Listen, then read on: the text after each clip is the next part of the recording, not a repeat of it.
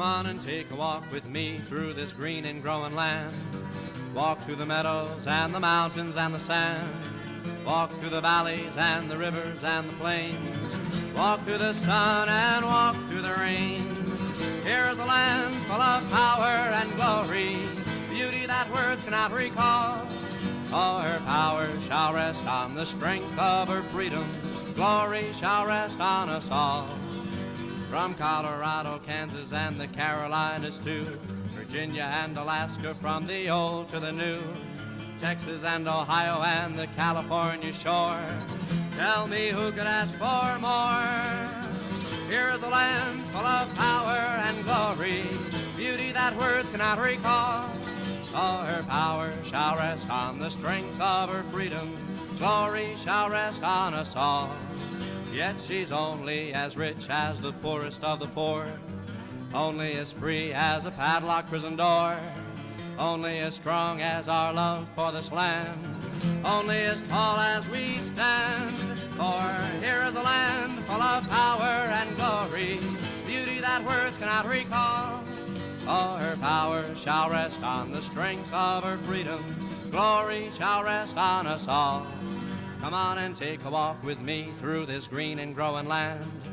Walk through the meadows and the mountains and the sand. Walk through the valleys and the rivers and the plains. Walk through the sun and walk through the rain. Here is a land full of power and glory, beauty that words cannot recall. Oh, her power shall rest on the strength of her freedom. Glory shall rest on us all, on us all.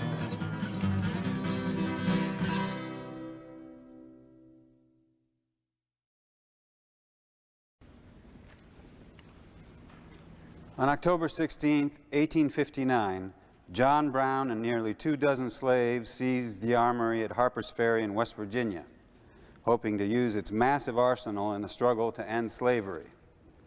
Captured and brought to trial at nearby Charleston, Brown was found guilty of treason. 1 month before his execution, he addressed a courtroom in Charleston, West Virginia.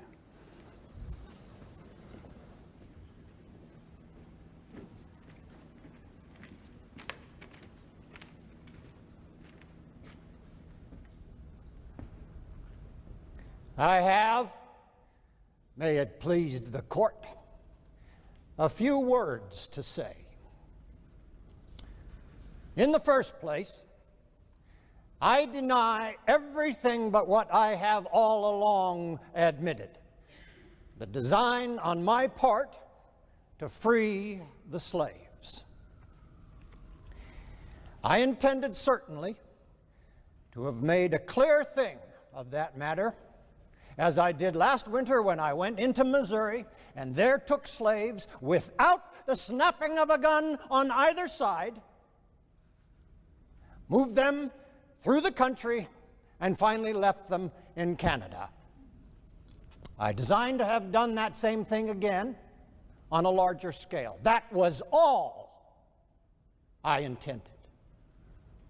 I never intended murder, or treason, or destruction of property, or to excite or incite the slaves to rebellion or make insurrection. I have another objection, and that is, it is unjust that I should suffer such a penalty. Had I interfered in the manner which I admit, and which I admit has been fairly proved, had I so interfered in behalf of the rich, the powerful, the intelligent, the so-called great, or in behalf of any of their friends, either father, mother, brother, sister, wife, or children, or any of that class, and suffered and sacrificed what I have in this interference, it would have been all right. And every man in this courtroom would have deemed it an act worthy of reward rather than punishment. This court acknowledges, I suppose, the validity of the law of God. I see a book kissed here, which I suppose to be the Bible, or at least the New Testament. That teaches me that whatsoever I would that men should do to me, I should do even so to them. And it teaches me further to remember them that are in bonds as bound with them. I endeavored to act up to that instruction. Now, I say I am yet too young to understand that God is any respecter of persons. I believe that to have interfered, as I have done, as I have always freely admitted I have done, in behalf of his despised poor, was not wrong, but right. Now, if it is deemed necessary that I should forfeit my life for the furtherance of the ends of justice, and mingle my blood with the blood of my children, and with the blood of millions in this slave country, whose rights are disregarded by wicked, cruel, and unjust enactments, I submit, so let it be done.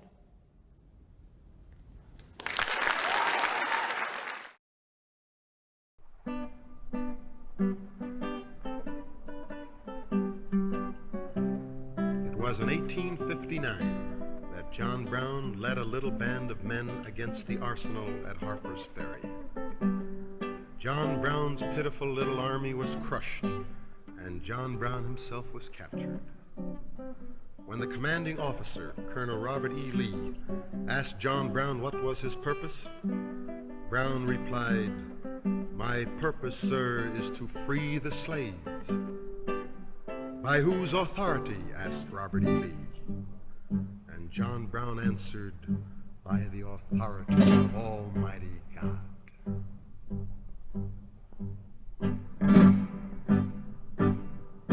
John Brown's body lies moldering in the grave.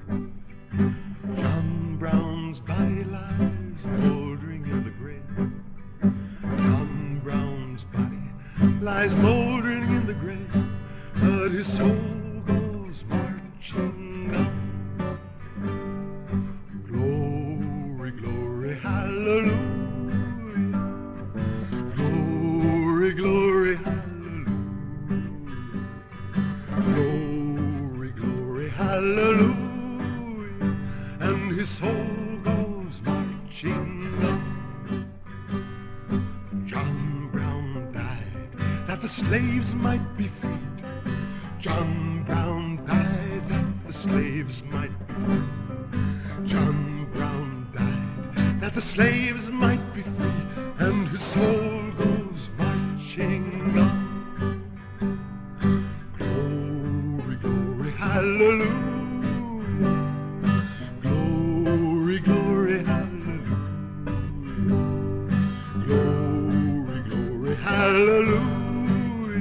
His soul goes marching on.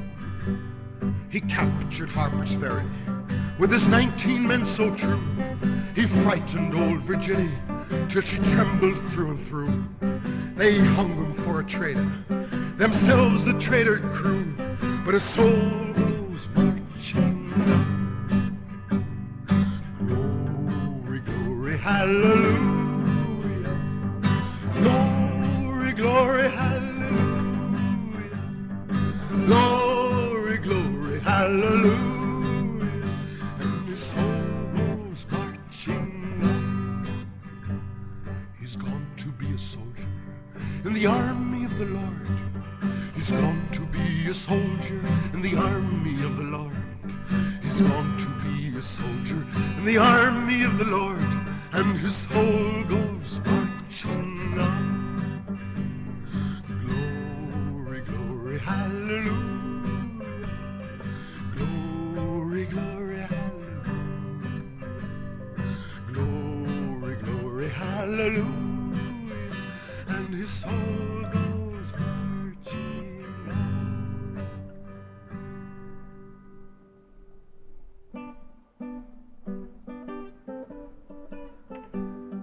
2 years after John Brown was hanged, Julia Ward Howe sat in her hotel room in Washington, listening to the regiment sing John Brown's body as they marched to the front. From her windows, she could see the campfires of the Union Army, and as she watched them, a poem began to form in her mind.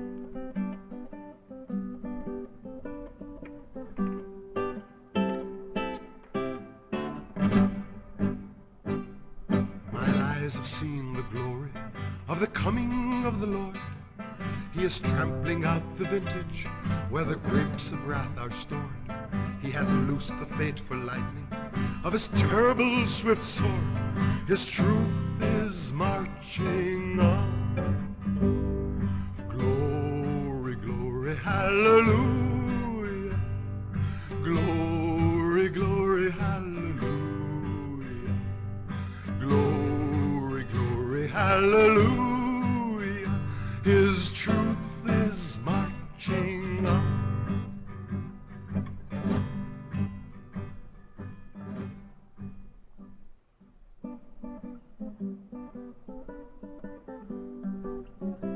"53 years after Julia Ward Howe wrote the Battle Hymn of the Republic, Ralph Chaplin, a poet, artist, and organizer for the industrial workers of the world, wrote Solidarity Forever. The idea had come to him while he was in West Virginia helping the coal miners during one of their great strikes. Chaplin said, "I wanted a song to be full of revolutionary fervor and to have a chorus that was singing and defiant. Solidarity forever. Solidarity forever. Solidarity forever. For the Union makes us strong."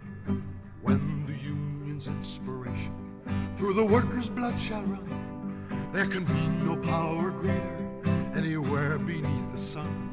Yet what force on earth is weaker than the feeble strength of one? But the Union makes us strong. Solidarity forever. Solidarity forever. Solidarity forever. For the Union makes us strong. They have taken untold millions they never toiled to earn, but without our brain and muscle, not a single wheel could turn. We can break their haughty power, gain our freedom when we learn that the Union makes us strong. Solidarity forever. Solidarity forever. Solidarity forever. For the Union makes us strong. In our hands is placed the power greater than their hoarded gold, greater than the might of armies, magnified 1,000-fold. We can bring to birth a new world from the ashes of the old, for the Union makes us strong. Solidarity forever. Solidarity forever. Solidarity forever. For the Union makes us strong.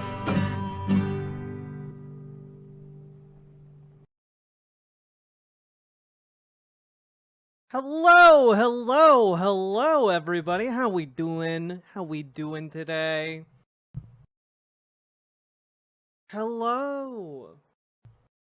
Every single time I stream on this computer, the lighting conditions seem to change, and I have no idea why. So I'm sorry if the color of the camera's off today. I can't. Nothing I can do about it. Hello, hello, everybody.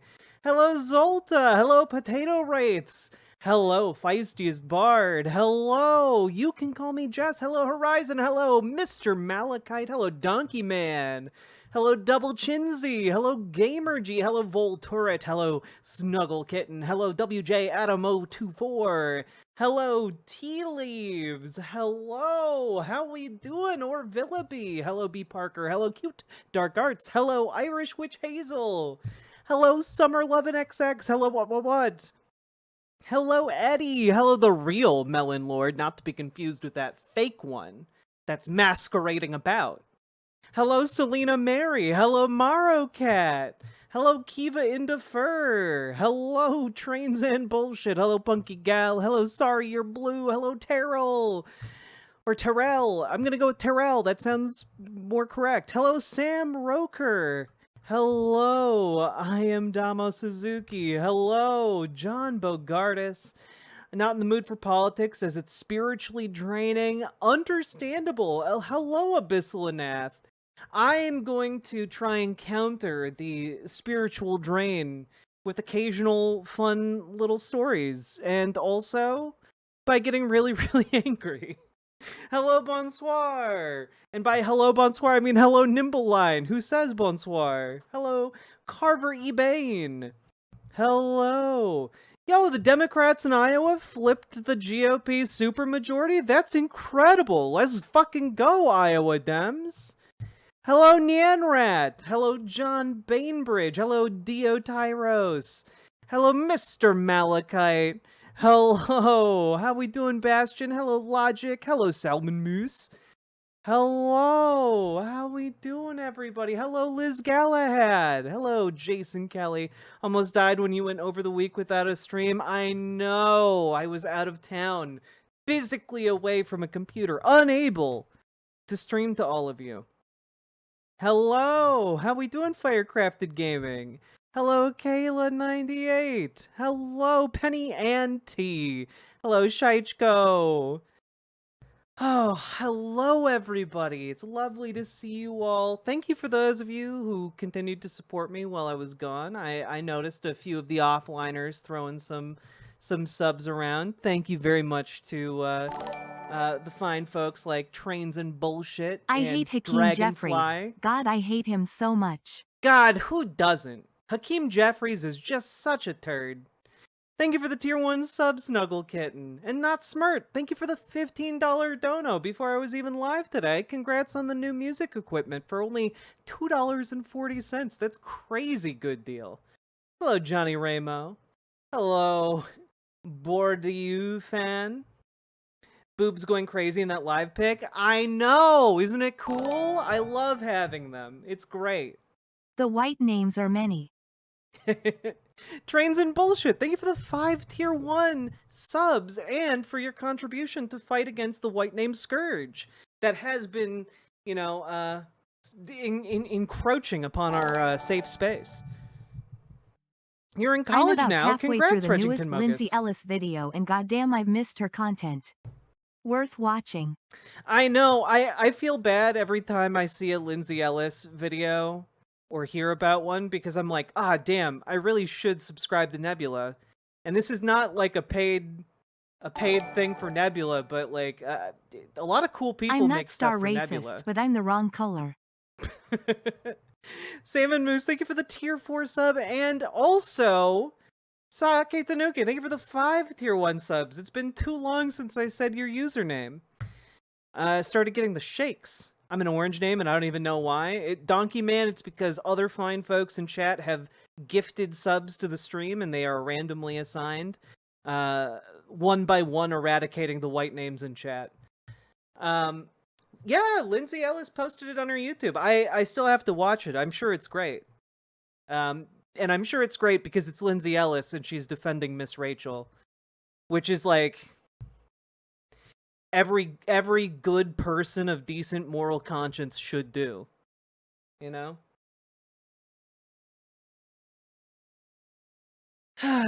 It was great. Hell yeah. Wait, for those of you who are music nerds, it's like 99% off here? What is this? K-Thing, thank you for the $2, or not the £2. Thank you very, very much. Wait, holy shit. This is a really good deal. Do you want $473 in audio plugins for literally less than $3 because Guitar Center pissed off Sam Pura? Use the discount code fuck you and AT and And Guitar bringing up the Center. rear for donators BWA. Oh god, okay, well this doesn't help you guys see what I'm laughing at one bit. This is what I get. This is what I get for not checking that before we go live. Anyway, I guess if you go over to Guitar Center, you can buy almost $500 of equipment for $3. So, you know, honestly, even if you don't really want it, this is just a good deal. This is just a good deal. I'm just gonna link this this post, and y'all can figure that out. All right. It's already been linked in Riverboat chat, but here y'all go. I have no idea what they are or how to use them, but I bought them. Hell yeah! I mean, look, if you guys are out there and you're creatively inclined, consider making some music with this shit. K-Thing, thank you for the additional £2. Welcome back, love. Glad to catch the stream. Glad to have you here, K-Thing. No, there's a link. Scroll down. But that's extra work from me. Okay, here we go.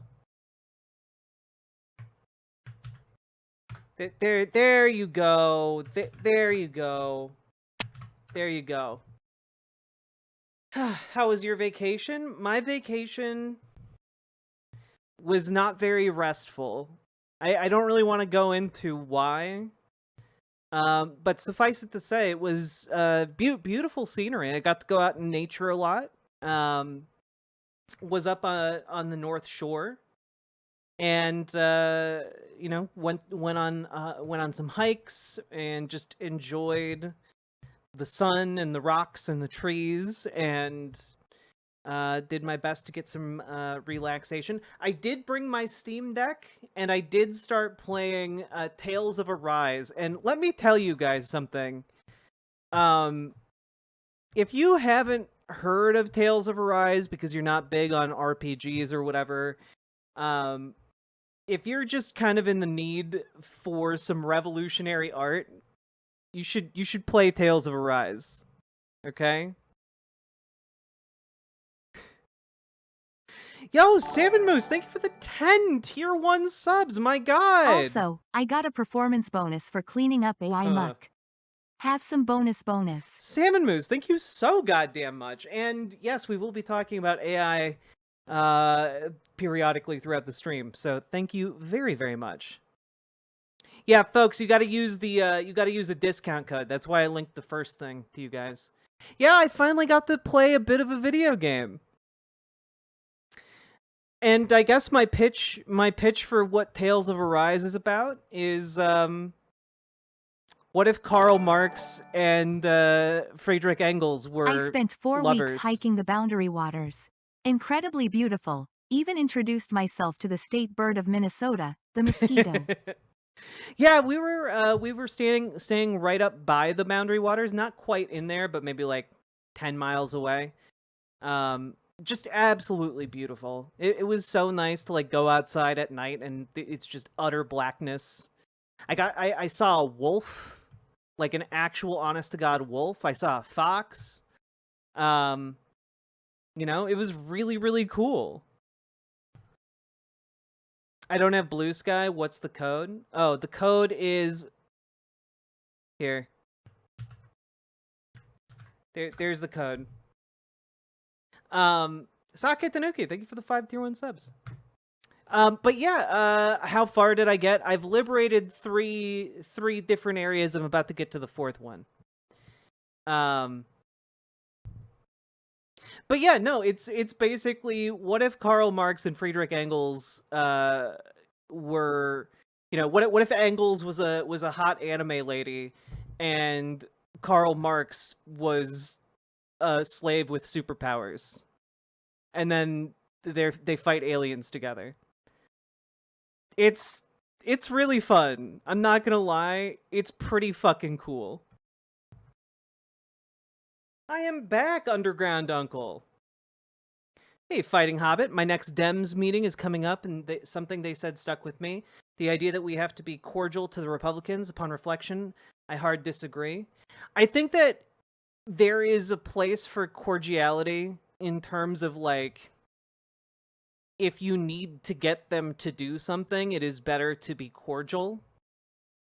But if they are, you know, if they're the kinds of people that reject any kind of movement in your direction, I don't know that that's actually very useful.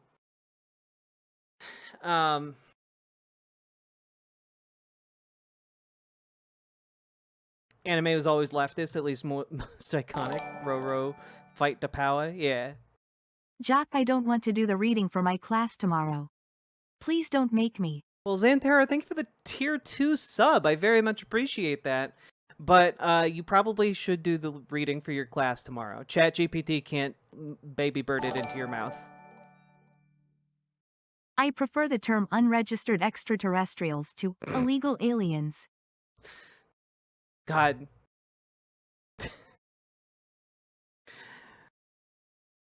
My brain just broke because I remembered E.T., the extraterrestrial, the film, which freaked me out as a child. And just how the Trump administration is just really playing into the bad guys of that film. I mean, to say the least, of course. Trying to get Ben Shit Pedo's new name notice. Thanks, K-Thing. You got the plugins? Hell yeah, Cute Dark Arts.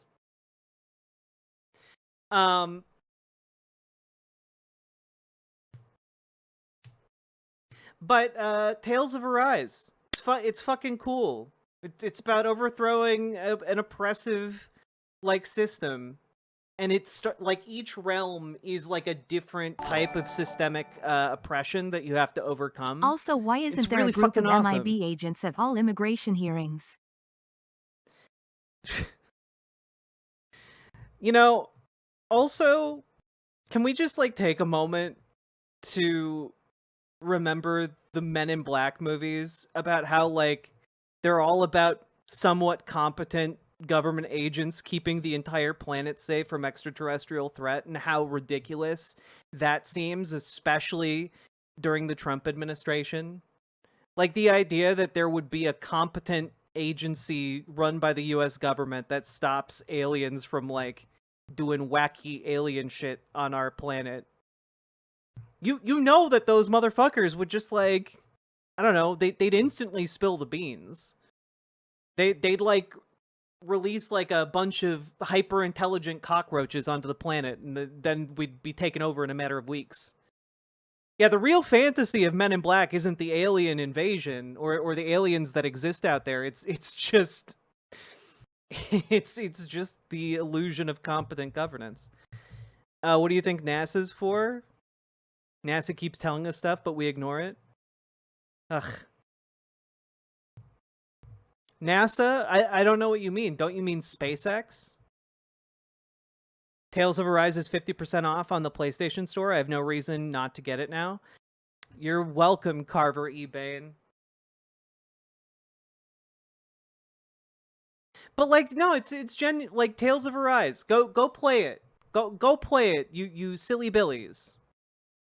Especially if you need to, like, be filled up on, like, a little bit of, like, revolutionary fervor.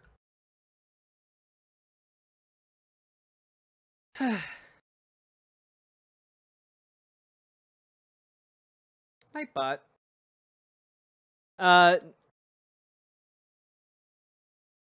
Series of numbers that just posted in Twitch chat. You see, your comment wasn't bad. I think Nightbot is just upset at your username. We getting into alien conspiracy now? Nah. Hello, Nike2422. All right.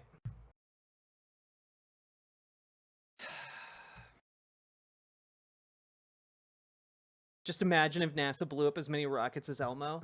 Dude, like, blows up a rocket every goddamn time he launches. It's crazy. Remember when like people thought that motherfucker was smart? It's crazy.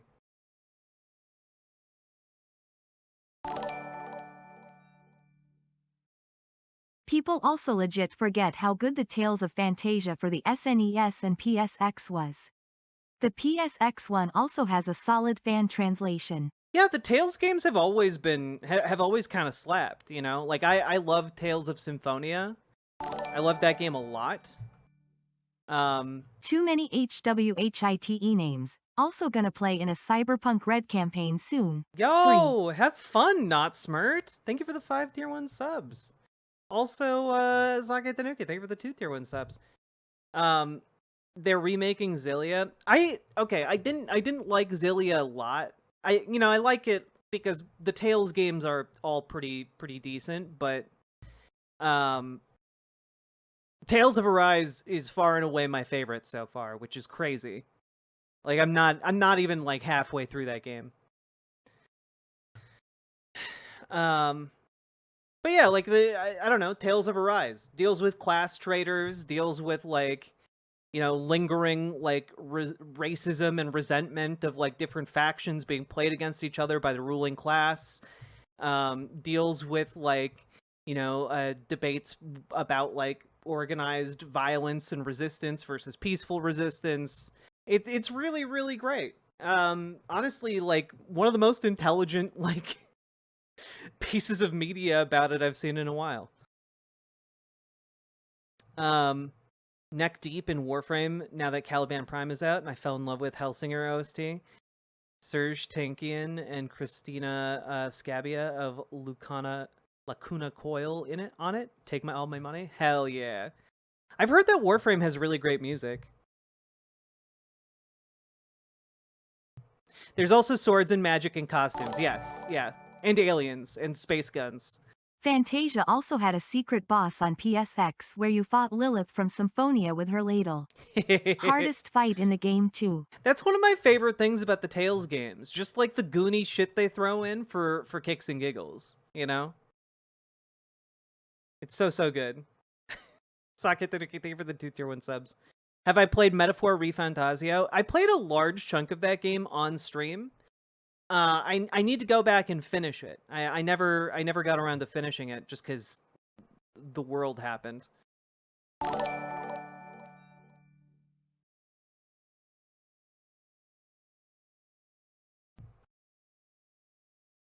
Speaking of games, been playing Far Cry 5. The parallels are hard to miss. Yeah, Far Cry 5. Yeah.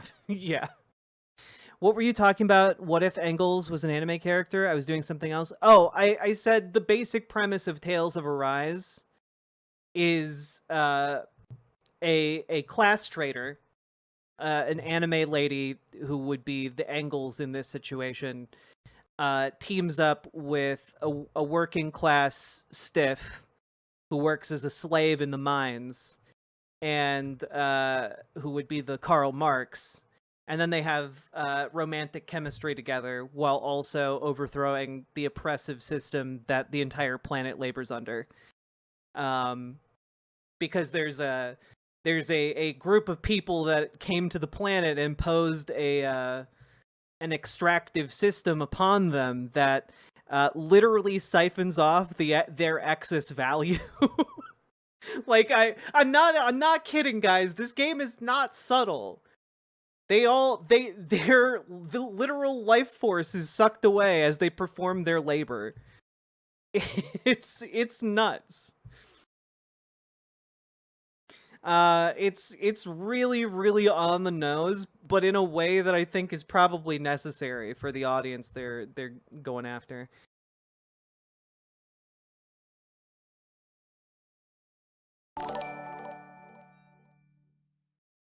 As nice as BOTW was, I wish it had the AOC OST. What is this? Oh yeah.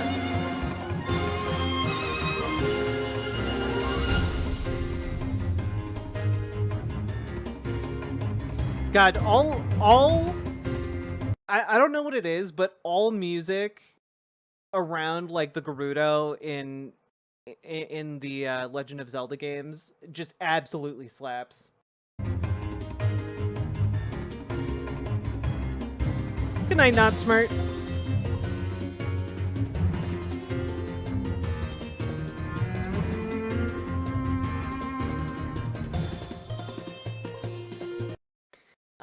Oh yeah, eggs and vodka. There's only one actual expansion for Tales of Arise. The rest are all just cute little outfits. And to be fair, they are really cute, but okay. We should probably get into the show, huh? We should probably talk about a bunch of stuff. You know, about life and politics and such. All right. So some of you may, as we go through the stories today, as we talk about various issues that have arisen, we might touch on some topics that you guys have already heard about, but like I haven't talked about them yet, and I want to talk about them. Okay. So I was gone all last week, so some of the things we talk about today might be from last week that have just really stuck with me, and I really want to talk about. Okay. Do we have to? Yeah, we gotta. We gotta. Also, the Grows, just one last plug. Apparently on the PlayStation Store, Tales of Arise is currently 50% off, so, you know, just letting you guys know about that. All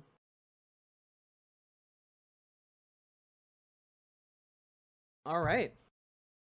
Here we go. Let me click this button here. How are we doing? Also, before we get too deep into this, remember to like the goddamn stream, you silly billies. We do currently have 69 likes on the stream, which I do like. That's very nice. But I think that... Let's see. I think that with over 200 people watching on YouTube, you guys can hit 100 likes. I believe in you guys. I think that's doable. I should probably also set the stream to live. That might help. All right. Let's we're gonna ease into the stream today and talk about like a couple good things that happened. We're just gonna talk about a couple of good things that happened.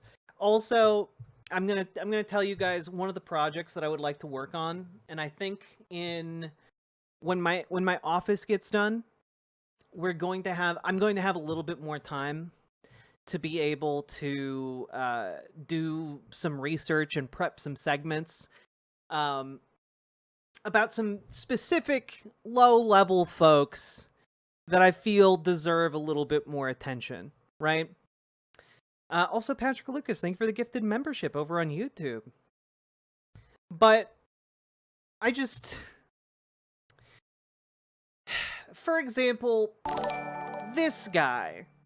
Joey Manorino, a man whose name sounds like it just got made up and isn't real. This guy has been inexplicably gaining untold numbers of followers over on, the hell site, Twitter.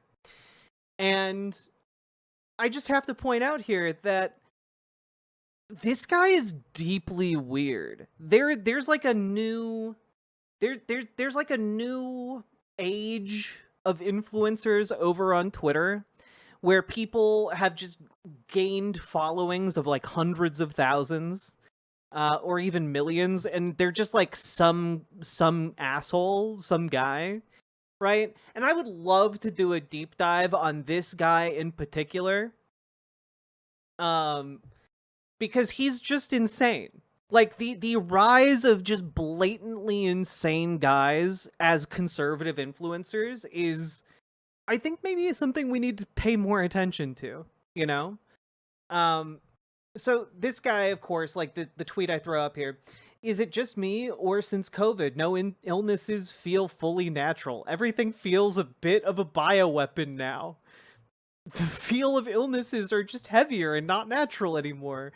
Perhaps I'm just older and generally sicker now, but I don't think I'm the only one saying this. And it's like, yeah, bitch. Yeah, you got COVID like 10 times because you didn't vaccinate. And now you have like long COVID. And it's fucking up your body. Yeah.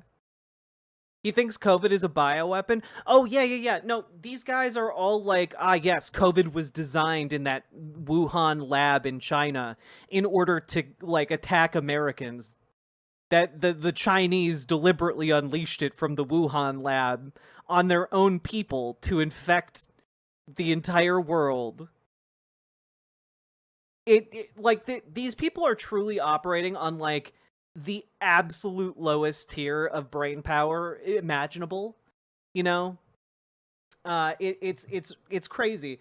But the thing I know Joey Manarino for is not just his bad COVID takes.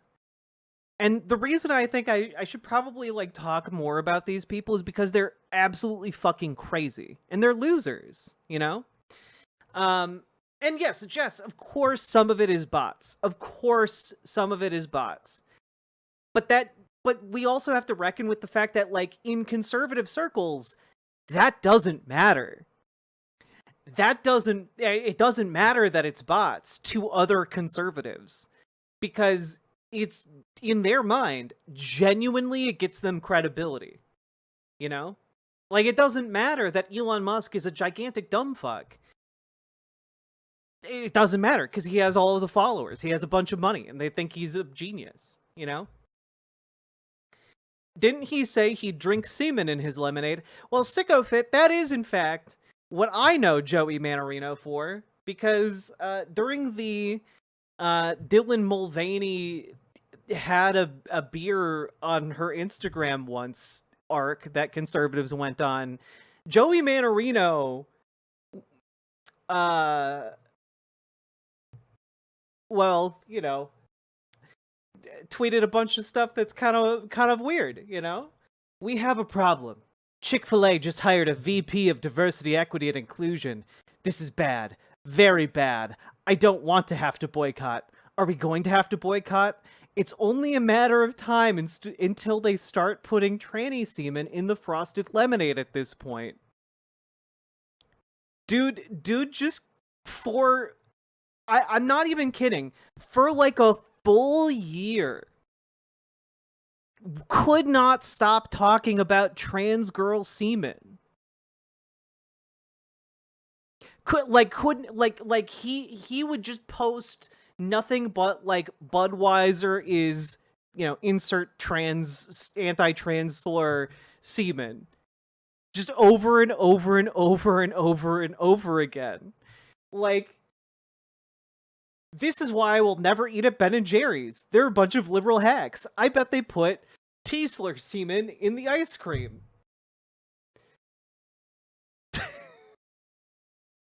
Just any time a food came up in the national news, he would start talking about trans girls and their bodily fluids. These people are weird. Like, it got to a point where it's just, like, insane. We must now do to Versace what we did to Bud Light. I guess they're putting Tiesler semen in the clothing now. Like, he hasn't stopped. He went back and I checked his Twitter. He went back and deleted a bunch of his old tweets about semen. But he's continued to tweet about semen since that big purge of his Twitter account. So, like, why even bother, Joey? What are you doing? What are you doing?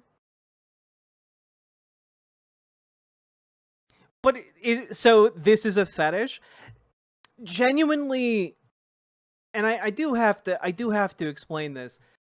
I think that people that conservatives who are like this, yes, it's a fetish. Like, absolutely. There was a piece that came out in the Daily Mail of all places today, where they interviewed a trans sex worker in DC who, like, escorts with a number of high-ranking Republicans in DC. Like, they love us. Conservatives love trans women. It's like to a truly unhealthy and murderous degree, they desire us. And so, like, when you hear about these people who are virulently anti-LGBTQ bigots, they're doing it for the attention, but also because they have, like, this attraction and revulsion towards their own attraction when it comes to trans people, right? And, like, again, the Budweiser thing. I don't care who tells me to end the boycott. I will not drink the tranny semen. It's just like, what? Bro. Bro. Bro. I will not. I will not drink it. You couldn't make me drink it. You know, even if I was on all fours and in a skimpy outfit, I would never drink it. Even if I was bound and you know, the person offering it to me had copious amounts of latex on, I wouldn't drink it. There's nothing that could make me drink it. Like, it gets to, like, a level of brattiness where, you know, I'm recognizing this, okay? I'm recognizing this from some other places online. So it's just like, I think that there might be some deeper dives into these absolute freaks and weirdos who have tried to get themselves a conservative following, because I think that it's warranted.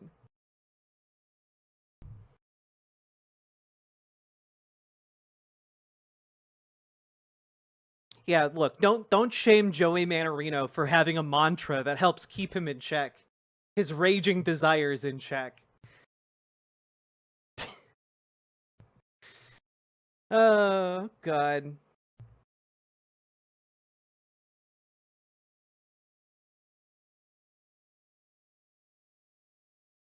I'm a true... Oh, yeah, no, Joey Manorino was also the guy who posted that he posted on the wrong account. He has multiple alts that he operates on Twitter, and he posted, Blueberry Bumblebee over in Twitch chat quoted it.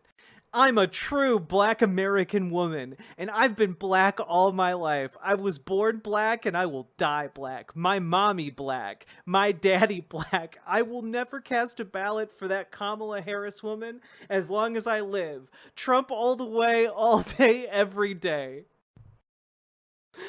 Like, these people are such pathetic losers. You know? These people are such pathetic losers. And I think that there's a necessary shift that we need to make when we talk about these people, when we talk about folks like, not just Joey Manorino, but folks like Stephen Miller. You know? I think that there needs to be a shift in how we think and how we talk about them, because guys like Joey Manorino are exactly the same as guys like Stephen Miller. They get off on a feeling of power. They get off on being called, like, bigots and evil.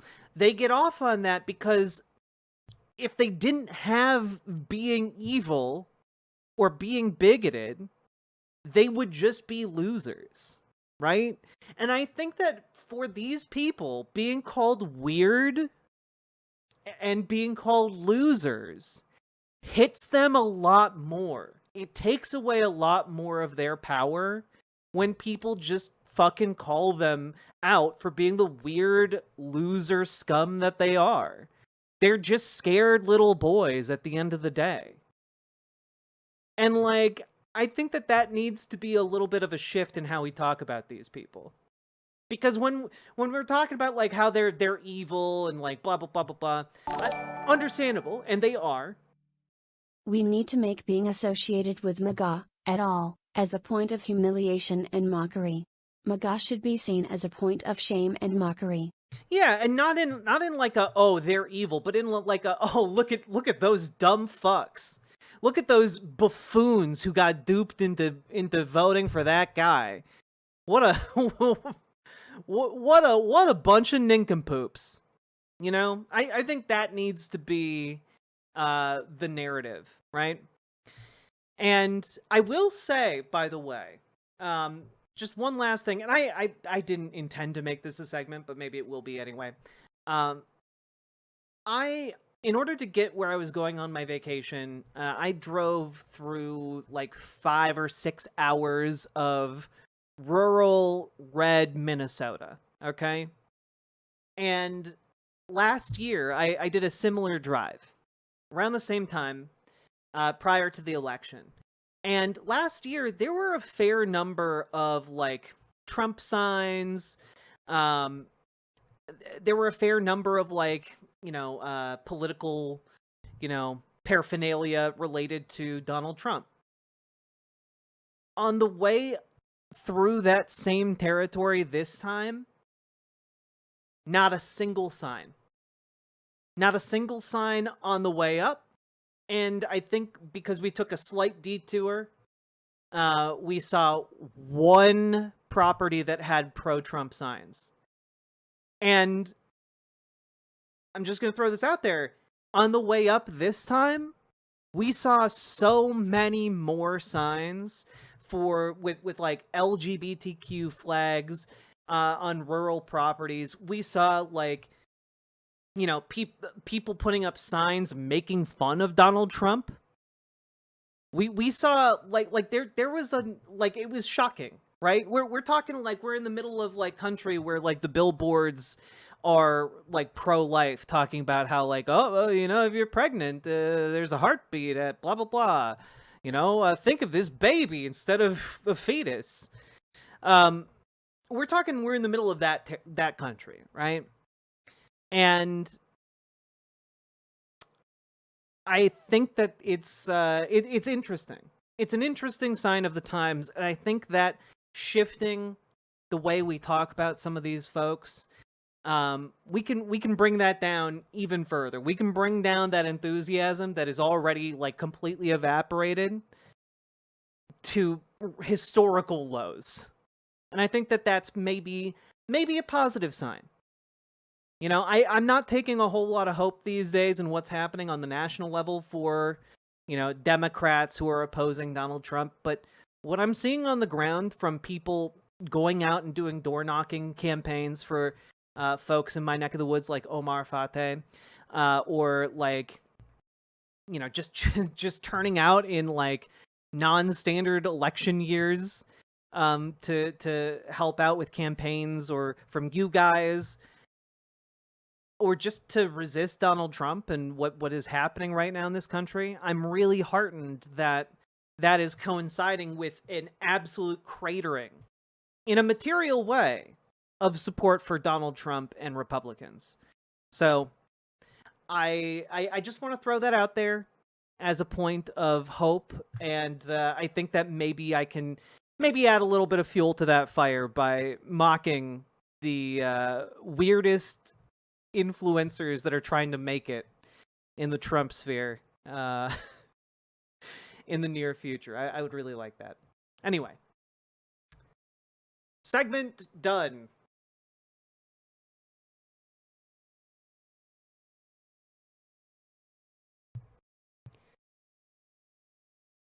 Let's see.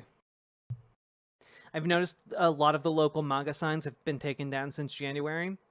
Yeah, and I gotta say, I can't say the same about, like, I see a not insubstantial number of Kamala Harris signs still to this day, or, like, Tim Walz signs, or, people who are running as Democrats on the local level around here.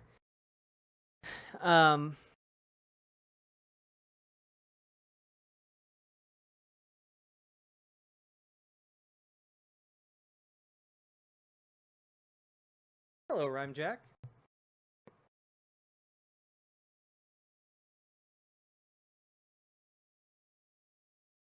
You live is MDC the metropolitan DC area, so I just constantly see both and I can never tell? Yeah. Saw 2 Omar Fateh signs today on my ride. Hell yeah. Hey, Canna Bob Rex. Okay. Let's talk about this a little bit. I wanted to throw out a win as we get into the muck here with some of these stories. So, folks, one of the things that I saw that really made me happy on my birthday was that apparently the Miccosukee tribe, and we talked about this right before I went on vacation, had pushed a lawsuit against the Alligator Alcatraz facility in the Everglades. And part of it was that the facility is doing damage to the environment, and that environment holds sacred spiritual purpose for the Miccosukee. And, well, the judge agreed. So on the 22nd of last week, a judge ruled that Alligator Alcatraz has to close within 60 days, which is just really, really wonderful. What we saw from the court is not only a victory for the Everglades, it's a victory for the rule of law and for holding government accountable, said Eve Samples from Friends of the Everglades. The group argued that the government violated its own rules by opening the migrant detention center. District Court Judge Kathleen Williams noted that a plan to develop the site in the 1960s as a tourist airport was rejected because of the harm it could cause to the Everglades, noting that nothing has changed since that time.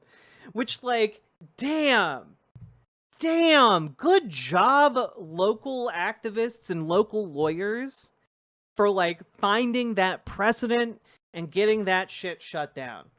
Now, granted, of course, the government is going to try and appeal this, of course, but the fact of the matter is we have like an actual ruling now, which is great, you know? Yeah. An attorney with Earth Alliance emphasized the importance of agencies studying the impacts of proposals before taking action. It requires the agencies to look before they leap, to study the impacts of a proposal before they take action, Galoni said. And I wanted to take a look here. Yeah. Despite the setback, DeSantis said this is not going to deter us. We're going to continue working on deportations, advancing that mission. And Curtis Osceola of the Miccosukee tribe, whose ancestral land hosts the facility, vowed to continue the fight. Quote, "We are prepared to go all the way to the Supreme Court. This is not the first time the tribe has been in a fight like this, and it probably won't be the last." And appeals have already been filed, of course, but, like, that is a huge win, you know? Will they comply? Well, again, they're going to appeal it. They're going to keep going up the ladder. But it remains to be seen if, even in the appeal, maybe the judge will still order it to be shut down throughout the appeals process. So I think that this is going to be... I think that this is... I have a glimmer of hope that this will actually shut that shit down. And... it's something that should have never existed in the first place. It's a place that should never have been allowed to exist. We're talking about a place that is so cruel in its conditions that even the guards are quitting after, like, less than a week on the job. And that's the guards who have, like, the amenities. This is such of the great facility. news. It's very encouraging the day after I got a sudden rug pull on all my TG treatment. I'm a 46-year-old trans refugee who's been on T for 10 years. One-Eyed Heathen, I'm really sorry to hear that. Thank you for the $10 super chat. But, it is incredibly heartening news. Because I think it is really, really easy, and by design, it is really easy, for all of us to feel like we are in this alone. But we're not alone. Not a single one of us is alone. Not a single one of us is fighting by ourselves in this. There are thousands, tens of thousands, millions of people who feel exactly the way you do. And they're all out there finding ways that they can push back. Because each and every one of us is in a different position and has a different set of skills, a different set of access to the world around us. And we all need to, become the helpers that we're looking around for, Figure out what you can do and how you can work with other people in your community. It is really, really important that we each figure out what we can do, So, hats off to the Mikosuke tribe, and I wish I wish them and the Friends of the Everglades ever more success in the court system. So, with that said, folks, remember, if you are looking for easy ways you can get involved on the local level, reach out to your local DSA or create your own local DSA branch. Reach out to Working Families Party or make your own Working Families Party branch. Join your local Dems. See if you can radicalize them. We need to do this. We need to organize together. Figure out what kind of group you are interested in joining. Join it and do the good work, okay, folks? Because that's what we all need to do, each and every one of us.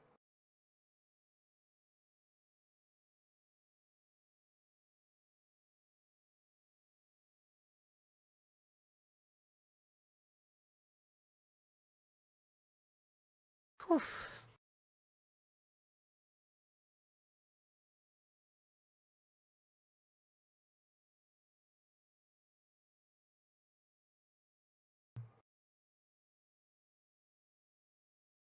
It's hard not to feel alone, especially since I'm a Palestinian immigrant living in the Midwest.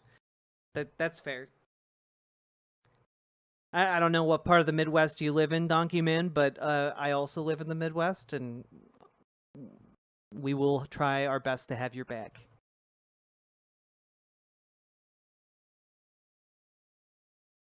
"34 shimps in DSA" from the DSA shimp chat numbers. We need to build them up. Hell yeah! That's right. 34 members of this community have joined DSA since I began, ending different segments with calls to action. So continue to raise those numbers up. I want to see 100 by the end of the year.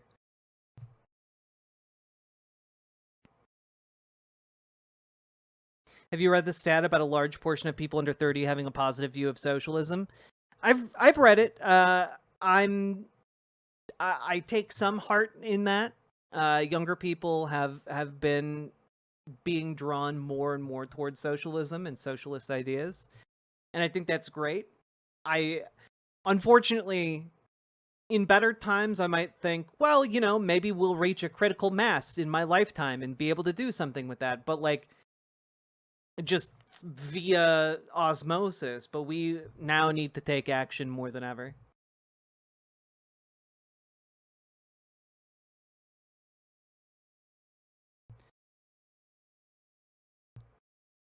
Make sure you give Christina head pats and treats. She somehow managed to crack my egg while you were on break. My DSA peeps have helped me so much realize I'm trans. Actually, congrats, Banana Brains. That is one of the hardest realizations one can have.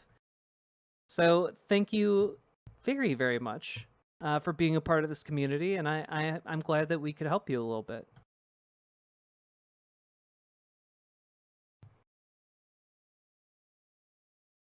We love our trans peeps here, don't we, folks? Oh, also, just a cool little study came out last week. Just like a good little piece of news for you guys.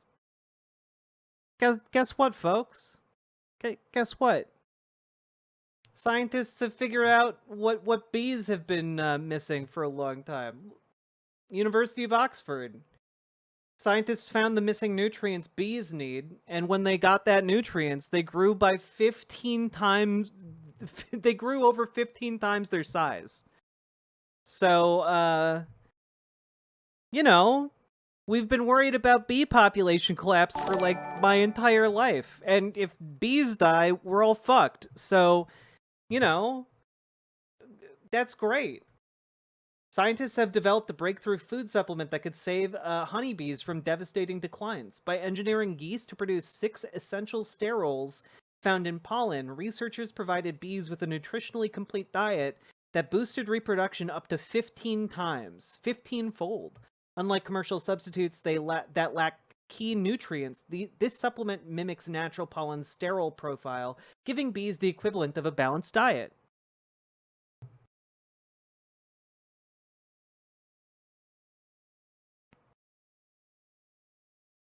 Wait, so we're about to have bees that are... No. The bees... the bees' amount of reproduction went up 15-fold. So the colony size grew 15 times larger, not the physical bees.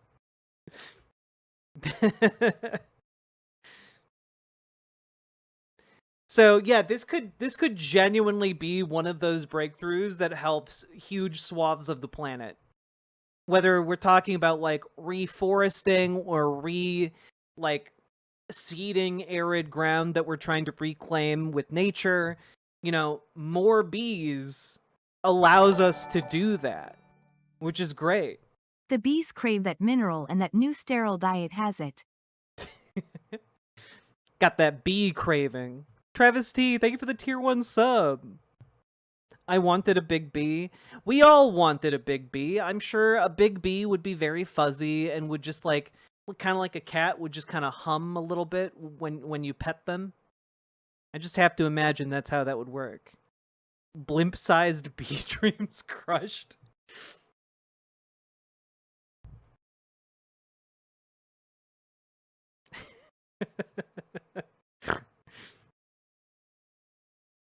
I missed what the nutrient was. The nutrient is a form of something that occurs in pollen called sterols. So they figured out what bees actually got out of like pollen that helped them to live and excel in the wild. And then they were able to make a type of yeast that makes those same compounds.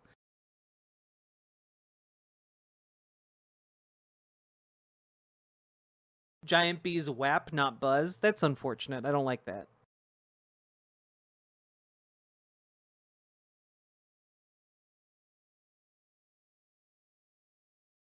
Native flowers help a ton too. Absolutely. Native flowers help a ton, too. We need to remeadow a lot of land and press HOAs and such to allow native gardens for lawns as gateways for pollinators. Yeah, kill your lawn. Look into some anarchist gardening. I'm really gay for that shit.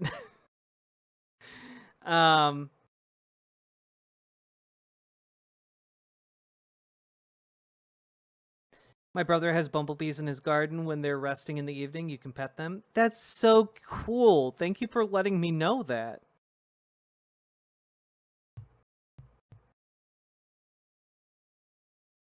That's really, really cool. Instead of shedding fur like a cat, it leaves pollen dust on your couch. Hey, Rondo, I am back. And yeah, of course, like honeybees aren't the only bees that could benefit from this. Because this is not just a study about honeybees, it's a study about what bees in general need in order to survive.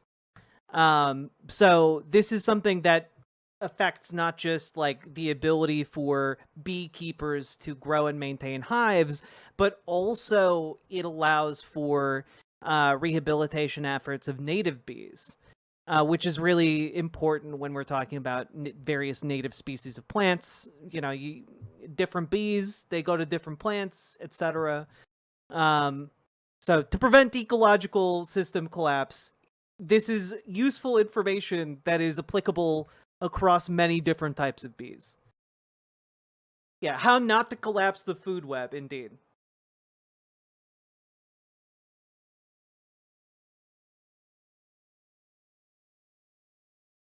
You can totally pet bumbles because they're very docile. That's adorable. What if you were a bee? I don't like that thought.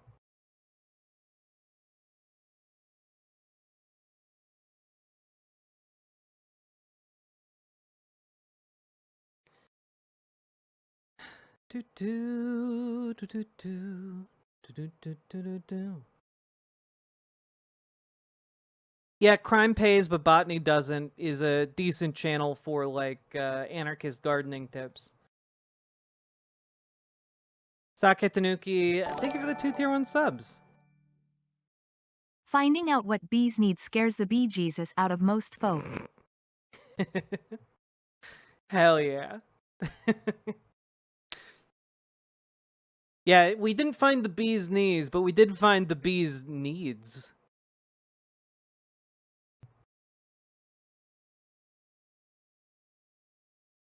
Did you hear an evil old man died while you were on vacation? I did indeed. Fuck that clown.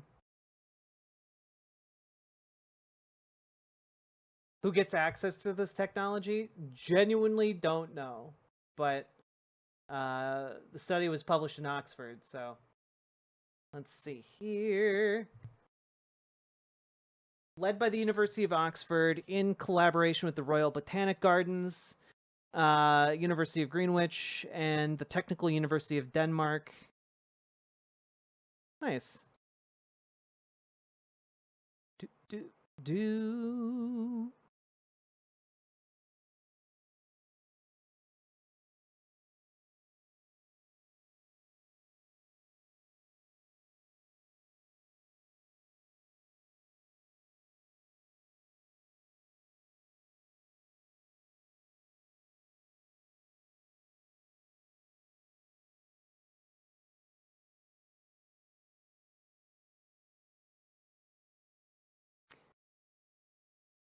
Boo.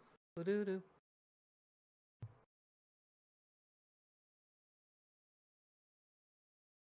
How can you tell the bumbles from other bees? The bumblebees are the bigger, slower, fuzzier ones.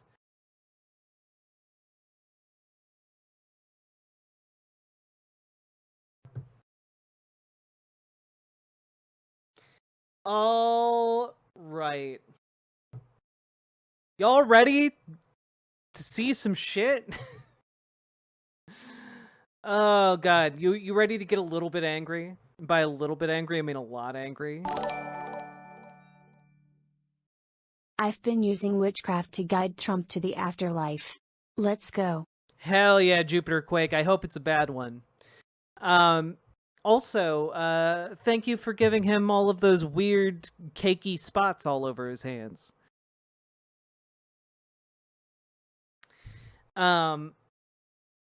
So long as it's not wasps, I'm fine. Yeah, fuck wasps.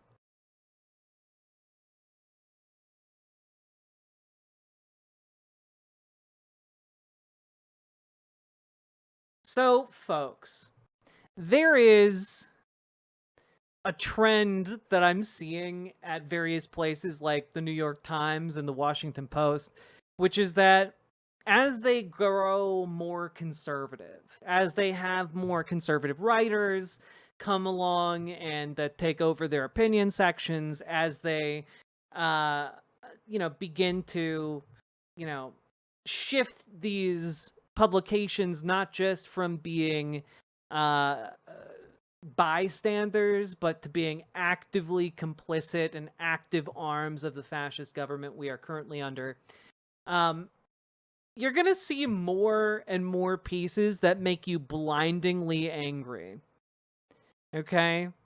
And one that I saw last week was this one from the New York Times. I'm a conservative. My disabled son needs Medicaid to live. And I just have to say, this enraged me beyond all belief, right? Because what are you doing? What are you doing? If you are reliant on Medicaid for your son to live, why are you voting for the guy who's pledging to kill Medicaid and to kill your son by extension? What is wrong with you? Yeah, you literally voted for this entire endeavor. It is truly bonkers. Truly, truly bonkers. And I did want to throw this out there, okay? That one of the things that really made me upset, right, is one of the things that this article does. Just right off the bat here, okay? Let me pull this up. You scroll down and you see, oh, by Rachel Roth Aldizer. Mrs. Aldizer wrote from North Carolina. Her profoundly disabled 4-year-old son is a Medicaid recipient. And that's what we get. Now, I'm just going to scroll down here. Oh, wait. Rachel Roth Aldizer is a visiting fellow at the Ethics and Public Policy Center. Huh. Oh, you mean that she's not just like your average Republican mom? She's actually like someone who works for a Republican think tank. Her job is to actually go out there and write conservative propaganda and policy and hand it off to conservative lawmakers. And that is hidden all the way down at the bottom of this article. Not, at the top where one might say, disclose that, but at the bottom. All the way at the bottom, underneath, more on Medicaid. So that's all very interesting, right? And it got me thinking, hey, what's going on with some of the other things that she's written, right? So I went to her website because she has one. Writes from North Carolina, her reporting and opinion on disability policy, abortion legislation, and assisted reproductive technologies has featured in the New York Times, Wall Street Journal, National Review, First Things, and elsewhere. She's a visiting fellow at the Ethics and Public Policy Center. And, okay, what are some of her bylines here? I'm a conservative. My disabled son needs Medicaid to live. Okay. The abortion lobby endangers pregnant women. Okay. The case against the abortion pill. Pharmacists should not prescribe mifepristone. And, I'm just I'm wondering here. Well, let's just take a look here. I don't know why I'm dragging this out. She also published over here on the website World Sound Journalism, Grounded in Facts and Biblical Truth. From last year, Medicaid is a blessing and a curse.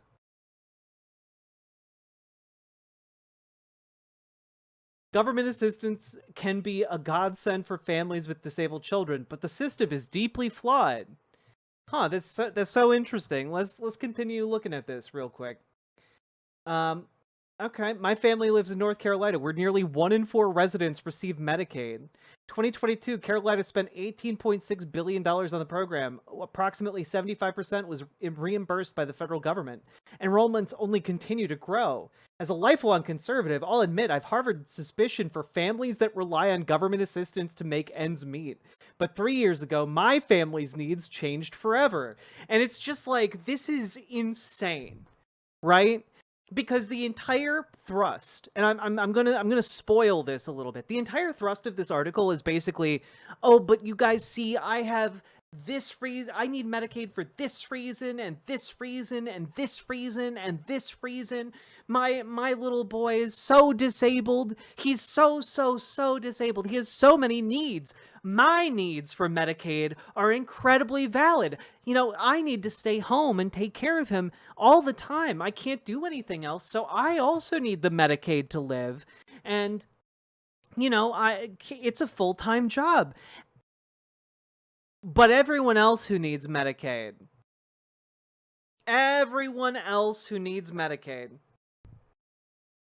well, I'm suspicious that they're all lying for the sweet Medicaid dollars. Yeah, it is literally, I'm the only valid one, but everyone else, ho.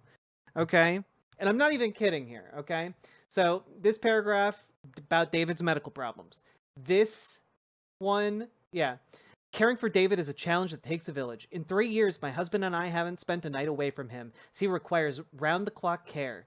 And, yep, maxed out my family's healthcare savings plan, emptied our liquid savings, and led us reaching our healthcare deductible in North Carolina. Families over the Medicaid income limit can access life-changing medical care, including therapies, medical supplies, and even more, at reduced or no cost for their profoundly disabled children through a specialized program. Okay, yep. And just, so many different policies. The cost for caring for disabled people at home can be cost prohibitive, and a lack of adequate housing for disabled people often strains folks in hospital beds. But I'm a lifelong proud conservative. Yeah, like, there's just no dealing with the fact that these two things cannot coexist. Like, your proposal, your political stance on these issues is for those people to be even more fucked in the hospital beds, to have even less coverage, to have even less ability to house themselves.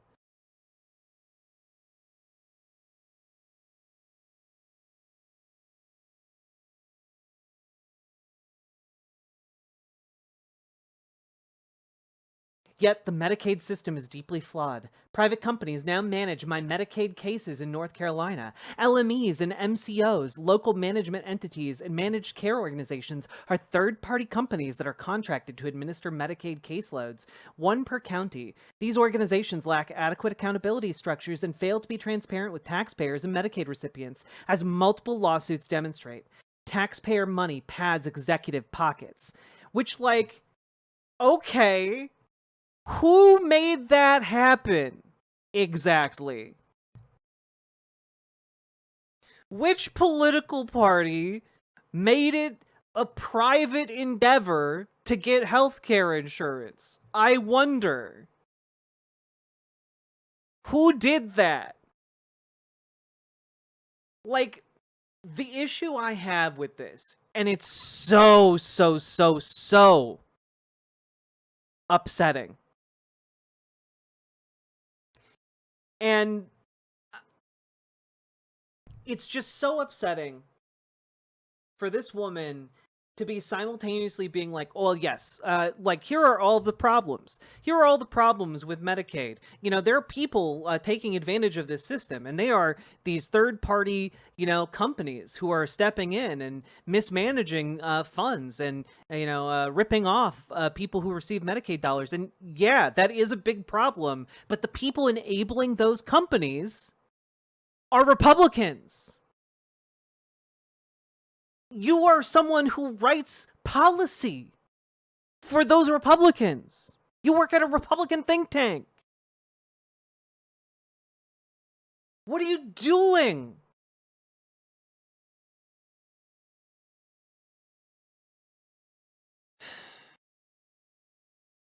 And so that brings us to this piece, of course. I'm a registered Republican who just watched her party spend much of the summer pushing through new cuts to Medicaid. I'm here to tell you why I'm an unlikely supporter of the program. My son's life depends on government assistance. Recent cuts to Medicaid at both the federal and state levels means millions of families like mine could soon be at a loss for how to care for our disabled loved ones. And it's just like, he ran on this. He ran on this. He ran on making his tax cuts permanent.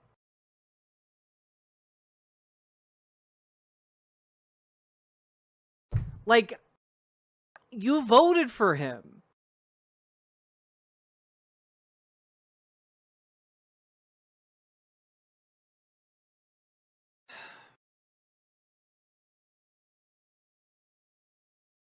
Also, worth noting that a large amount of this article written in the New York Times is a repost of this. Down to the caring for David is a challenge that takes a village. And caring for David is holy work, but it takes a village. A lot of it is just like a re-glossed over version of this original op-ed for this biblical truth outlet. You know? The sloppy work happening now at some of these outlets is truly, truly a sight to behold, you know? The White House insists that the passage of President Trump's domestic policy bill won't affect programs like David's. I know better. North Carolina's CAP/C program is majority funded by federal dollars. States must now consider how to meet anticipated budget shortfalls when federal Medicaid cuts take effect over the next few years. Before the passage of the domestic policy law, when you paid your federal taxes, a fraction of your money helped support children like David through Medicaid. This ensured that their lives remained a communal responsibility and collective effort, reinforcing their value. That moral imperative has now disappeared. Children's lives are quite literally on the line. And it's like, lady, that you are a lifelong conservative. You and the people you have supported your entire life with your entire political advocacy all universally fell in line to screw over your kid. And you're still talking about being a proud conservative. Proud of what?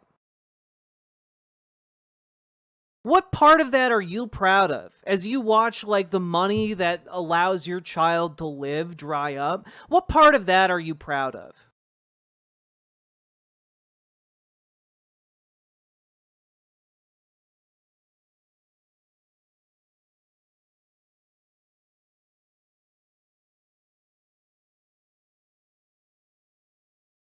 Yet, even before the far-reaching impacts from the reduction of federal dollars will be felt, North Carolina state legislators have chosen not to fully fund our existing Medicaid program for the upcoming fiscal year.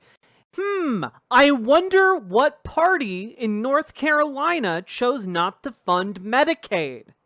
I wonder. What is left unsaid throughout this entire piece is infuriating.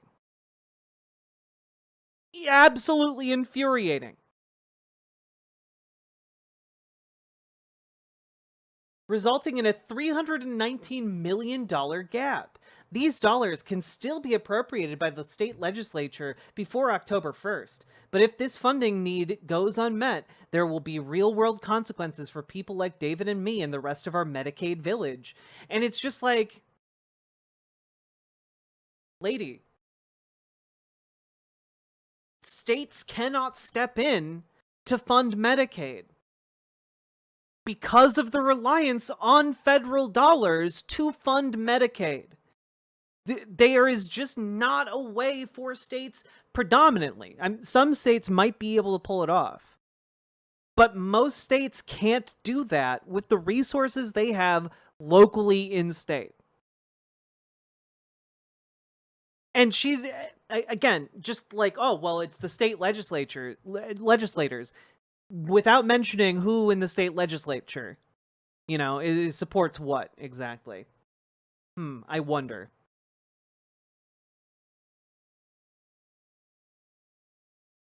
North Carolina's Medicaid program recently shared a variety of potential solutions that may be used to mitigate this funding loss.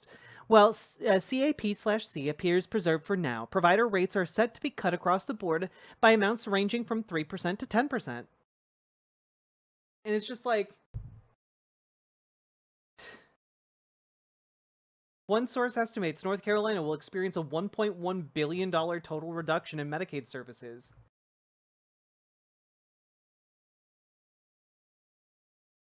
Let me be clear, North Carolina's Medicaid program is being voluntarily reduced. By whom, I wonder? By whom? One has to ask. Over and over and over again.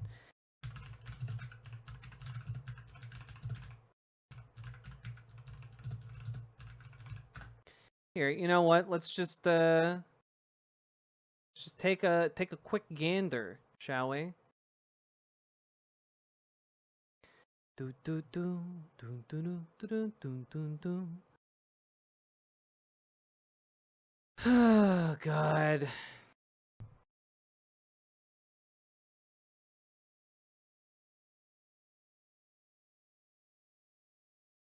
Like, who in the state legislature is stopping funding of Medicaid? I wonder.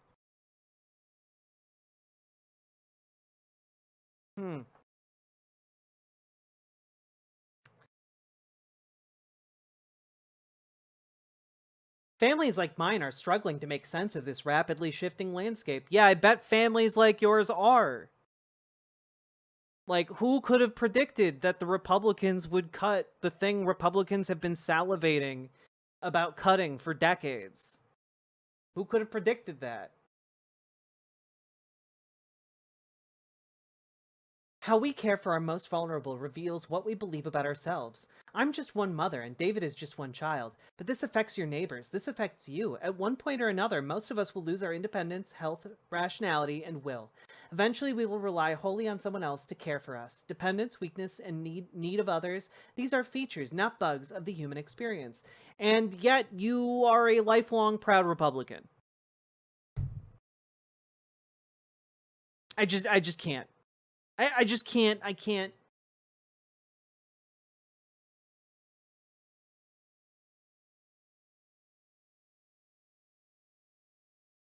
I cannot deal with these people. It is infuriating to a degree that is incalculable.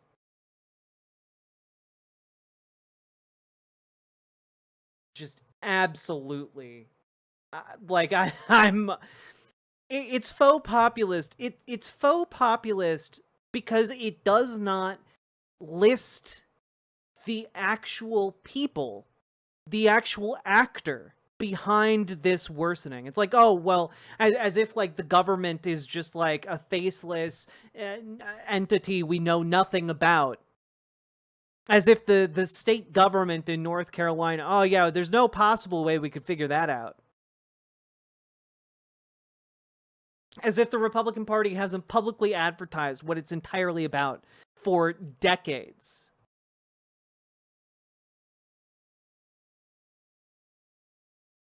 I'm a conservative. My disabled son needs Medicaid to live.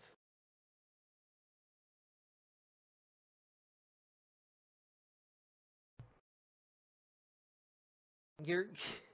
I can't. What a terrible advocate. If this person cares at all for her child, what a terrible advocate. And it's really fucking sad because ultimately the actual person who suffers is that child. It's that child. It's every person who relies on Medicaid in order to exist and sustain themselves. And it's just so anger-inducing. So anger-inducing.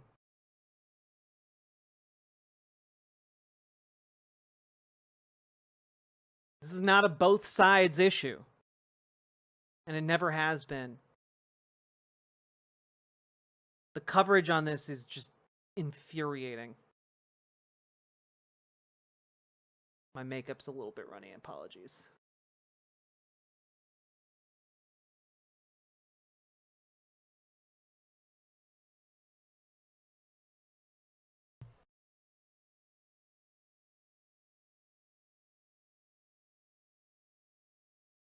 Yeah, other people are abusing the system. And that justifies the cuts, but, not to my program. Not to the program that my child benefits from. Just to those other programs that, are being abused. God, I hate this.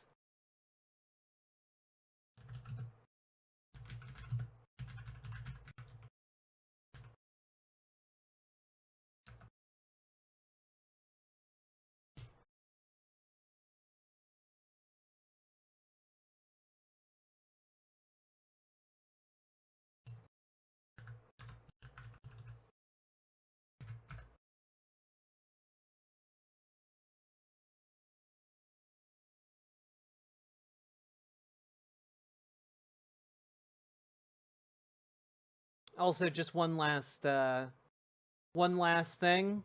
Let's just take a look at the North Carolina House of Representatives.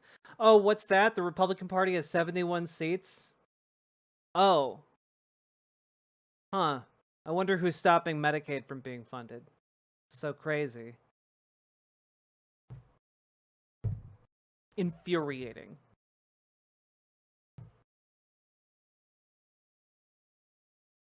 So in a nutshell, I need and deserve these things, but you dirty peasants just abuse the system. You dirty peasants, and also the corrupt middlemen who are suckling on the teat of the government. The implied logic there is that the corrupt middlemen justify the cuts to Medicaid, but not to the program her family relies on for Medicaid.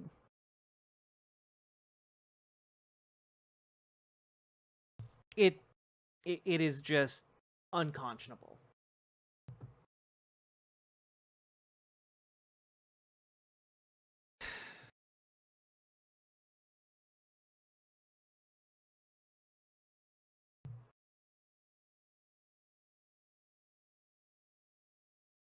All right, how we doing, folks? We're gonna take a short little break here. How we doing? We've been going for about an hour and a half.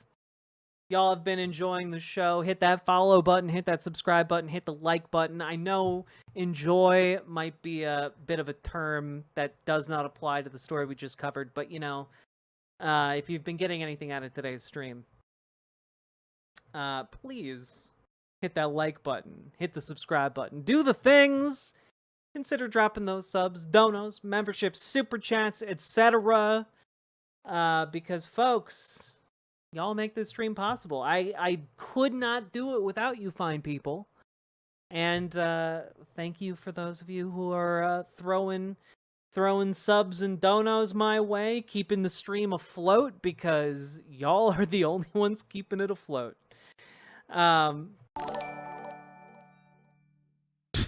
How can we fund Medicare when I clearly don't care? Exactly, Sake Tanuki. That is the ethos of that woman wrapped up in a nutshell. Ugh.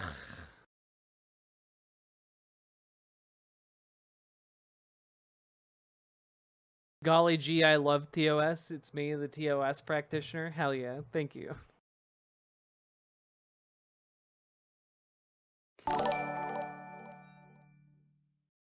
I wonder if everyone has their Trump voodoo doll. I've got mine. A bunch of them. Jupiter Quake, thank you for the $6.66 super chat. Also, Sake Tanuki, thank you for the 2 tier 1 subs. And I can't do dolls. Dolls creep me out. Any kind of doll. I'm just not a doll person. Unless we're talking Indian doll, in which case that's delicious.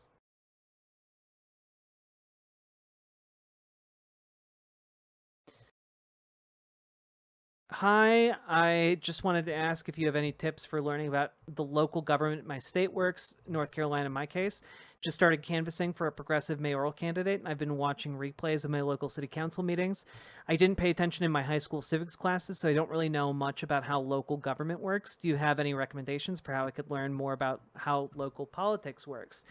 And the answer to that is literally just keep doing what you're doing. Like, show up to those city council meetings. And I would also encourage you to, like, not be afraid of, like, asking other people in your organizing groups.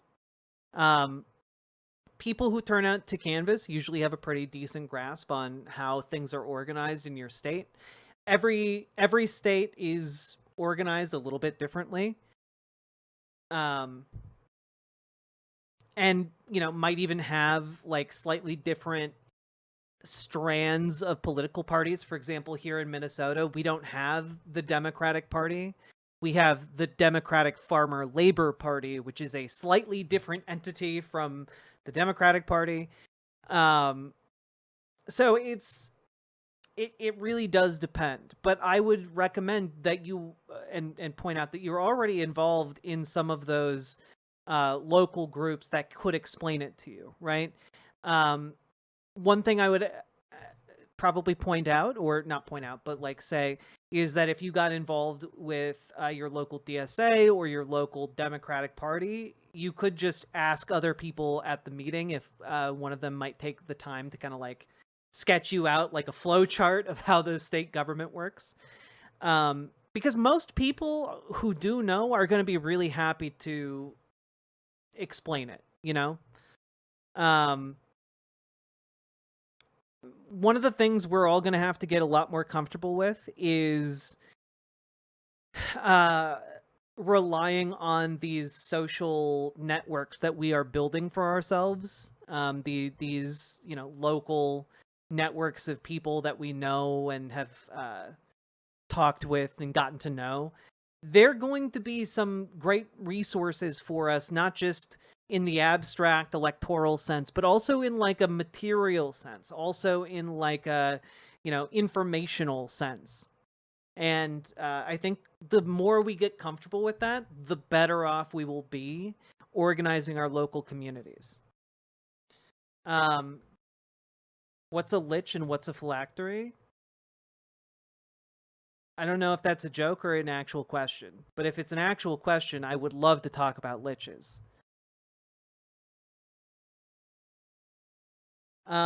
What about these dolls? Oh, Paladin, we will, I yearn for the day that we get to, we get to watch this sack of shit on stream. That'll be fun. I'm really looking forward to it. Not tonight, but the fuck are liches? Y'all! It's an actual question? Oh, a lich is like an undead creature, usually a wizard of some kind that has attempted to gain immortality and failed, kind of turning them into a still sentient creature, but who has passed on to the other side in death. And they can only be fully destroyed if you destroy their phylactery, which is like a part of their soul. So they put part of their soul into an object. I do not know if you are an MGS fan, but I got a trailer of the remaster of Snake Eater. Oh man, I'm worried about the remaster of Snake Eater. I do fucking love Metal Gear Solid though. Yeah, basically they put their soul in a box or an amulet or like a vial of some kind. Kind of like Voldemort, but like cooler. And then if you destroy their phylactery, it destroys the lich. Yeah, kind of like, basically, J.K. Rowling stole the idea of like Voldemort and Horcruxes from the concept and stories of liches.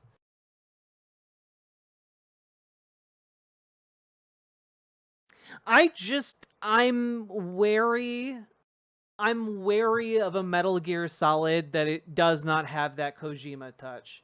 But you know what? Let's take a look at this trailer, because I do adore Metal Gear Solid as a franchise. So let's check it out. I'll give it the benefit of the doubt.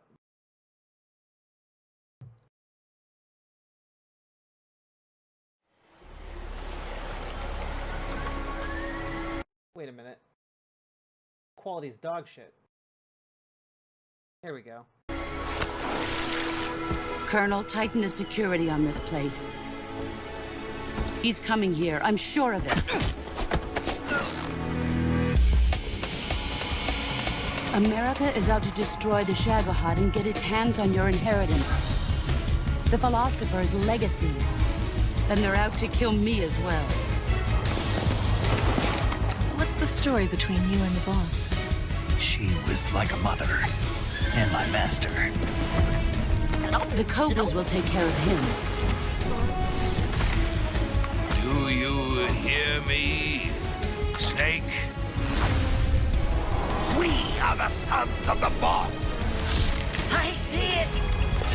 The fear! A great and terrible fury at being alive. A host of sorrows. And you are one of them. Why'd you come back? There's nothing for you here. Go home. Go back to your boss. I still have the Shagohod and the legacy. There is nothing America can do to stop us. I'm not finished yet!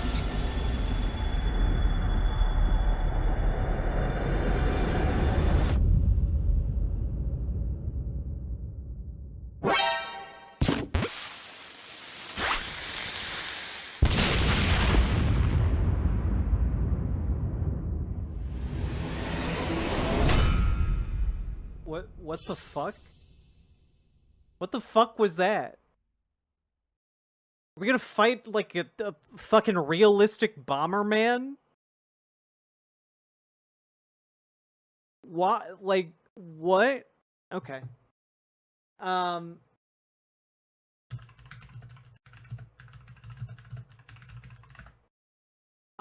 just curious here. I want to compare it to the original Metal Gear Solid 3 trailer.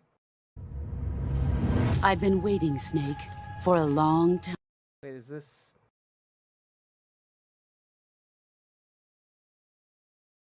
Yeah, this is the... Okay, this is the original 2004 trailer. Okay. I've been waiting, Snake, for a long time. Waiting for your birth, your growth, and the finality of today. Boss, why are you doing this? Why?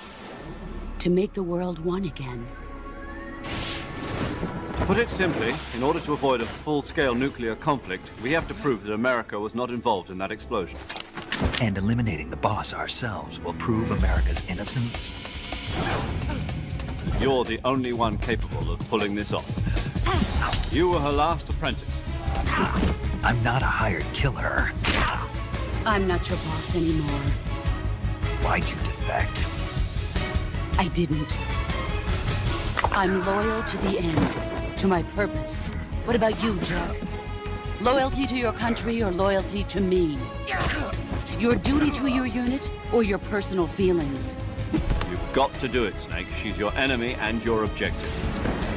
Enemy? We were together for 10 years, and now you tell me she's my enemy? I raised you. I loved you. I've given you weapons, taught you techniques, endowed you with knowledge. There is nothing more for me to give you. All that's left for you to take is my life. By your own hand. One must die, and one must live. The one who survives will inherit the title of boss. And the one who inherits the title of boss will face an existence of endless battle. Snake, is there anyone you like? I've never been interested in other people's lives. You were interested in the boss.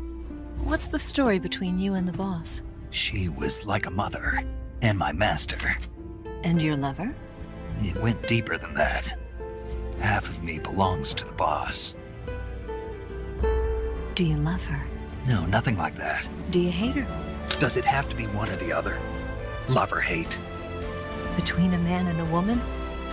You bet. For 10 years, we lived and died together. You couldn't possibly understand. And you think you can kill her now? That's your mission, isn't it? Assassinating the boss. The world was once one. We will heal that rift and make the world whole again. To do this, we need strength. An unstoppable trump card with enough power to bring order to the world. That trump card was to be the Shagohod and the Cobra unit.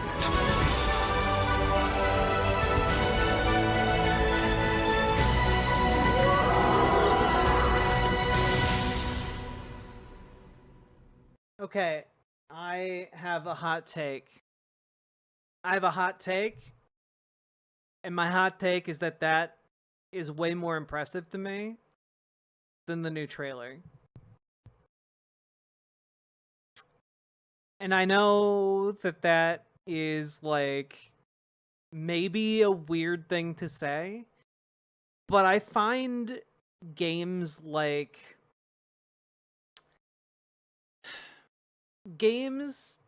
and game design can sometimes thrive under constraints, right? And I think that this might be one of those situations where, like, and again, I haven't played the new one, and I will play the new one, but, like, I think that there is, like, a genuine, like, for example, right? We're talking, like, this is being done on, like, the PlayStation 2, right? And there's, like, a scene here, and I forget where.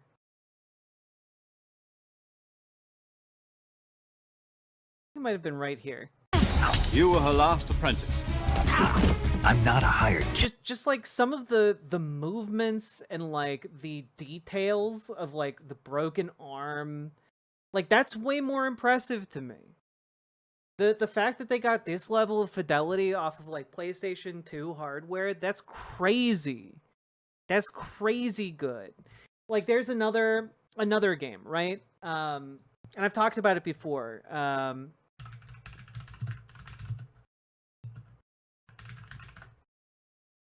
We get, like, did this work? Also, I saw someone ask, when are we getting back to politics? Metal Gear Solid is, like, one of the most political video games, like, explicitly political video games ever made, which is why it's kind of important.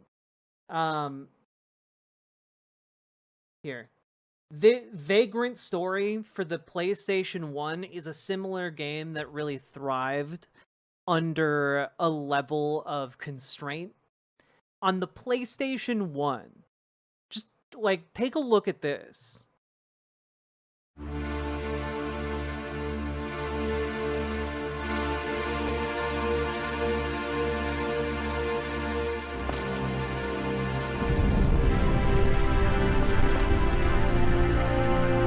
It's a fucking PlayStation 1 game. Like, I'm sorry. Did a fucking zoom crane shot in a PlayStation 1 game?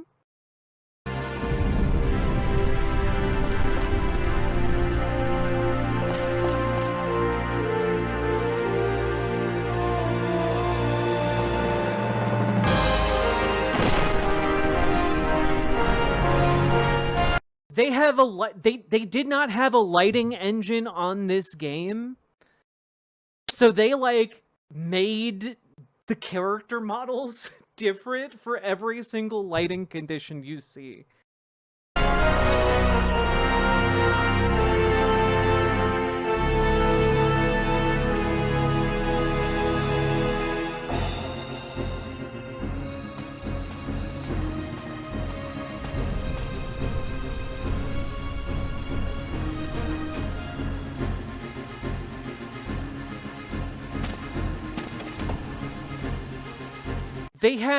They have lip movements for dialogue in this game.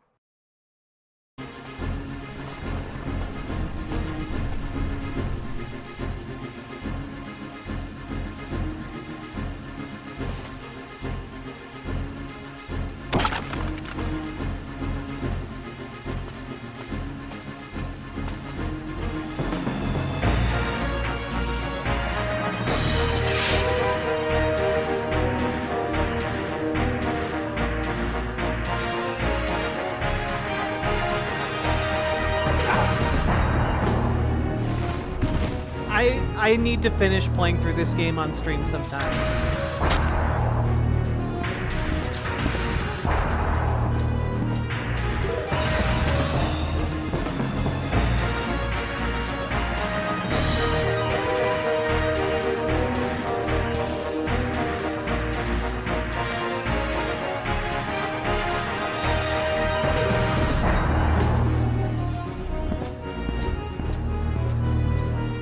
But, like, did you see that? Did you guys just fucking see that?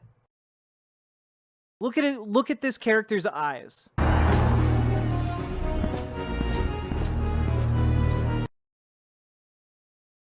the character models fucking blink. I'm pretty sure there's like 3 or 4 frames for like different like facial movements.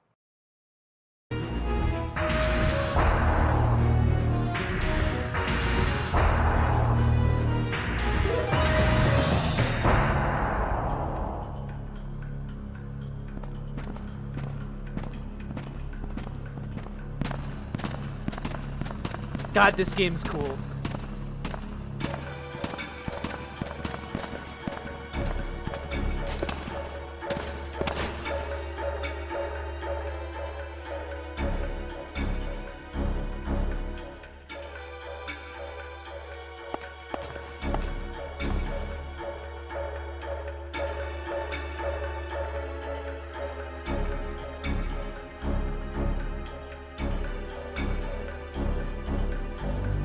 Like, I don't know, like the level of work and craftsmanship that goes into something like this, and like the knowledge of like the limitations of like the PlayStation 1, like it's so beautiful.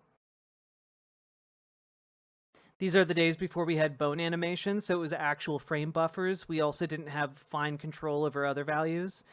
So all the positions are rounded out, which is why textures swim and animations have that weird look to them.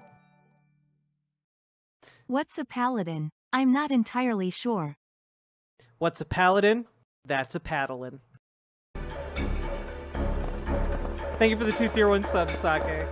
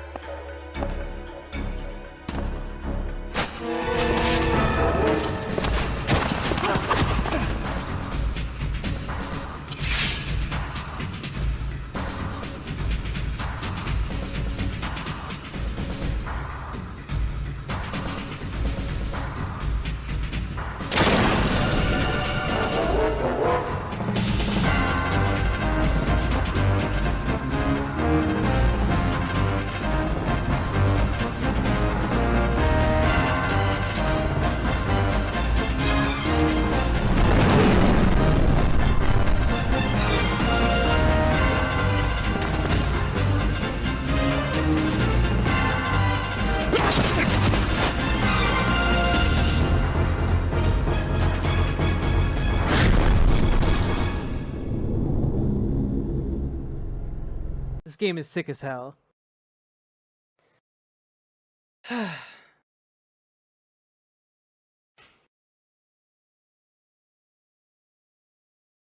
think during this era I was still working with Ogre 3D and C++ or Crystal Space. What year was this? What year was Vagrant Story? I want to say 99.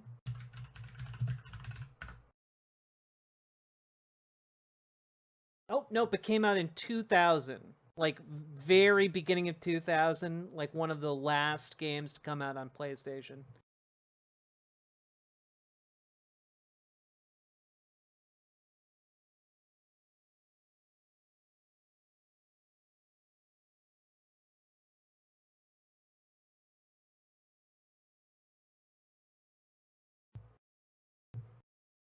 But, yeah, I saw someone ask, would you like if somebody remade the first Metal Gear Solid? I would prefer if someone was to remake a Metal Gear Solid game. Do more than just like, oh, it's Metal Gear Solid 1 but with better graphics. Like, if you're going to remake something, remake like Metal Gear. Remake like the first Metal Gear game. Give that like the big budget treatment, because then you're translating it from like a top-down exploration, like, you know, spy game into like something completely different. Welcome back, Jack. Speaking of technology, I know we have the current nightmare to deal with, but I think we need to get the ball rolling and start prepping for a mass protest, but for Silicon Valley. I don't disagree. By the way, folks should start organizing with Purge Palantir as well as the Tesla takedown folks. I think more pressure needs to be put on those companies. Don't make me put on my smiting trousers, Sake Tanuki. Paladin, thank you for the $5 dono. God. Yeah, like, do an actual remake. You know? Like, I don't want a reskin. I want a remake. Something that brings something new to the table, you know?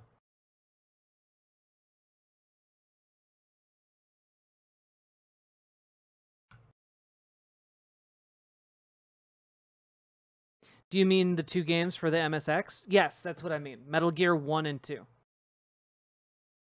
The Zanzibar incident.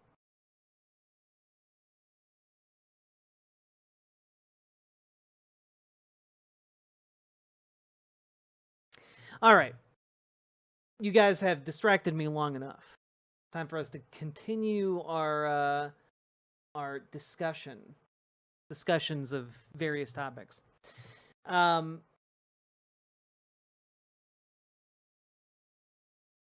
Let's see. So, folks, another day, another absolute clusterfluff from the Trump administration. Just every single day that goes by, somehow news of their incompetence only grows. Like, not a single day has gone by during Trump's second go-around that something colossally stupid hasn't happened. And here's one of the latest ones, courtesy of the New York Times here. Doge put critical social security data at risk. Anakin, I don't trust your buddy, Guy Patine. Jupiter Quake, thank you for the $5 super chat. But yeah, so you guys remember how Doge was briefly given access to Social Security? You guys all remember that, right? Well, the Doge boys have apparently been caught during that window when they had access to the Social Security repository of all of our data. Hundreds of millions of people's data. We're talking like, at the very least, 2/3 of the country. They uploaded the entire database to an unsecured cloud platform. So that's cool. To a vulnerable cloud server, according to the agency's chief data officer. Members of the Department of Government Efficiency uploaded a copy of a crucial Social Security database in June to a vulnerable cloud server, putting personal information of hundreds of millions of Americans at risk of being leaked or hacked, according to a whistleblower complaint filed by the Social Security Administration's chief data officer. The database contains records of all Social Security numbers issued by the federal government.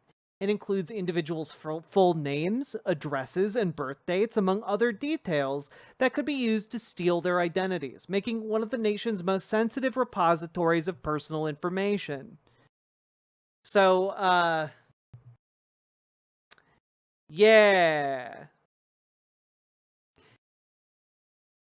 Like, when we talk about how there's a need for, when all of this is done and dusted, when this second Trump administration is finally done, we talk about the need for, like, people from the top to the bottom to, like, face the very real possibility of prison time.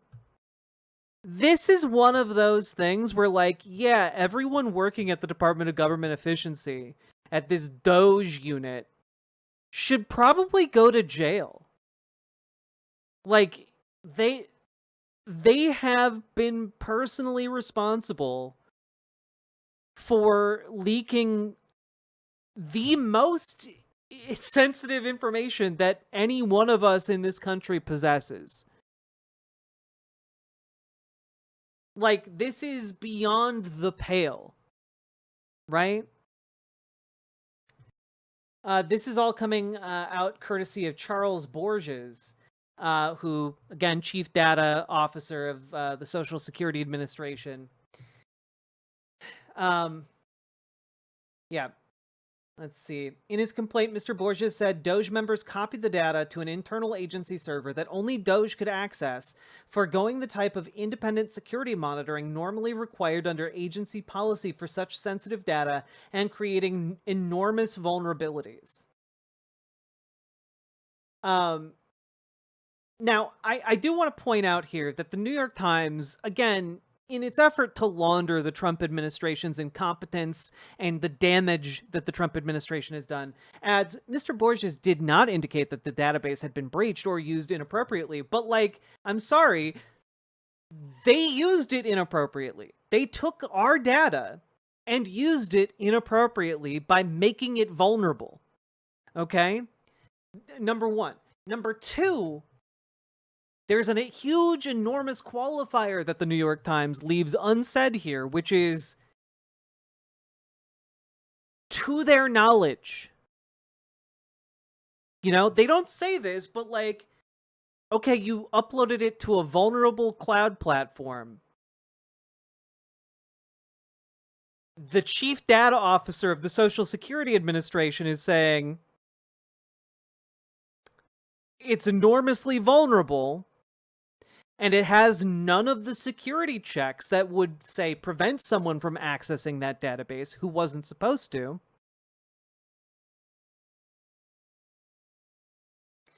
So how would one know if it was inappropriately used after it's already been inappropriately used in this way?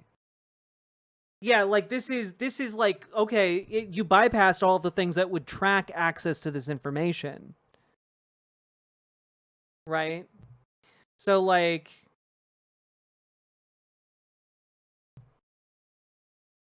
I don't know, seems kind of weird. Seems kind of weird.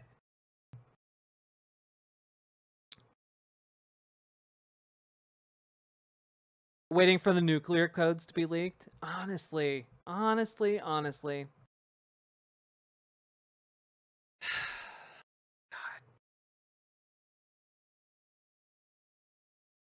Yeah, exactly. But his disclosure stated that as of late June, no verified audit or oversight mechanisms existed to monitor what Doge was using the data for, or whether it was being shared outside the agency, because, again, they had no way of knowing that.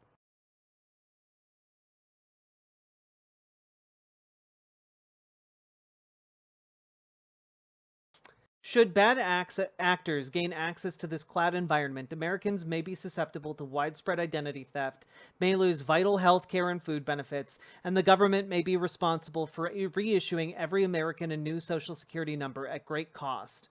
He alleged that Doge did not involve him in discussions about the project despite his role as chief data officer, leaving him to piece together evidence of what had happened after the fact.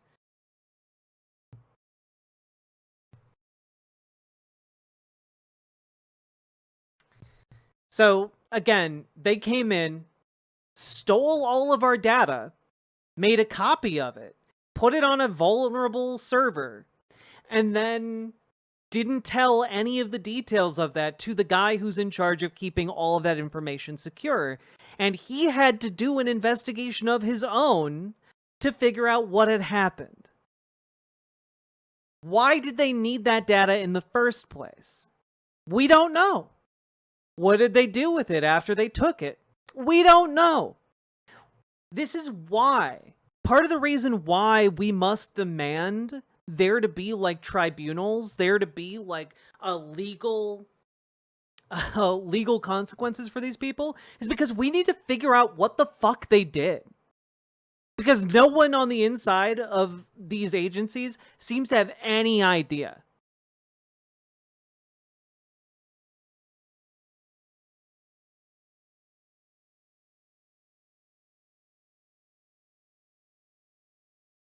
Yeah. Included in his account, the copy of which was reviewed by the New York Times, more than 24 pages of internal emails, memos, and other records to document his claims. Mr. Borges' complaint said that Doge's actions potentially violated multiple federal statutes designed to protect government data. And, like, there needs to be consequences for that beyond just, whoopsie, which seems to have been the consequences so far. Just like a whoopsie daisy. It's crazy. They need our data to feed their generative AI overlords. The second someone figures out how to get like a social security number out of one of these bots, everyone that works for that company should go to jail. Just straight up.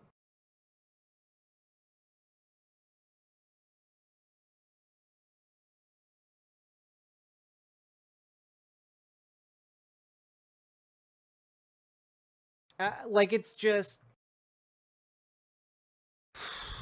we're in crazy times here, chat, and this is all happening. Like, this account is coming out right as Donald Trump is trying to like crow about his accomplishments with his tariffs and like, oh, look at all the money we made as a country from the tariffs. You know, don't remember that tariffs are a unilateral tax imposed by Donald Trump. All of these tariffs unilaterally imposed by Donald Trump. Don't think of it as a tax. Think of it as a fun bonus we got from other people, not you, but other people. And I just have to say, maybe one of the worst things that could happen for our current economic situation, because right now, economically, the United States is kind of fucked, but we're kind of like we're dead, but we don't know it yet, kind of thing. Like, it's I don't even know how to put this into the right words. The tariffs are killing us. Okay? The tariffs are laws that are being, not laws, but they're taxes being imposed on us by the president. And we're talking not an insubstantial tax. We're talking like 20, 30, in some cases 50% taxes on entire countries, not on like individual, markets so that we can bring manufacturing back, just on blanket countries. Okay? And that is incredibly destabilizing. And despite that, the US economy has been managing to shamble along, not yet fully collapsing under the weight of this, right? But if it starts to be revealed that like that data, that social security data got out there and someone has access to it, a bad actor has access to it, that is one of those things that would be catastrophic. It would like immediately, like, it would be one of those like economic nukes, It's one of those things that would immediately destabilize the entire financial system. Because, again, all of these systems, all of our financial systems, they're tied up with our social security numbers. Okay? That amount of chaos would ripple through the entire economy very quickly. And over the past week, countries have been shutting off shipping to the United States, sending post to the United States, sending packages to the United States, because the United States has made sending things here prohibitively expensive. Some countries are paying $100 per package, regardless of what's in it. Some countries are paying up to $200 per package. Yeah, we're talking like Japan, like half the countries in Europe, Australia. And it's going to get worse. Right? We can still ship via DHL. A $15 shipment is now $188. Yeah, it's insane. It's absolutely insane. Okay? Yeah, the minimum is going to be $80 starting this Friday. So the effects of this are going to like hit pretty quick.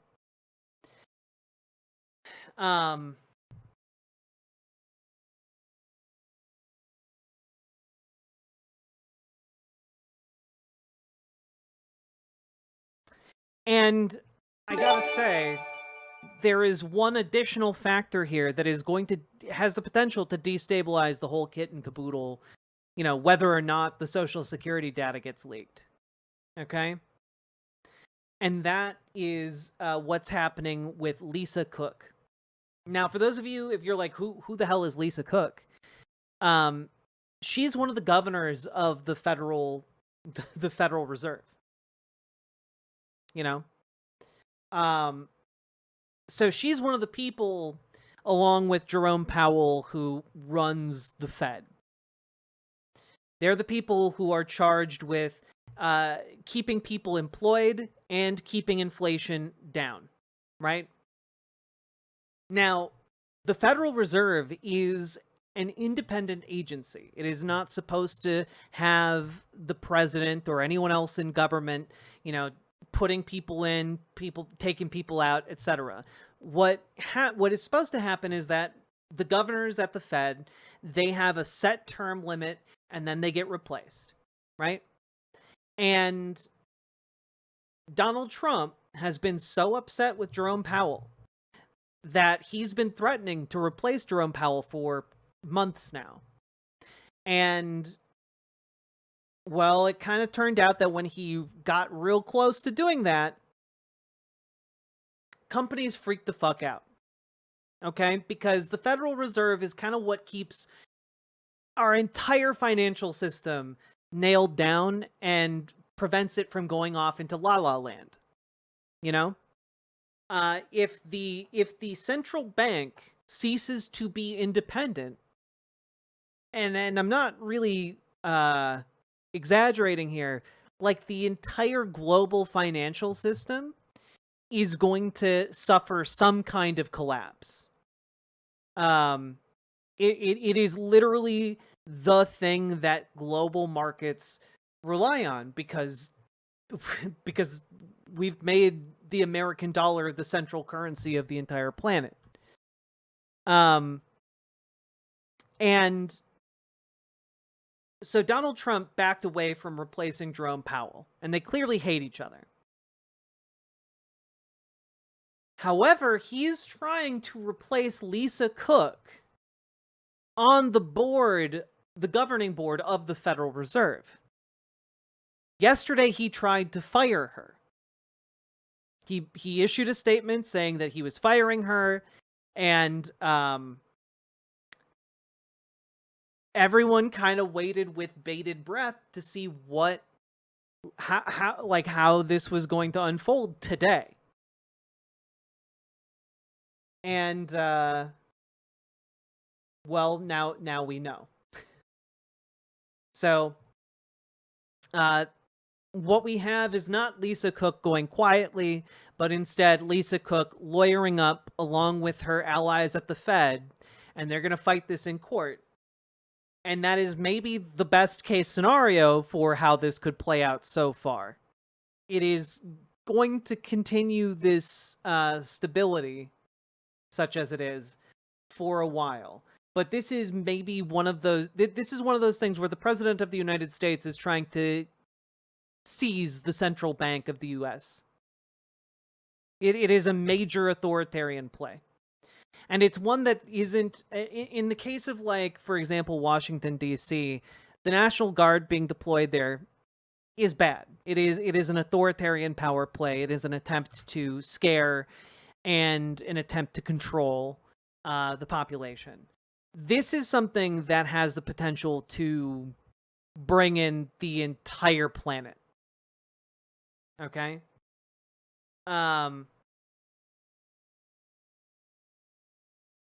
Yeah. It's bad.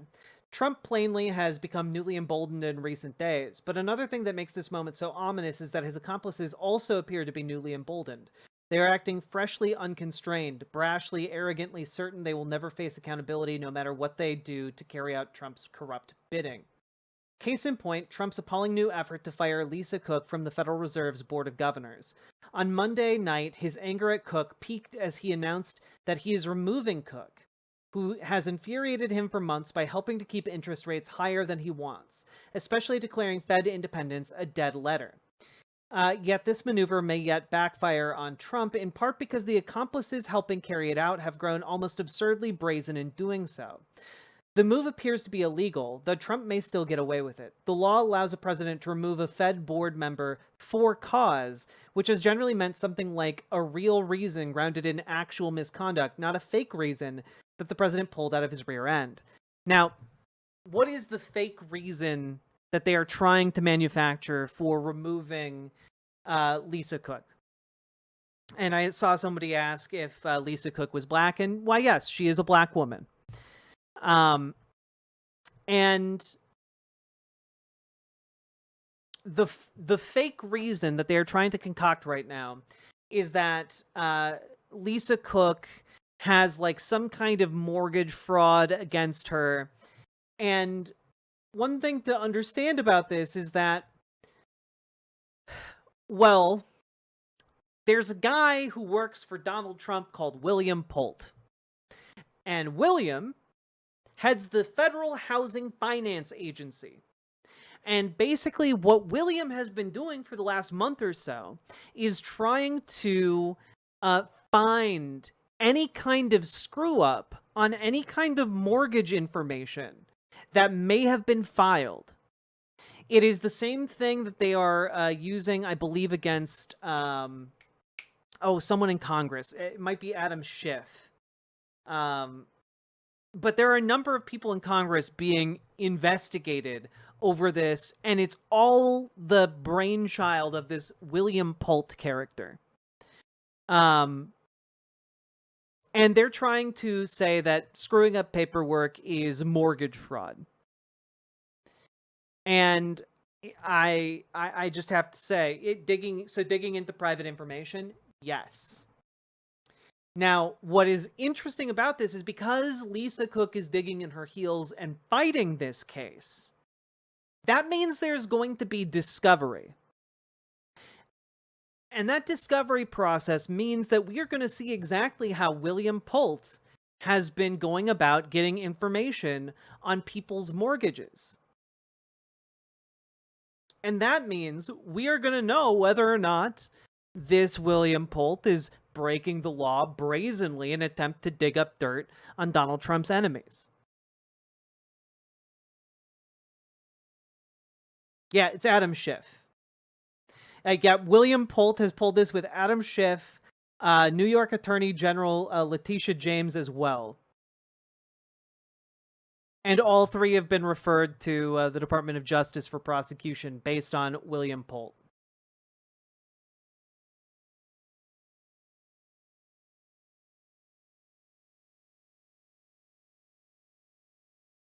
The real question this raises is, why is Polt scrutinizing mortgages that just happen to belong to many high-profile opponents of Trump, and how did he come to select these targets? Experts recently told me that this use of the FHFA mortgage fraud process appears highly suspect at best. When a Washington Post reporter asked FHFA to identify the procedural basis for Polt to single out these targets, she received no answer. Polt is apparently manipulating agency processes for the express purpose of creating a pretext for referring matters involving Trump's designated enemies to the Department of Justice. As Georgetown law professor Adam Levitin points out, it's probable that the only way the mortgages of three leading Trump foes could all face scrutiny is if Polt personally ordered it. That's an abuse of office, Levitin writes, and a far greater offense than anything Cook, Schiff, or James might have done. So, again, this is going to be one of those cases where, like, we'll see how this goes, but given that Lisa Cook did not get cowed into stepping down and is instead bringing the legal fight to Polt, we're going to know to what degree William Polt is breaking the law in order to make this happen. And when that comes out, he's going to be in a shit ton of trouble. I think that's the technical term for it. So, yeah.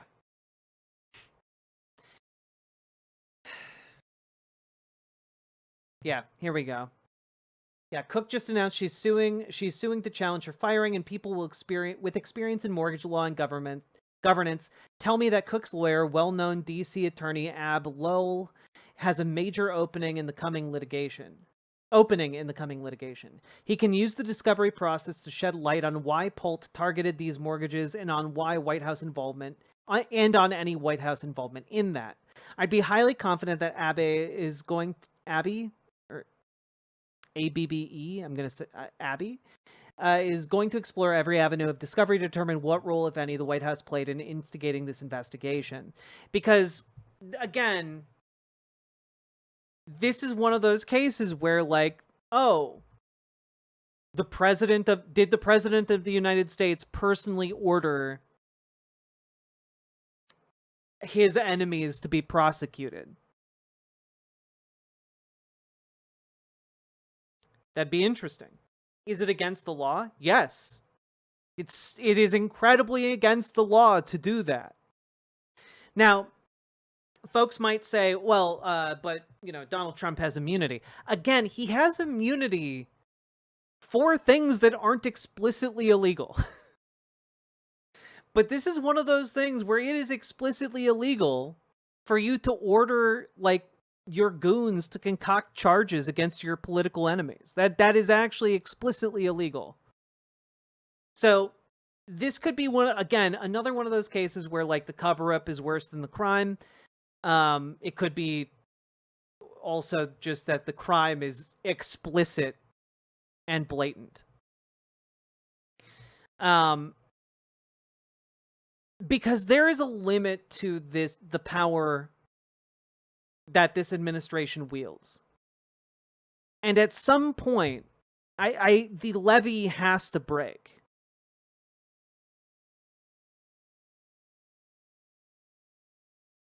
Won't they just try to get to the Supreme Court and get them to call it an official act? I mean, they can try, and maybe the Supreme Court will be complicit with that.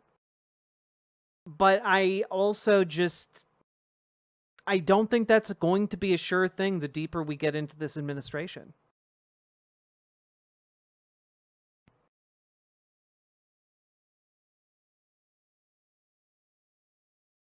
Do you think he's trying to get the crime achievement before he dies?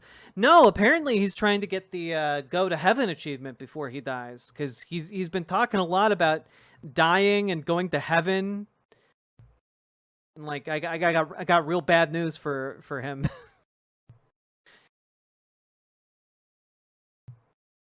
Isn't anything official if he does it officially? Not if he doesn't have the power to do it, or explicitly is prohibited from doing it by, like, the Constitution.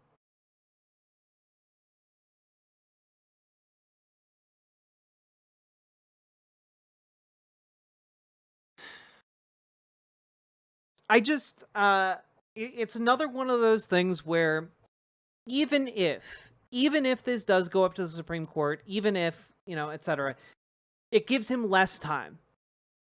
We take the air out of his sails. It gives him less time to consolidate the power that he's trying to get.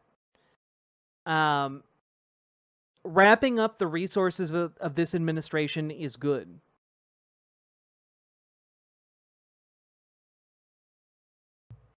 He has a lot of time. It's not good. All I'm saying is the longer it takes for him to consolidate power, the better it is for everybody else. And we know, based on how he has acted so far, he's not invulnerable. He is not immune to pressures from the economy. He's not immune to pressures from people, the people in general, organizing against him. He is not immune from any of these things, as much as he would like you to believe that he is. And so any amount of air we can take from his sails, any amount of resistance that can be introduced into his attempts to consolidate power, that is good.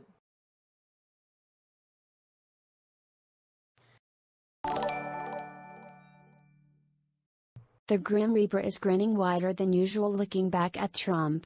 Go towards the light. Indeed. I do hope he dies. Of old age, obviously. I hope he lives his full, long life and then passes away. So, all I gotta say is that I think the longer we can draw out this attempt to consolidate power, the better.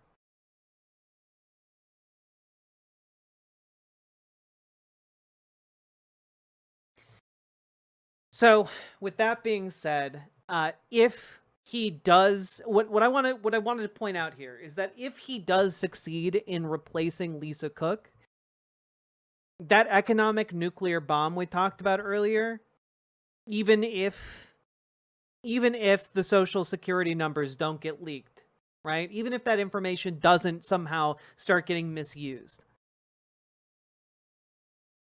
messing around with the Board of Governors for the Federal Reserve is another one of those things that is going to cause global markets to freak the fuck out. It is going to be one of those things where, like, it's not going to be ignorable.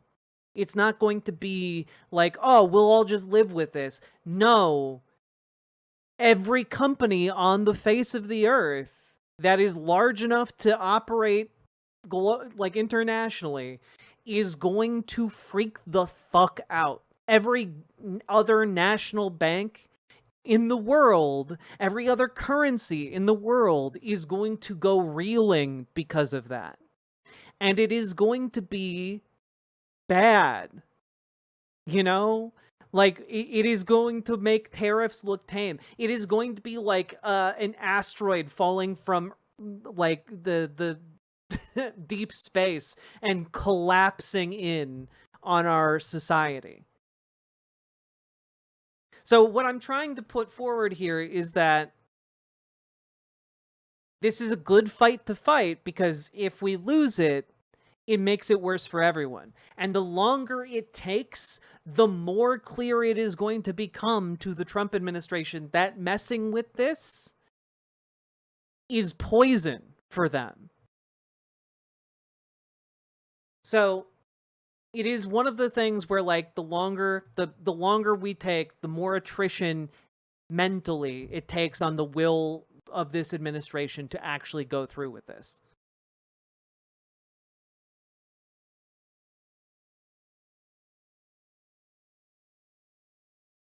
So,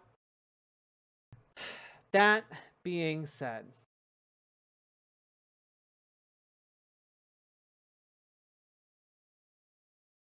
we'll really see how this goes. I want to read the last part of this New Republic article because I think it's relevant. We're seeing a deepening sense of impunity among many of Trump's willing accomplices. Pult's posting of these internal findings about senior officials on social media itself suggests that he feels thoroughly unconstrained. Stephen Miller recently responded to protests of U.S. troops in Washington, D.C. by arrogantly threatening to send in more military and/or law enforcement resources, in direct defiance of the city's residents. The maltreatment of wrongfully deported Kilmar Abrego Garcia relied on vile and corrupt public conduct by many senior DOJ and Department of Homeland Security officials, which is only getting more brazen.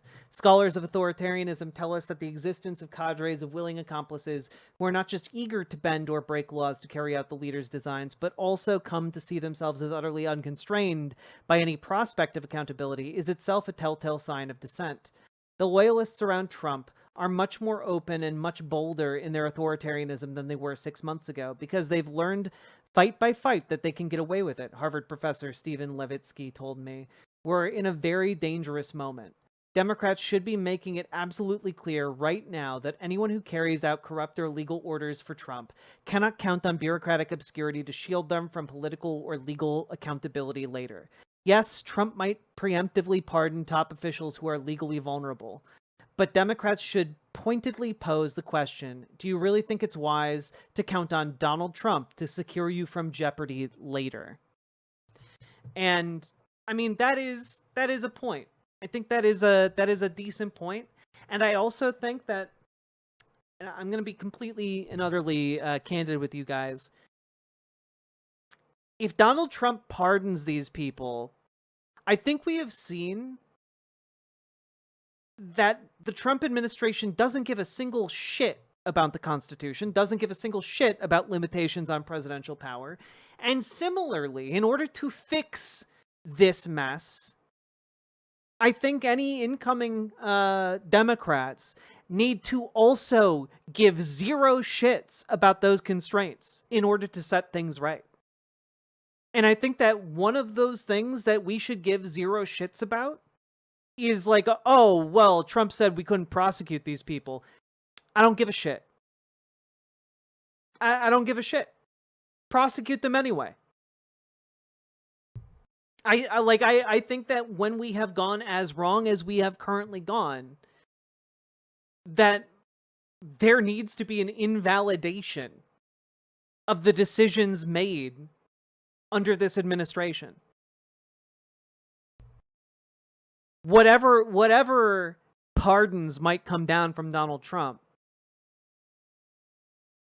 these people need to be held accountable for the very real damage, the very real lives they have taken from our country.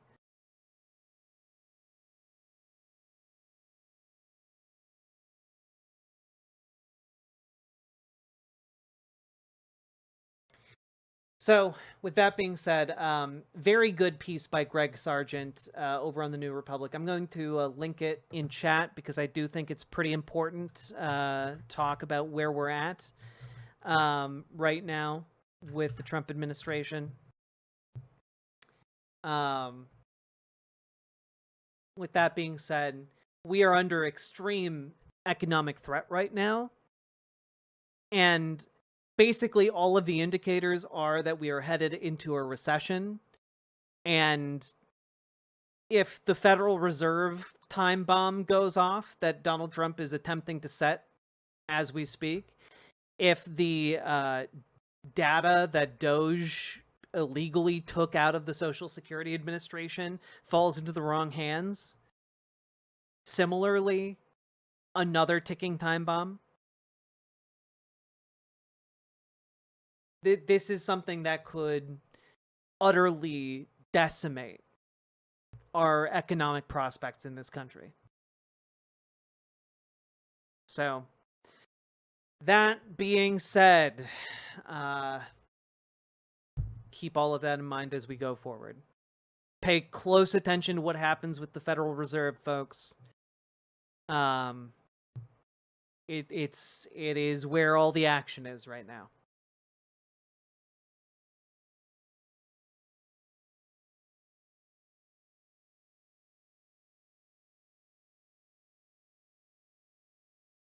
Buy beans and rice. Hey.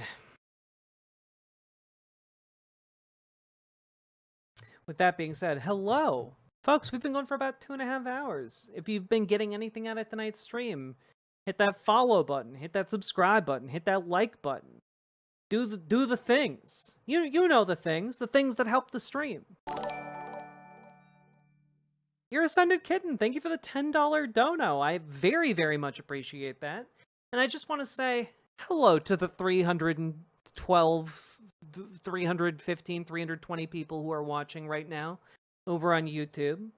If you're enjoying the stream, hit that like button. And I say that because I know that there are over 300 of you and there are only 194 likes. And I think you guys can hit 250. I think you guys can hit 250 likes. You guys hit that like button. Hello, Sweet Myths. How you doing? Missed the stream too? Hell yeah, Brass Man. It's good to be back. Felt weird being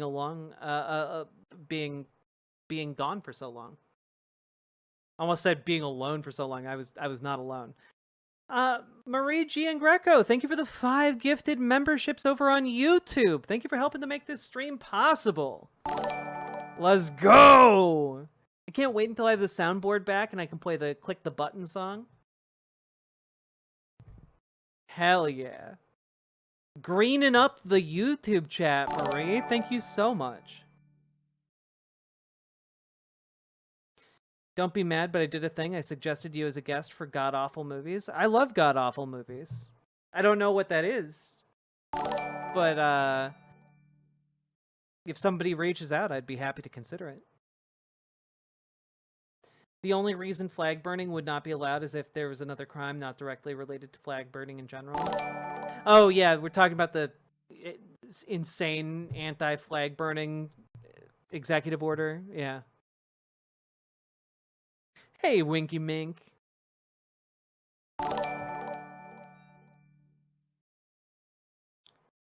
Wait, it is incredibly legal to burn a flag, though. The Supreme Court ruled that it's legal to burn flags. You have the right to burn your own property.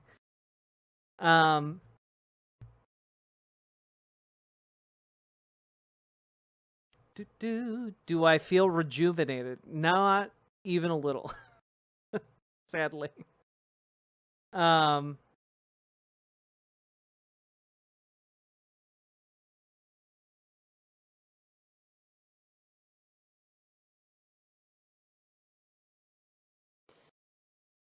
Let's see. It's true, you can burn all the Trump flags you want. That is very true.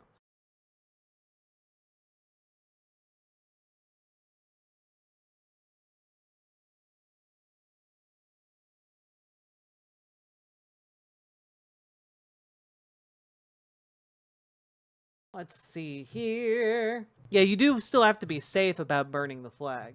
It's true. I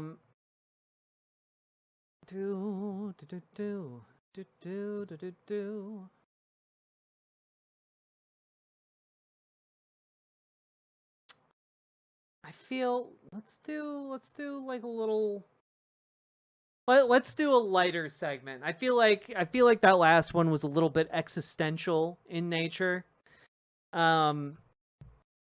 Let's do a little bit lighter. I'm gonna go take a quick break to use the bathroom and fix my makeup because I feel like my makeup I get in my head about it. I'm gonna go fix my makeup and use the bathroom. When I get back, we'll do a little bit of a lighter segment before we get into some harder stuff. So I will BRB. Don't you guys go anywhere. And see you on the other side.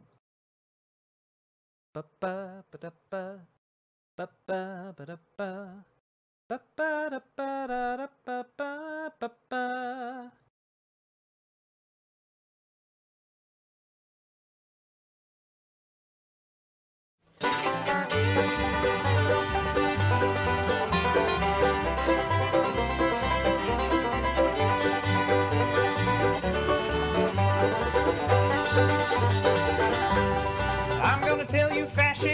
You may be surprised, the people in this country are getting organized. You're bound to lose, you fascists, bound to lose.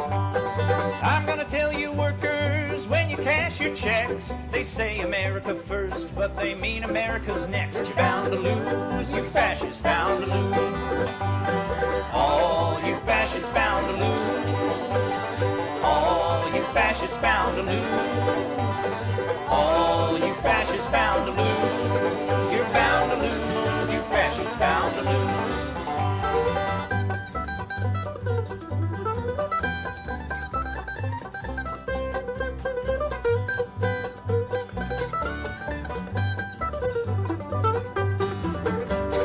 People of every color marching side by side, marching across these fields where 1 million fascists died. You're bound to lose, you fascists bound to lose. I'm going into battle, gonna take my Union gun, and I ain't gonna lay it down till every battle's won. You're bound to lose, you fascists bound to lose. All you fascists bound to lose. All you fascists bound to lose. All you fascists bound to lose.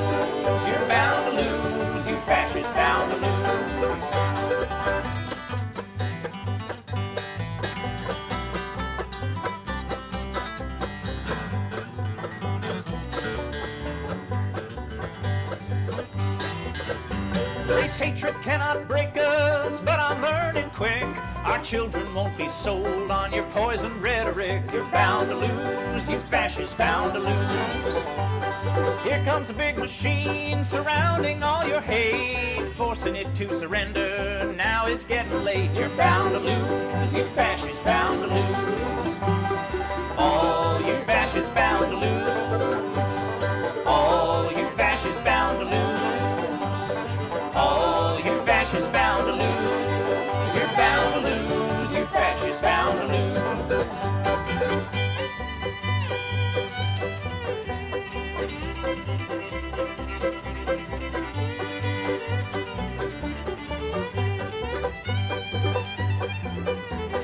All you fascists bound to lose. All you fascists bound to lose. All you fascists bound to lose. You're bound to lose, you fascists bound to lose. You're bound to lose, you fascists bound to lose.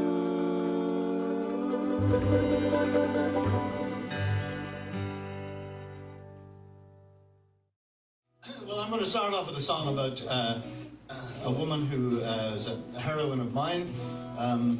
Her name at birth was Mary Harris, and she was born in Cork City, right there in Shandon, right in the centre of Cork. And she didn't stay too long because her parents emigrated to America. And she, in later life, became a union agitator, I think, more than an organiser. And her name became Mother Jones, and she organised or agitated on behalf of the coal miners, largely of West Virginia and Colorado, and she was a great woman. She didn't live in Cork very long, but she certainly had a tongue which could only have been raised in Cork. It's called The Spirit of Mother Jones.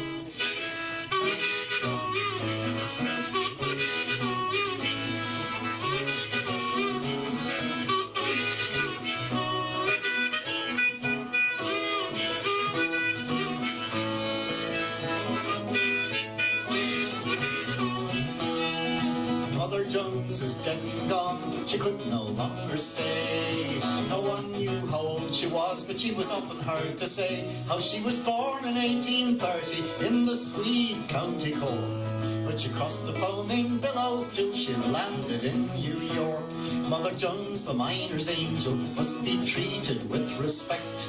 She's an old-fashioned lady, and you never would suspect that this gown and this bonnet would fill a rich man full of dread. She's the most dangerous woman in America, they said.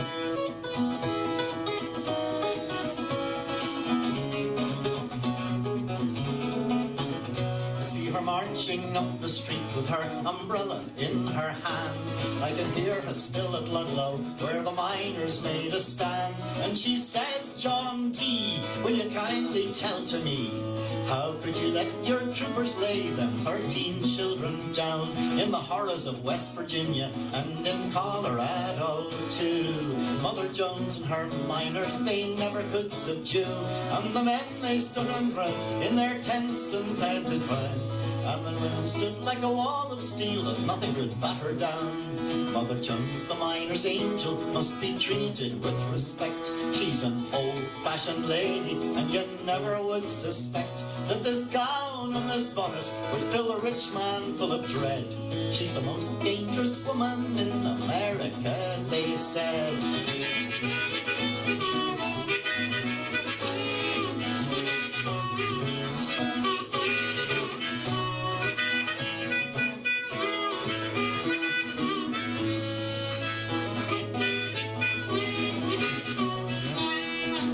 Now for the horrors of child labour, says she.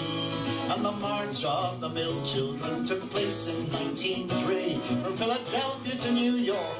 And she says, I'm going to show Wall Street the flesh and blood they squeeze to make their dough. When she died in 1930, oh, the sadness was profound. And they laid her to rest in a Union burial ground. And she lies in Mount Olive, where the midnight wind it moans. Stand up for the Union, cries the spirit of Mother Jones.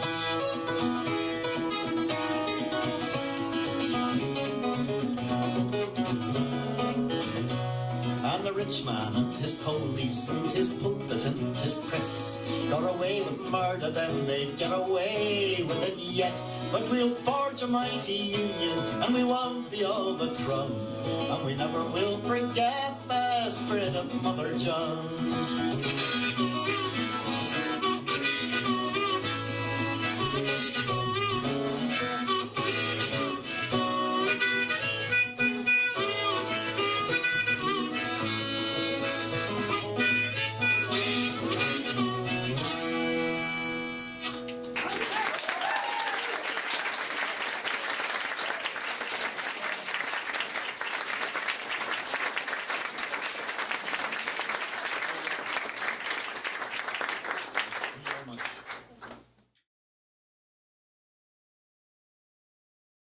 Put it there, boy, and we'll show these fascists what a couple of hillbillies can do.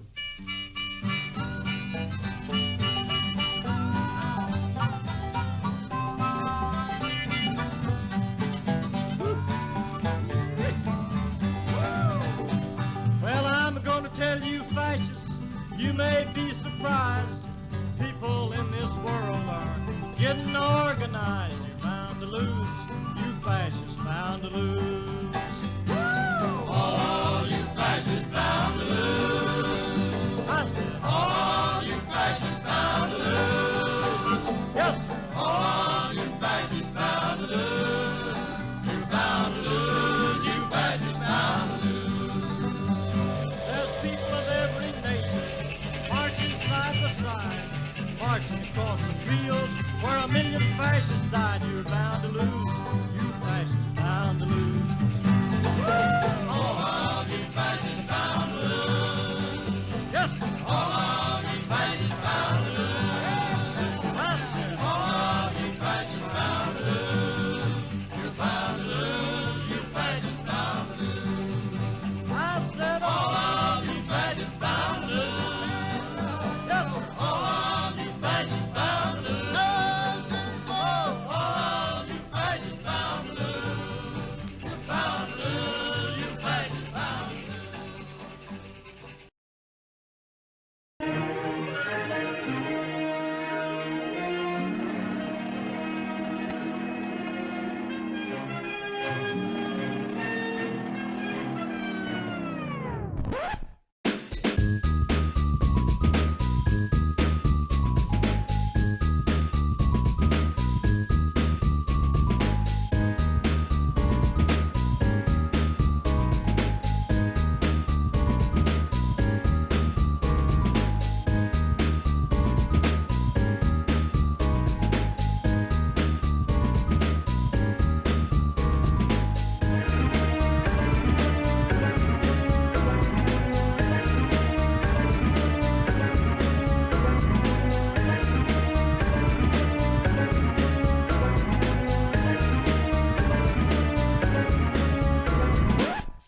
Jack is coming to town. All the viewers gather round. Twitch and YouTube and swishy streams. All that content is bursting the seams. Politics, Bane, and plenty more. Your sense of fashion you'll adore. So grab your stuff and hop aboard. We're going straight to Jack's Discord.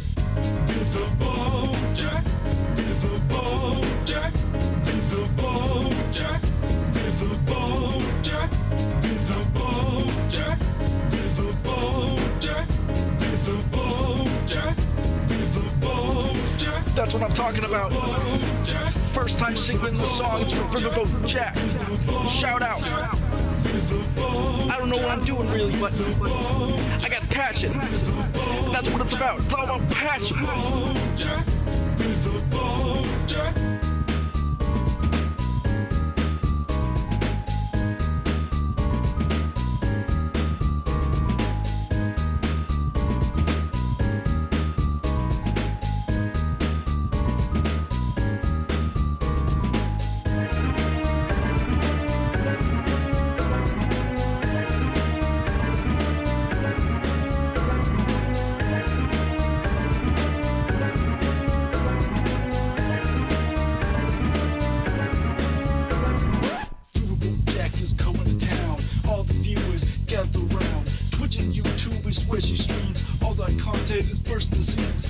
Politics, being plenty more. Your sense of fashion, you'll adore. So grab your stuff and hop aboard. We're going straight to Jack's Discord. Riverboat Jack, Riverboat Jack, Riverboat Jack, Riverboat Jack, Riverboat Jack, Riverboat Jack, Riverboat Jack, Riverboat Jack, Riverboat Jack, Riverboat Jack, Riverboat Jack, Riverboat Jack, Riverboat Jack, Riverboat Jack, Riverboat Jack.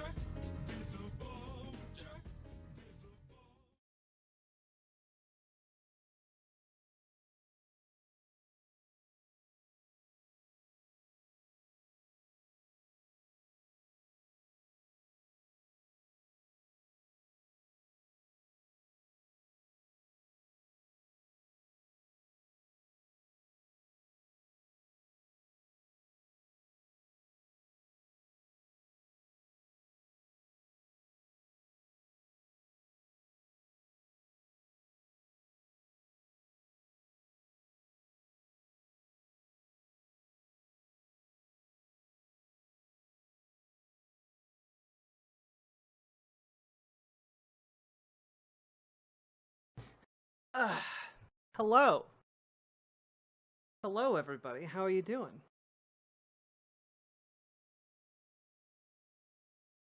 Whew.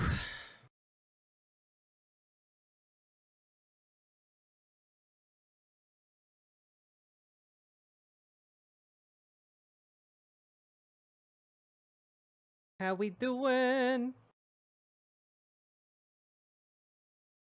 I am doing all right. All right. You guys ready to continue?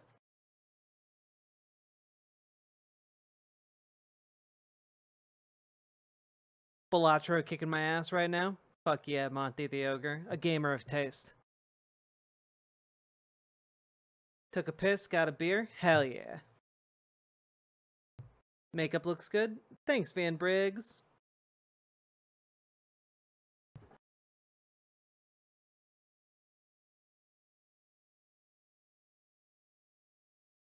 Whew.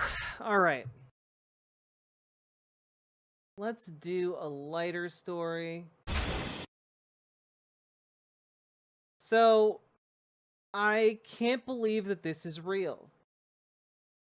I'm just gonna click the button.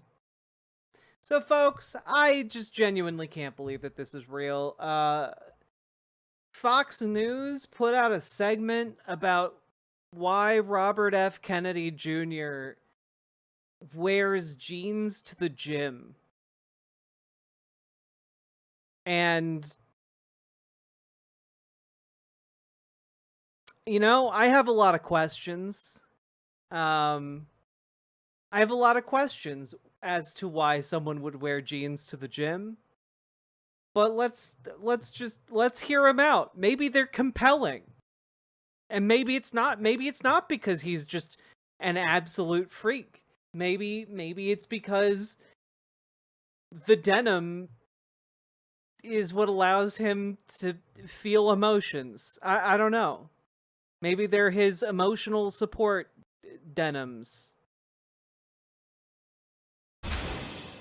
So the White House is telling you just to go take a hike. I try to hike every day because it improves my focus, my clarity, my creativity. Lots of other benefits, cardiovascular benefits because you're getting your heart going and it gets your blood sugar where it needs to be. If you want to have good health, if you want to have good connections to your community, to your environment, get out and do at least 15 minutes. Can I, okay, so, like, already, can we just, like,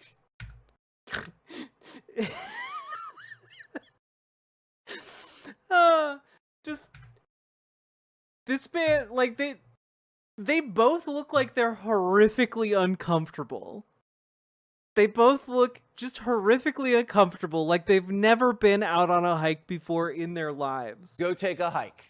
I try to hike every day because it improves my focus, my clarity, my creativity. Lots of other benefits, cardiovascular benefits because you're getting your heart going. Just like the shorts, man. The shorts and the belt. You're wearing shorts and a belt on like your hike?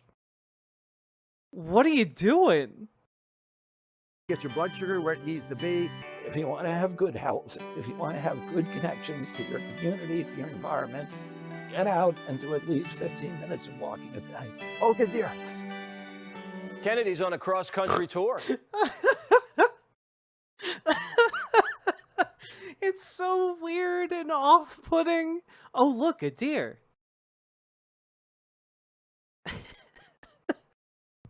Just okay, yeah. Let him go rock climbing. You know, he's Tom Cruise at the beginning of that one Mission Impossible movie. You know which one? It's all of them. But like, just keep encouraging him to do more and more dangerous stunts. You know, like, RFK Jr., you look so fit you could cross the Alps in winter. Why, have you heard about this man named Hannibal? You should go do it all by yourself. Show us how massive your biceps are when you cross the Alps. All alone. He went hiking in Colorado and farming in Idaho. I'm here with Steve. Can we just like, look at how fit he is. He went hiking in Colorado and farming in Idaho. I'm here with Steve Jarvis. Dog.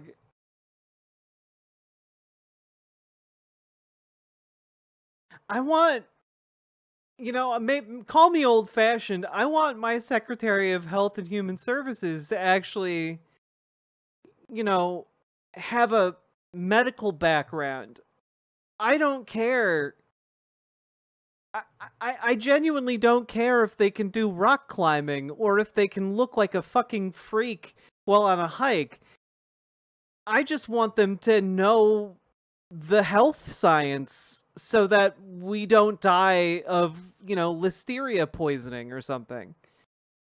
This is a 5th-generation regenerative farmer. When he grew up, it wasn't called regenerative farming. It was The brainworms are like cordyceps.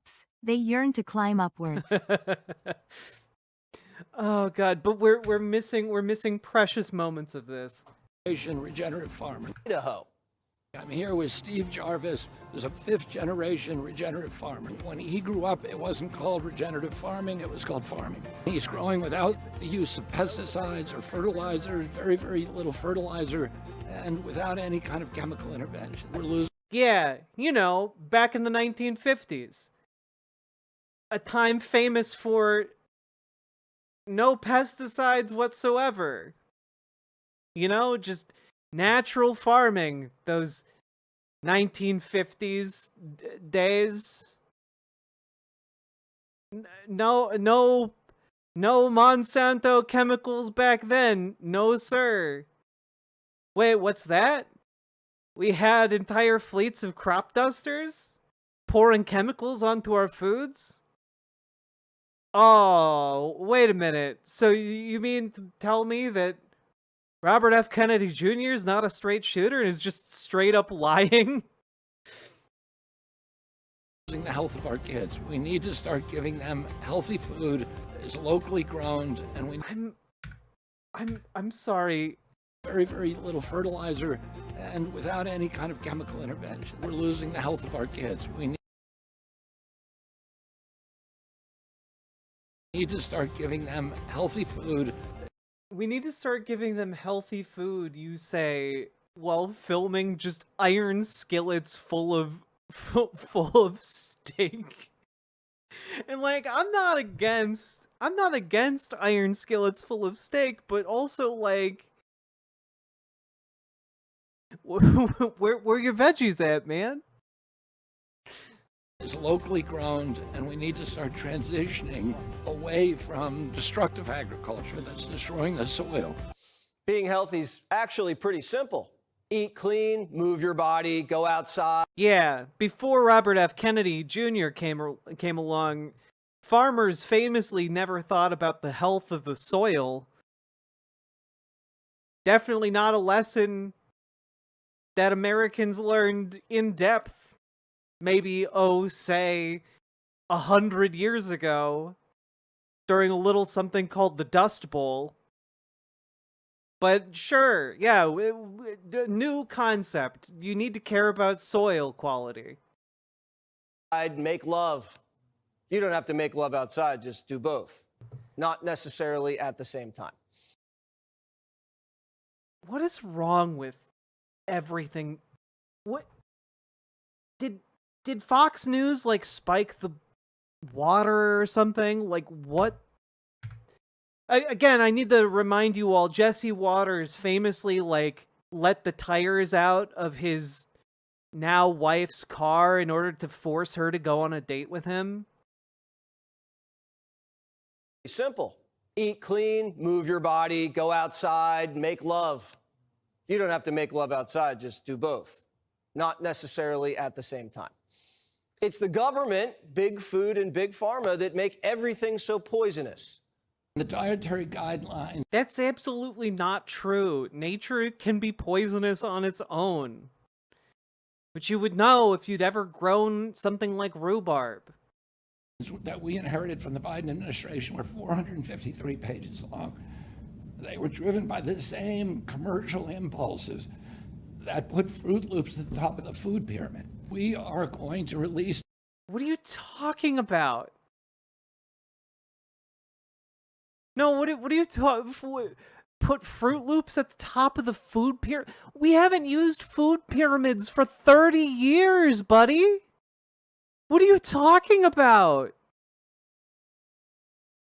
Also, the food pyramid, deeply flawed to use, okay? But just as an FYI, right? Here, let's pull up an old-timey food pyramid. Okay?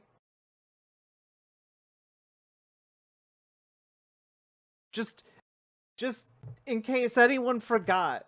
What's at the top of the food pyramid, Robert? Oh, foods and drinks high in fat, sugar, and salt. Things you shouldn't eat every day. So yeah, if you're putting Fruit Loops at the top of the food pyramid, that's actually where they're supposed to be. In the food pyramid, Robert. Because the top is for the things you aren't supposed to eat every day. God. I feel like I'm on crazy pills right now. Also, like, if the worst thing your kid is eating is Fruit Loops for breakfast, like, they're fine. Yep, Fruit Loops have never been even in the candy category because they're cereals. They're made to have the whole grains. Dietary guidelines that are 4, 5, or 6 pages long that are understandable, and they will begin to change America almost immediately. RFK is putting his money where his mouth is. He teamed up with Secretary Hegseth to start the Pete and Bobby Challenge. How is that putting his money where his mouth is? Because, like, that's not his money. Here we are in the bowels of the Pentagon for the Pete and Bobby Challenge. And the challenge is to do 100 push-ups and 50 pull-ups in any order you want in under 10 minutes.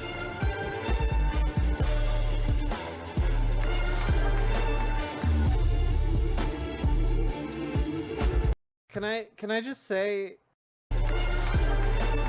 I'm not impressed by the form of these push-ups. Just as an FYI, like, your push-ups shouldn't be dog shit like this.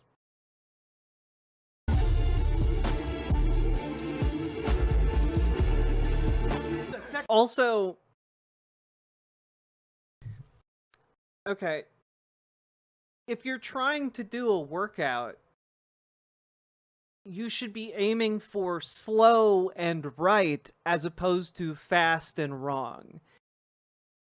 Just, your form will beat repetition every time.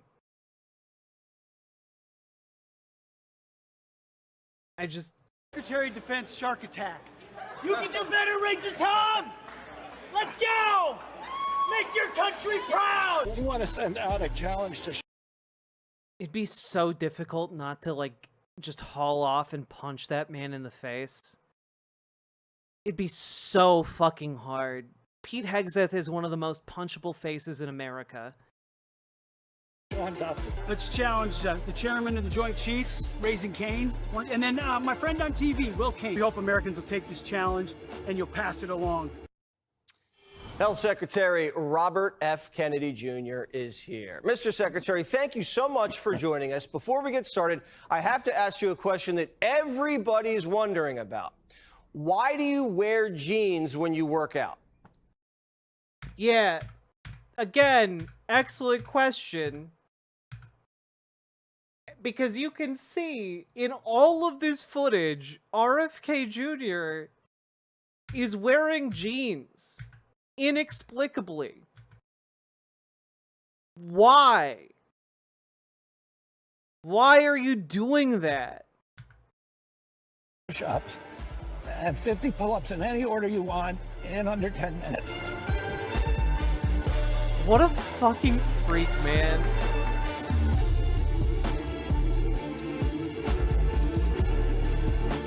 Like, I know it's not the most important thing, but I think it is worth pointing out that each and every one of these people in the Trump administration are pathetic, weird losers. You know, like, this is loser behavior. Just, if you're gonna go work out, wear workout clothes. Secretary of Defense shark attack. You can do better, Ranger Tom! Let's go! Let's challenge Americans will take this. F. Kennedy Jr. is here. Mr. Secretary, thank you so much for joining us. Before we get started, I have to ask you a question that everybody's wondering about. Why do you wear jeans when you work out? Well, I just started doing that a long time ago because I would go hiking in the morning and then I'd go straight to the gym. And it's weird to wear jeans on a hike too, man. Change your clothes. Like, one, even if you think your denim pants are a great hiking outfit, change your clothes. And I found it was convenient, and now I'm used to it, so... Oh my god, wait, did you guys see Pete Hegseth there in the B-roll? To the gym. And I found it was... Holy shit. Dude. Holy fuck. It's convenient, and now I'm used... If you're doing that, you should... What the hell, man? Pete Hegseth is really bad at pull-ups. To it, so I just do it. Okay. There were a lot of theories, but that... I'm sorry, just... And then I go straight to the gym. And I found it was convenient, and now I'm used to it, so I just do it. That answers zero questions. That's actually weirder that no one in your life has ever approached you and called you out for being a fucking weirdo for wearing denim clothing to a workout. That's weird. Okay. There were a lot of theories, but that makes perfect sense. So I misread the challenge. I got up in the morning and I thought you do... The tan you see all over his body isn't actually a tan from the sun. It's just friction burns from all of the wet denim he has plastered to himself at all times. 100 push-ups and 50 pull-ups in 5 minutes. So I tried it in 5 minutes and I failed. And then I came into the office and I heard I had an extra 5 minutes. So I know I can do it. I just needed a little bit more time. How long did it take you?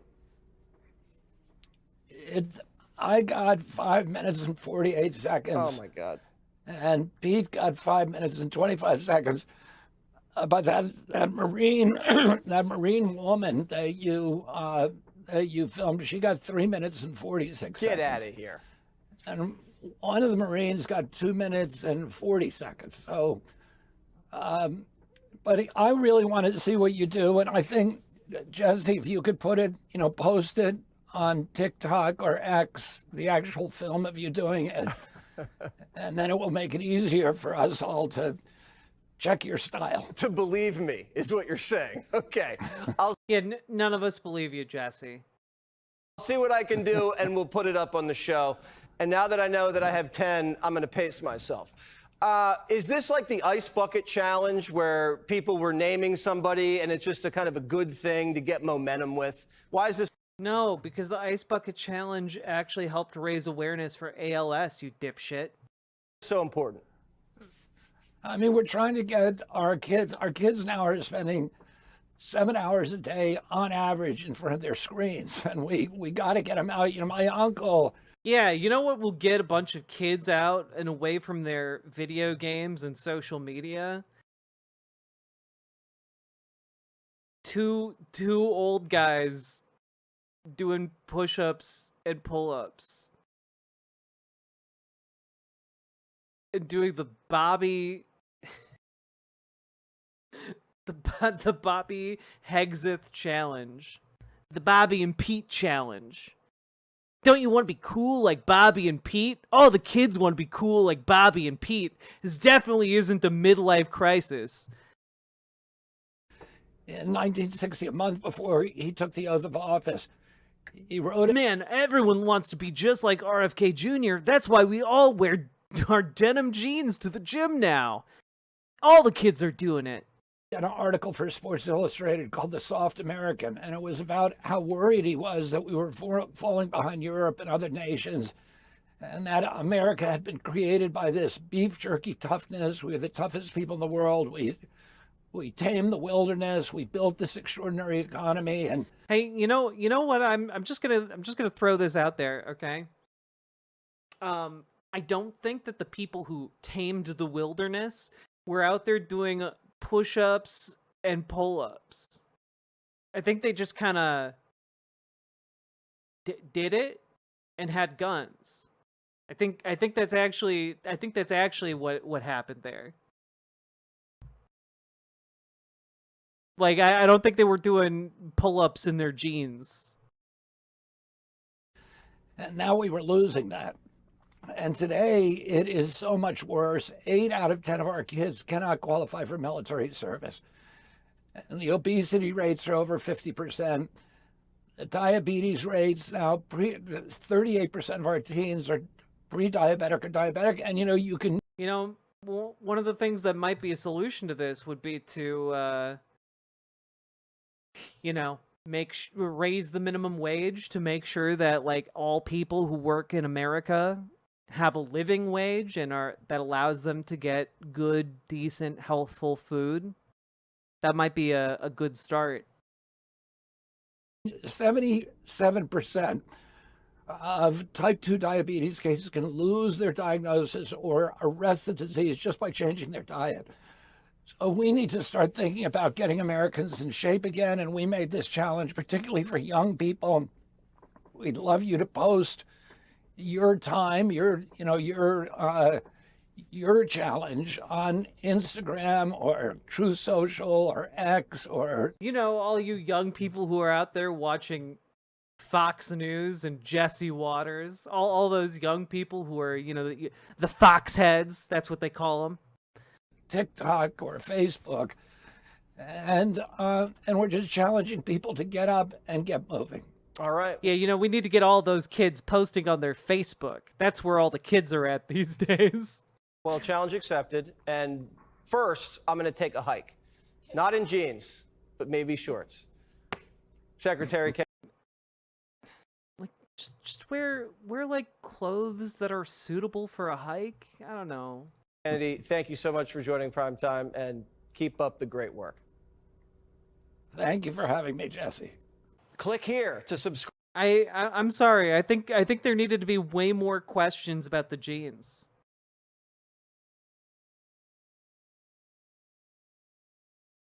Like, honestly, it was the one good question I've ever seen Jesse Waters ask, and he should have asked so many more follow-up questions about the denim. I think it would have been a really hard-hitting interview, and honestly, probably would have Probably would have broken Robert F. Kennedy Jr. Like, if you asked him 3 questions in a row about his pants, I think he would break. I think he would crack like a coconut.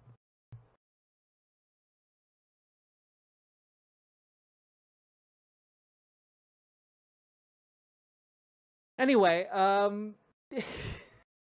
what a bunch of freaks, you know? God.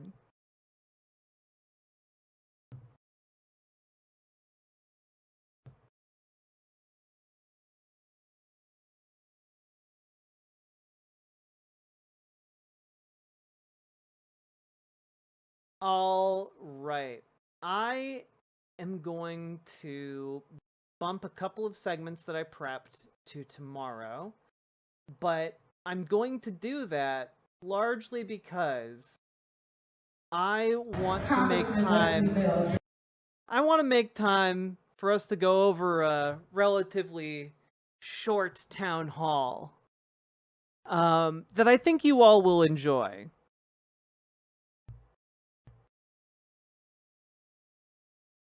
But before we get into it, folks, we've been going for over 3 hours. Hit the follow button, hit the subscribe button, hit the like button. Consider dropping those subs, donos, memberships, super chats, because we're gonna take a look at a town hall here. The Missouri one, oh, Horizon, yes, the Missouri one. All right, folks. We got any donos? We got any subs? We got any likes out there? Missed a lot of stream. How's the move been going? I'm waiting for the... I thought that when I got back from my trip, I thought when I got back from that, the office would be done. It's not quite done, but the drywall is drying, and hopefully they'll be able to finish the floor like this week. We'll see.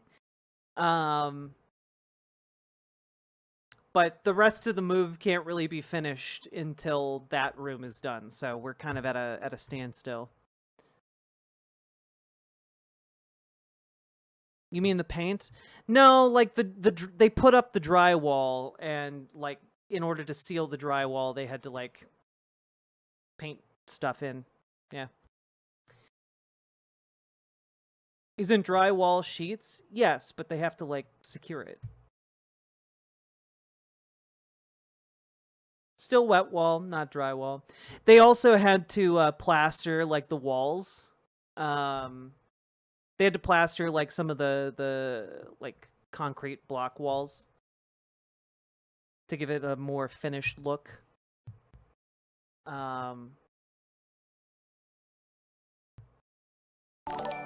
Yeah, joint compound, spackle, and plaster. It'd be one thing if RFK Jr. didn't look like a shriveled sweet potato. Instead of John Cena, we got John Senile. Oh, got him, Sake Tanuki. Thank you for the 2 tier 1 subs. Appreciated. If you don't mud the seams between drywall sheets, they'll drift apart over time. Yeah.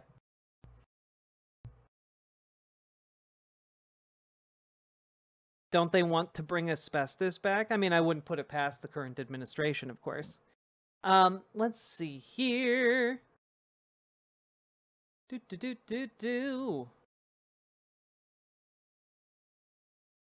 drywall mud dries in a day normally. Yeah, they put it up yesterday, so had to dry today. Now, folks,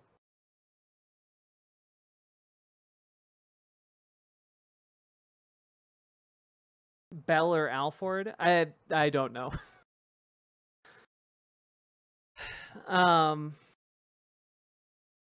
But they have to paint the walls with like the primer and the finished coat, and then they have to put down the floor. I have to check and see if they fixed the initial floor foundation that they put in, because they had to build a little bit of a false floor due to the the rooms we were trying to combine had 3 different elevations, so they had to build a false floor across the room, and it was just a little bit kind of bowed. So they added a little bit more support. Hopefully that fixed the problem. Otherwise, Otherwise, I'll have to get them to add even more support. I don't know. But then they put in we already have the finished boards picked out. It's really close to being done is my main point.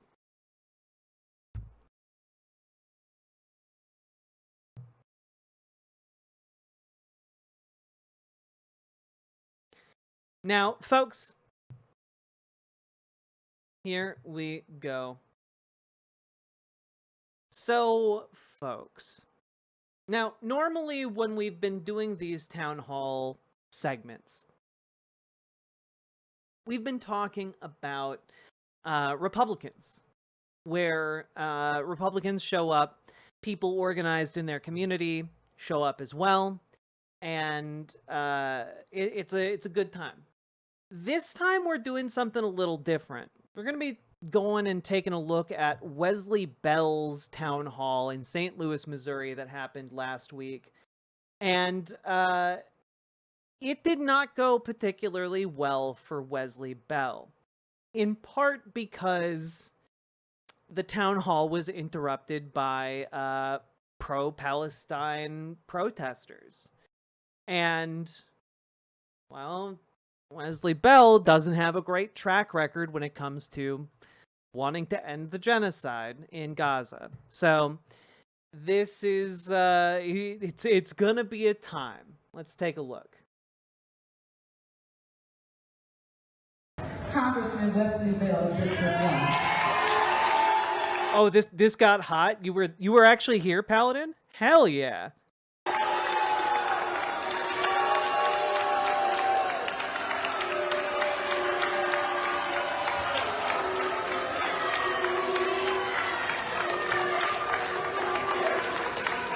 What I'm going to do is, you got these beams here, so I'm going to try to keep walking on both sides of the stage so people can see and things of that nature. I know that he said beams, but I really like that the caption read beans. We got some beans here. So let me just start by saying this.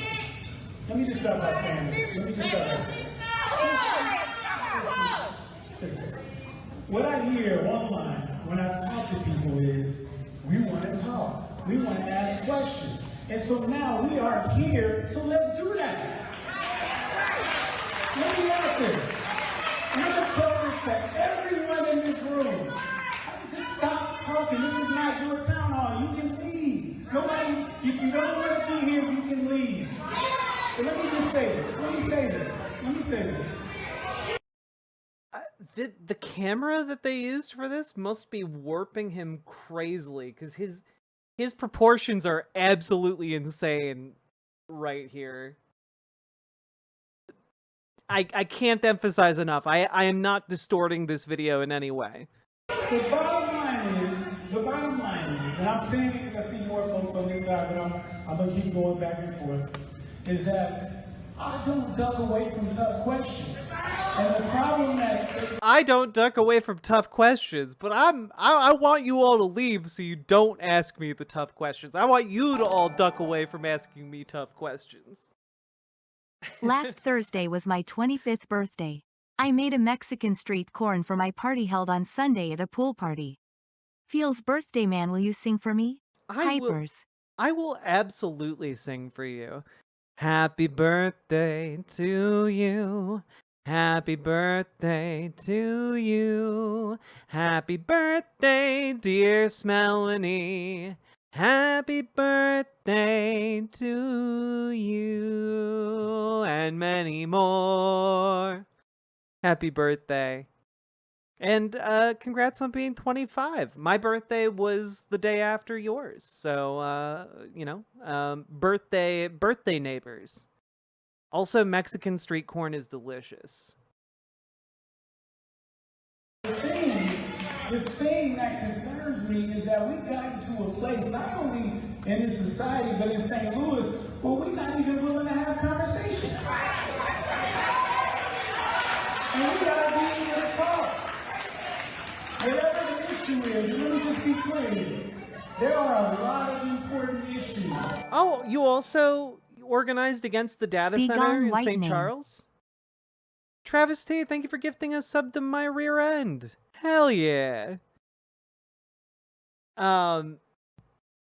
Good job to folks on the ground here showing up to this town hall, giving them what for like inaction on genocide. And also, good on all you fine folks down in Missouri showing up and putting an end to that St. Charles data center. I think more and more activism needs to be around, like, stopping these data centers from stealing our water and, like, dramatically running up our energy bills. Like, it's a pretty easy win to organize around, I think. That we have to deal with as a region. Stop. Listen, we're going to get to it. We're not going to duck any questions.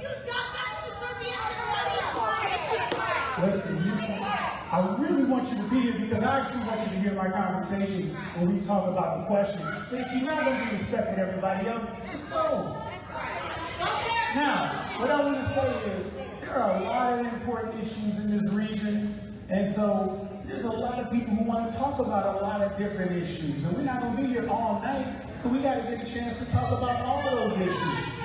So that's what we're going to do. We're going to have conversations because what I want to start off with and tell you. I love that he's starting off to talk about how much he wants to have a conversation while also trying to avoid a conversation. It's crazy. And that tell you about is while we're sitting here being divided and fighting one another, we got other folks out there that are taking our democracy from us right before our eyes.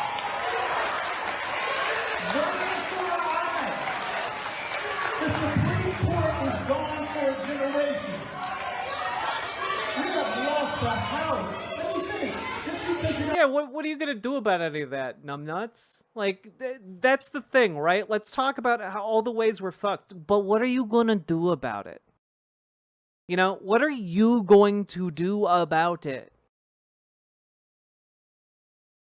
When it comes to genocide in Gaza, there's some pretty easy things that you can do as long as you're willing to lose that sweet, sweet APAC money.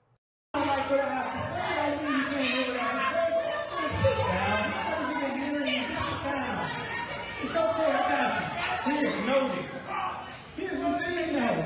We got a lot of people, we got a lot of things that we gotta deal about because we're seeing federal funds being taken away from cancer research.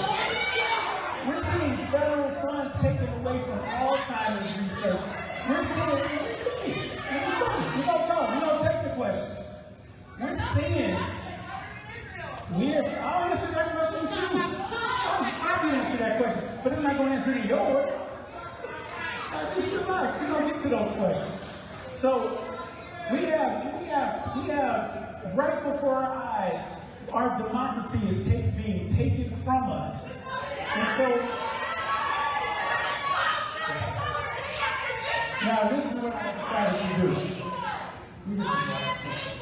Oh, that's right, Paladin. This is the guy who took down, like, Cory Bush armed with APAC money rather than unseating a Republican. What a piece of shit. What I decided to do is I'm gonna give y'all. I was trying to remember why I know his name, and that would be it. I'll give you an opportunity to say your voice is heard. We know there's media here. If people want to let them know where you stand and your voice. So I'm gonna give you that minute, but that minute is almost up, and we need to. Also, Paladin, since you were there, can you answer why was there a bowl on the ground? That seems like a really random thing to have on stage. Start talking about issues. Okay? There's a lot of issues, and we're going to talk about all of them, and we absolutely can talk about what's happening in the Middle East. But there's other issues because while we do not like seeing the humanitarian crisis right there, we got kids,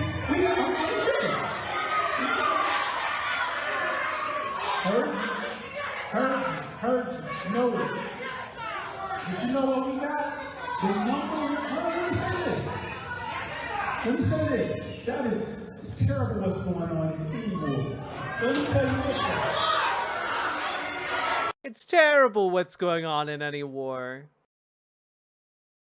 What a weaselly little guy.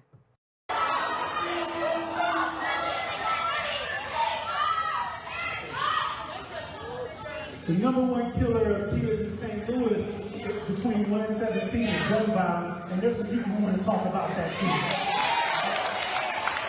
I wonder what the number one killer of kids in Gaza is.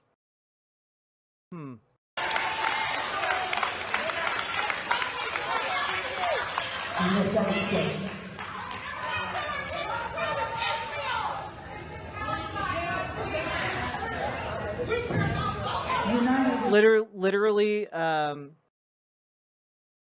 actually have this brought up here. This is from today. Israeli military says strikes on Gaza hospital targeted a Hamas camera without providing evidence. Which, like, from the AP, this is a pretty damning wording from the AP.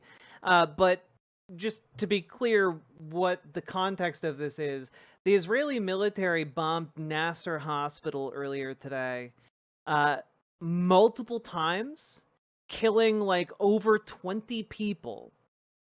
And their reasoning that they provided after the fact, again, with no evidence, was that they believed that there was a camera being operated by Hamas at the hospital, and that warranted killing 20 civilians. No, it's literally like they thought they saw a spider and they had to drop, like, you know, tons of munitions on it. It's insane. It's insane. Right? Like, there's a reason why people are so fucking angry about this. They killed doctors and children. Also, earlier today, The New Yorker posted an interview with Jacob Lew, who is the former U.S. ambassador to Israel under Biden, and how former Biden officials defend their Gaza policy. And I wanted to pull this out because, again, I do think that when we're talking about our current political hellscape, so much of it has been enabled and strengthened by Democrats, right? And I want to just read you this one excerpt. I want to read you one excerpt from this piece, okay? And it is damning as hell. When you would call them, Israel, in the middle of the night and say, "What on earth happened?" what was usually the answer? The general pattern was that in-the-moment stories were inaccurate, and that the Israeli military and government establishment were not in a position to fully explain yet. We could almost never get answers that explained what happened before the story was fully framed in international media. And then when the facts were fully developed, it turned out that the casualties were much lower, and the numbers of civilians were much lower. And in many cases, the children were children of Hamas fighters, not children taking cover in places. Sorry, what did you just say? Like, oh, I guess it's fine to kill those children. It's fine to kill, you know, those children. After all, the bloodline has been tainted, I guess. You know? This is the sickness that is at work in the Democratic Party. When we're talking about Wesley Bell accepting that AIPAC money, we're talking about that line of thinking and that line of reasoning becoming just an accepted, okay, well, I guess it was fine to kill those kids. It was fine to kill those children.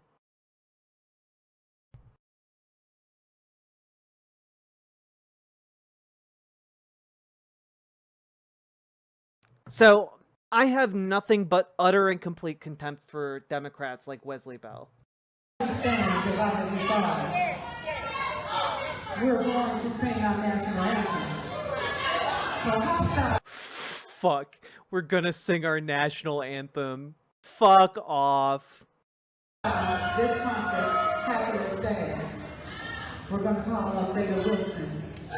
And if you would please stand for our national anthem. Something that we all can do because we all are citizens of the United States. Thank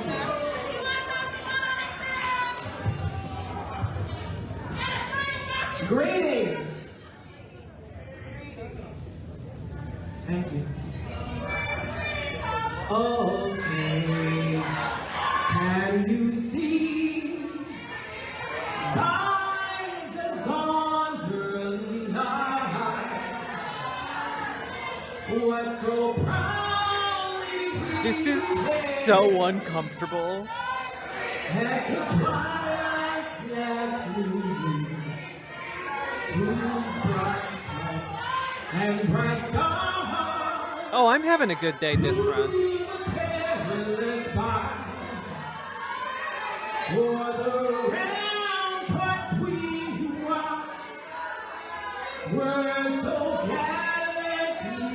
This is a Tim and Eric sketch.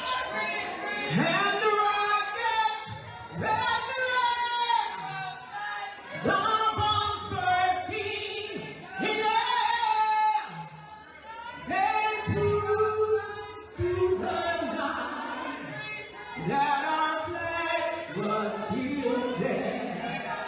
Oh, say, does that star-spangled banner yet wave o'er the land of the free and the home of the brave? Give it up for yourselves. The vibes of this are so deplorably rancid. This is crazy. This is crazy.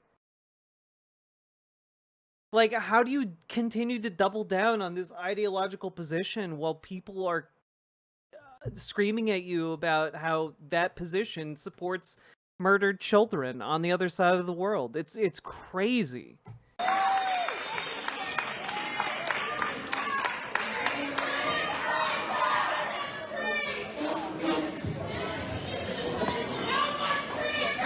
Oh, the bowl is coming back.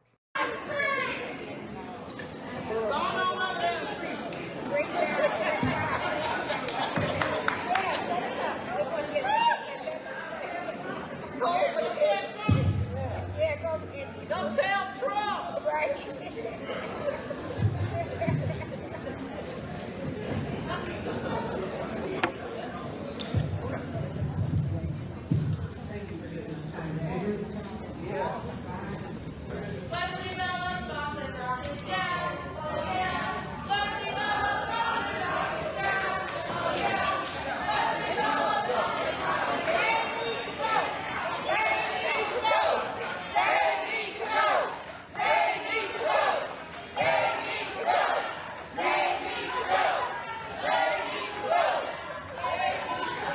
Is that the crowd? Is the crowd chanting "They need to go" about Wesley Bell?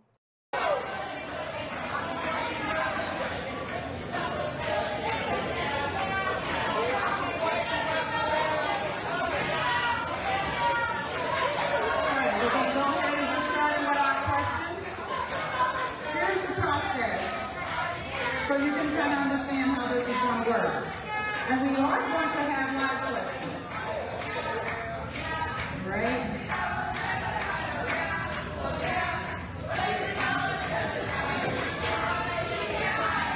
Are they singing a song about how he needs to go? 'Cause, like, damn, you organized a whole ass song about getting this man out of office. Hell yeah. So there are questions that were submitted during the registration process, and then there will be questions tonight from you, the audience. If you came in and you did not receive a blue ticket, and you would like to have a question asked, please raise your hand and one of the staff members will get to you. Yeah, the ants were marching 2 by 2 and taking Wesley Bell away. A blue ticket. We will pull from this little cute little brown bamboo that's in here, and these are blue tickets, and we will pull from there, and you will be able to ask your question. But right now, we're going to go through the top questions that were asked during the registration process, and we will let Congressman Bell answer those. So please raise your hand if you have not received a ticket and you would like to ask a question, and that would be the second part of our process. All right, first question. Okay. Riley Ray, I'm gonna read your comment. Riverboat Jack, I have a question. I'm very drunk. Can you tell me what the fuck is going on in this video? Yes. The man sitting in the chair right there is Wesley Bell. He is an elected representative in the House of Representatives of the United States Congress. And he is holding a town hall with his constituents, the people who voted him into office. And it's going very, very poorly for him because he took a load of AIPAC money and has been, well, let's say, unwilling to condemn the genocide going on in Gaza, and is, by all accounts, pretty cowardly. And people are not very happy about that. I'm simplifying that quite a bit, but that's the long and short of what's happening here. What are you doing, Congressman Bell, to fight back against the rise of authoritarianism and fascism coming from the Trump administration? Did she just say fascism? Okay. So, what I would say is that for the folks who know me know I don't exaggerate, I don't do the hyperbolic stuff. So when I tell you, man, we're gonna get to your questions. We're gonna get to your questions. Yeah, you know. So when I say how serious and dangerous what we're seeing to our democracy, I absolutely mean it. And I think people have to understand what is happening. And I talked about that earlier. What is happening in our democracy and why it is so important that we push back. And there's a strategy to be able to push back. And it starts with litigation, legislation, and mobilization. And the honest answer is, right now in the super minority, we don't have the ability to subpoena. We don't have the ability to investigate because Republicans have that majority, and so they have that ability to do it. But we're going to continue to introduce legislation to push back on what this administration is doing. God, what a weak ass answer. Yeah, we're gonna introduce legislation that's doomed on arrival, but it'll fight back. Okay. We're going to continue to work with our partners to get litigation passed, which we've had over 200 cases. We heard you. We had over 200. We're going to get to you. Everybody wants to be here. Listen, there are people here who want to talk. Yeah, dude literally saw Hakeem Jeffries and was like, I'm gonna be just like him. I'm gonna be just like Hakeem Jeffries. What a courageous leader. Everyone loves Hakeem Jeffries, right? So I'm gonna give you the same thing. I'd love for you to stay here. But if you can't respect everybody, you gotta go. You can't respect everybody. He didn't hear you. So anyway, so we can't even answer. So We can't even answer questions that matter to other people. We can only answer the questions that matter to me. That's what you say. Okay, all right. So while we get to it, so why don't you let me answer the questions? Because these questions were submitted. All right, it's not your question. At any rate, so those are the things that we're doing, and we have been able to push back on some of the things. But I gotta be honest with you, when we say we have an absolute moral obligation to win the elections, to win the midterm, to take the majority back. Yeah, only if you plan to do something good with that power, you ding-dong. Yeah, you have a moral obligation to do that if you plan to do moral things with that power. You have to do that, period. Because no matter what we do, I heard you, we're going to get to those questions. No matter what we do, if we don't take the majority back, they've already taken the Attorney General's position, so nobody's investigating it. The Supreme Court has already said that the president essentially has immunity, so they're not going to do anything about it.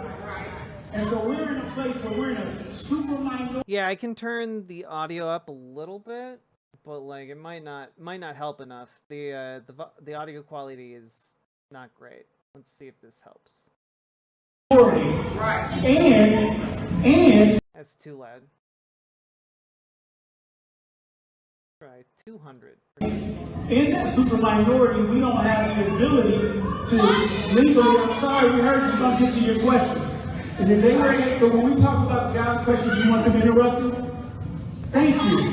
So when we have those issues here, we have to come together. We have to make certain that we are bringing this same energy to the elections next year.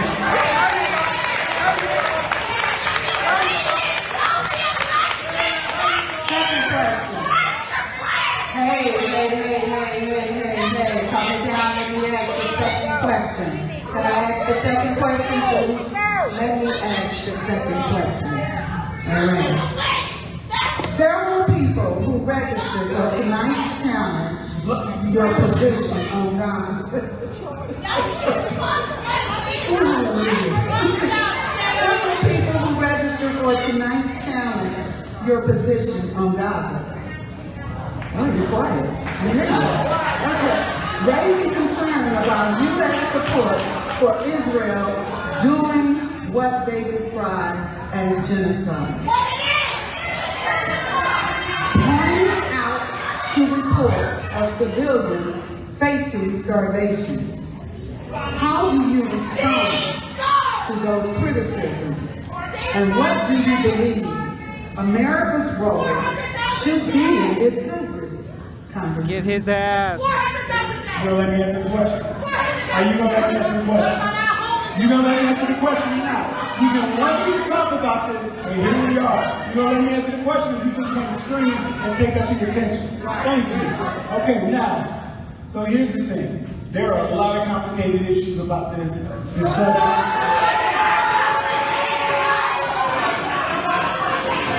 Let me give you a second to get it out. Let me give you a second to get it out. It's not complicated. Okay. Not complicated. Here we go. Here we go. Sit down. Sit down. This is not your town hall. You want to have a town hall? Have one. It's our time. Sit down. Sit down. Sit down. Sit down. Sit down and leave. Sit down. Okay, now.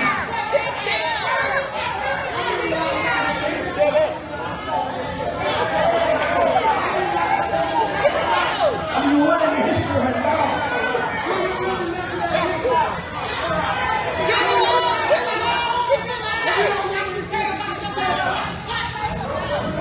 Listen, and I'll be honest with you, I'm willing to take a little extra time and really dig deep into this question because I do think it's a great question, so I want to talk about it. So what I was saying was there's a lot of complicated, they're not just things that word now. They're not breaking it. This is the last time. Last time for you. Last time for both of you. Congressman Bale, it is not the last time. Security. Thank you. Security. Let's try one more time. Let's try one more time. See? That's why they should do it.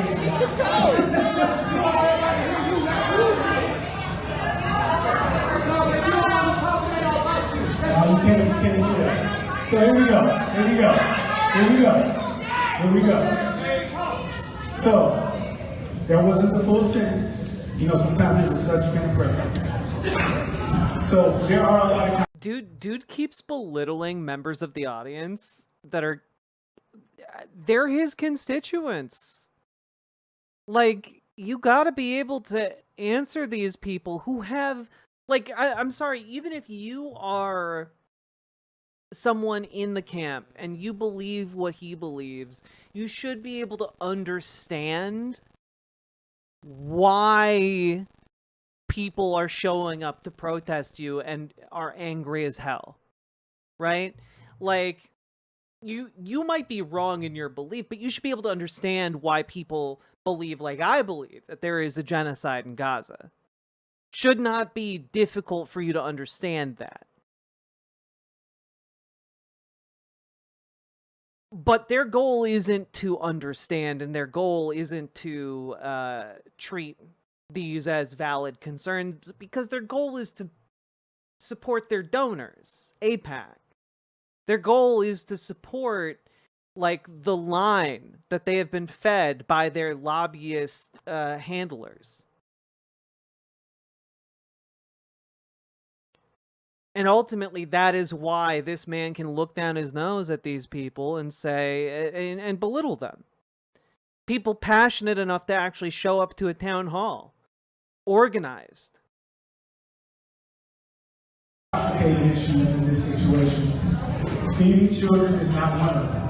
That's a very simple thing to do, is to make certain that we are flooding the zone, surging humanitarian aid.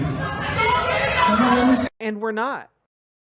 And we're not. And why is that? Why are we not doing that? Who's preventing all of the aid from surging? Let me finish the answer. Do you want me to print out an answer again so you can just read it? So, what we need to do is stop talking. Answer the question. Keep going. Okay. Keep going. Now.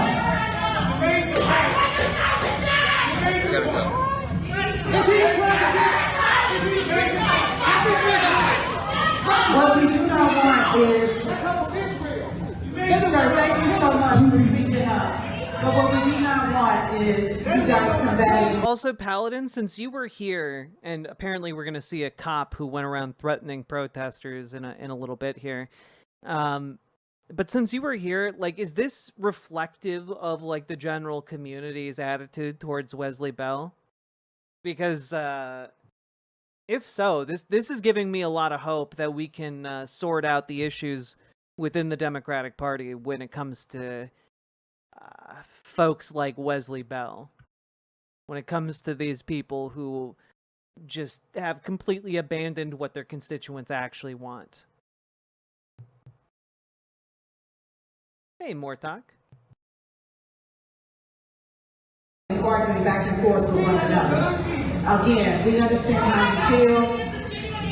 Trust me. I'm going to answer the question. He's trying to answer. Okay, I'm gonna make a plea with you. How many? What do you need? 2 minutes? For this question? No, we're going to take a few minutes.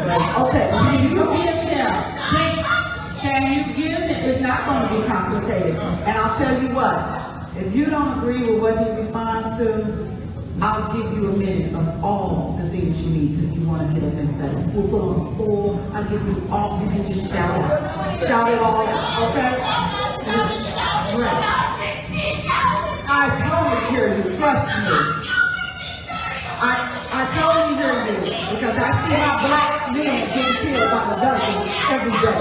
So I totally understand. Like, he doesn't even, like, he doesn't even have, like, the political sense to, like, appear concerned, to appear like he's listening and cares like, he doesn't even have that. He's just sitting there like, he can't wait for this person to be done screaming and being upset about children being massacred. Oh my God. Like, it's crazy. Like, the level of, like, ineptitude is insane. I believe the woman who's screaming rather aggressively is being dragged out. There are a lot of cops there. Yeah.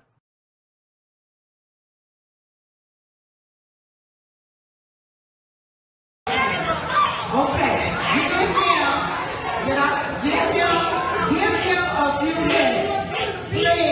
Yes, I understand. Give him a few minutes. Give him a few minutes. If you don't give him a few minutes, you gotta calm down. And see, that arguing with that doesn't work. That is not working right there. Yes, that is not working. They are arguing with one another. Someone interject, please. That is not happening. That is not what we do not want. That is what we do not want. Y'all go to Ann Wagner's household. That is not what we want. You know, this is where we are. And we see this all over the country. We can't even listen to each other. We can't Y'all don't even know who Ann Wagner is. This is the bottom line. This is the bottom line. She is the Stop talking. I heard you. I know the right thing. It's all trying to answer the question. So here's where I am. And this is, people ask about, well, you got a chance, you went to Israel. We also went to several Arab countries. I'm talking now, I'm talking. I met with, not only, can I talk? I know they don't want this, but we don't try, we try, we want to try to talk about this. I met with the Palestinian Prime Minister, I met with the Israeli Prime Minister, I met with the World Food Health Program, I met with the Gaza Health Foundation. Because what I wanted to do, here's the thing, let me finish. You asked me, that question was asked, and I answered the question.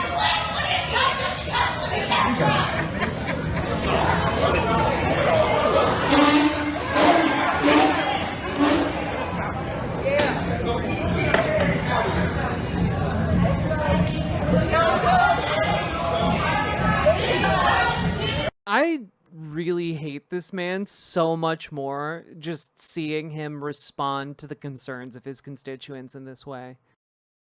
Like, keep in mind, this guy's supposed to be a Democrat. Just absolutely disgusting behavior. Y'all didn't say nothing about Trump being Putin. Hey, you gotta respect everybody. Everybody has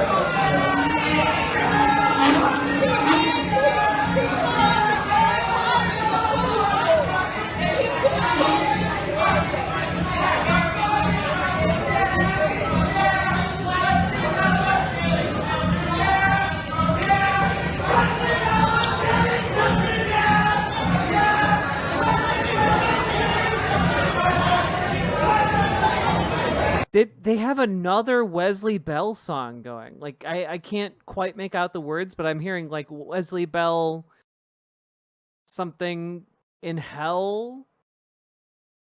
This is not that big of a room, to be honest. At this point, about 3/4 of the crowd are pissed. Damn. You hear protesters mentioning Ann Wagner. She's She's for Missouri's 2nd district. A lot of people were genuinely mad that Wesley took the easy way out. Yeah. Because him going up and unseating Cory Bush left Ann Wagner able to take a seat in the House of Representatives for the Republicans.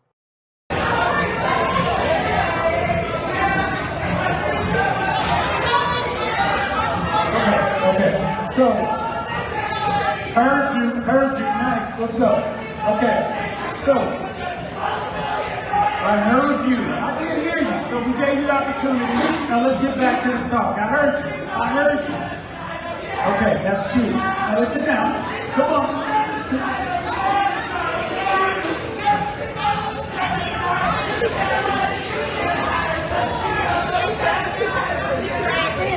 Got it. Okay. Now, here's where we are. And so, I'm not one who likes to deny. Are you ready? Are you gonna listen? Are we going to talk? You asked the question and now we're trying to answer it. What it seems like is perhaps you don't really want the answers. Again, oh, hey, the cop. The cop you were talking about, Paladin. He's made an appearance. But also, notice how Wesley Bell is just slimily, like, weaves around actually answering any questions and is instead, like talking down to the constituents. Seems like you don't actually want an answer. Because then you got to grapple with some really complicated issues. So let's talk about it. So let's talk about it then. Let's talk about it. You don't want to hear?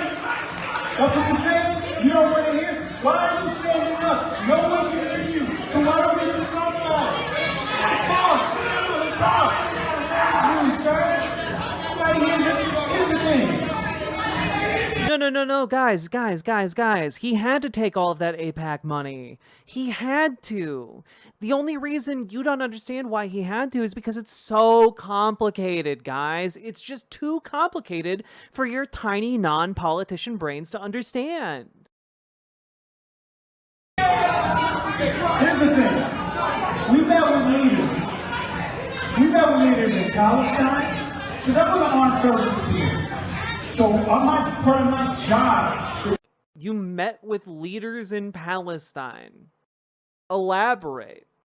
To meet with leaders around the world. I want some names, motherfucker.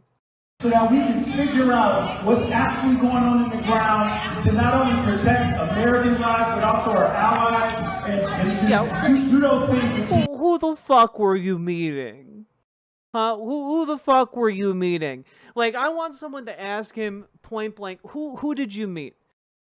And, cause I guarantee you this motherfucker is just gonna be like, don't remember his last name, first name, Muhammad?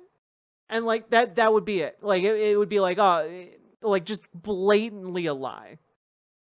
Dude, of course dude has not done that. Let's say. And so, we met with those folks, sat down and asked the tough questions. He sat down with John Palestine himself. I was able to ask Prime Minister Netanyahu what he was going to do about this. Oh, you were able to ask Prime Minister Netanyahu what he was going to do? Oh, wow. Wow. That's so much. And clearly, because you asked him a question, he couldn't simply lie. It's not like Benjamin Netanyahu has ever lied before. He thinks all of us are morons. He thinks every single one of us are morons. It's crazy. Crisis. And I think as your representative, you want us to have to answer those tough questions. We were able to ask the World Food Programme. Yeah. Oh, what? How did he answer that tough question? You were able to ask him that. How did he answer? And then did aid actually go in after that? No, aid's still not going in. That's crazy. But you asked him a question, Wesley Bell. You're able to ask them what actually is going on in the ground. Because we hear things in social media. We were able to ask the IDF what was actually happening on the ground. And the IDF wouldn't lie to us. Why, the IDF has always been incredibly honest and forthright. Just look at how honestly and forthrightly they've dealt with various journalists like Shireen Abu Akleh. Like, come on, dude, fuck off. This is making me mad, and I don't even live in his district. You hear things on TikTok, but what's actually going on the ground? And so what we found out was going on the ground is that everyone, whether they are, and let me just make this point too. If you want to know about issues in St. Louis, who do you talk to? People in Washington, D.C., and California? Hello, Mohammed al-Palestine, president of Hamas. I had a very good conversation with Wesley. I laughed. He laughed. I denounced hummus. Thank you for the $10 dono, Mohammed al-Palestine. I appreciate it. The I laughed, he laughed line really got me. But like I just how brain dead do you have to be? Or St. Louis. St. Louis, right? But, so if you want to talk about what's going on in the ground in the Middle East, you got to talk to people in the Middle East, the leaders of the Middle East. And so that's what we did. I was able to make 2 congressional delegations so that we could find out exactly what's going on. And so that's exactly what we did. And what we found is that everyone, the takeaway was the same with everyone. We need to surge aid. We need to end. Damn, that's crazy. What about all of the international aid organizations that say that they have, you know, thousands of tons of food waiting at the border to be sent in, and it's not being allowed in because of the IDF? Damn, that's crazy. Hey, what about the UN that had hundreds of sites for aid distribution set up across the Gaza Strip, and now the IDF is only operating 3? Oh, hey, wait. What about the U.S. military contractor, Mercenary, who went to go help distribute aid at one of these points and came back talking about how he saw IDF soldiers shoot children at these aid sites? He saw them fire indiscriminately into crowds. No, but Benjamin Netanyahu agreed we have to surge the aid, guys. Okay. War, we need to return the hostages, and we need to give Gaza a viable future without Hamas. Everyone agrees with that.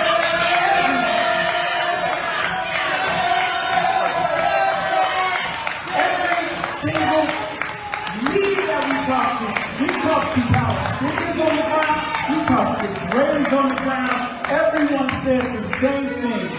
Surge aid in the war.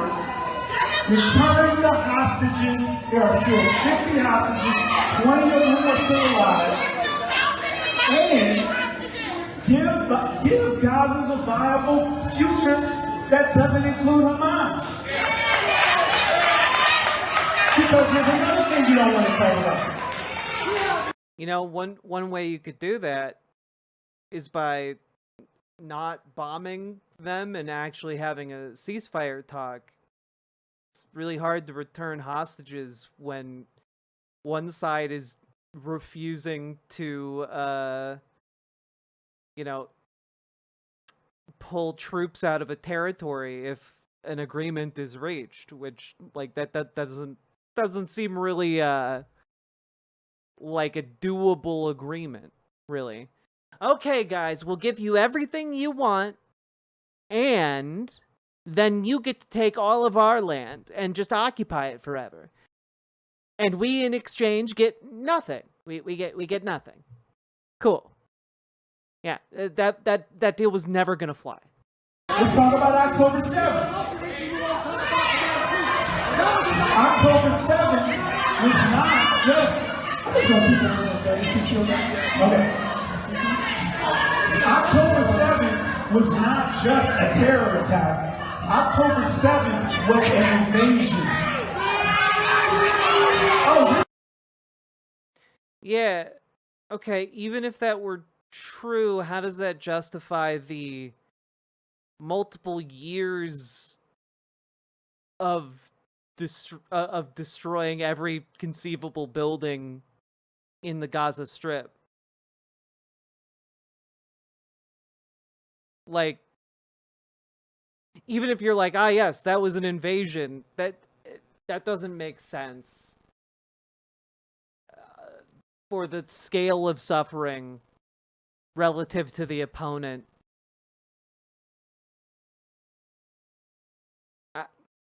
Jesus Christ.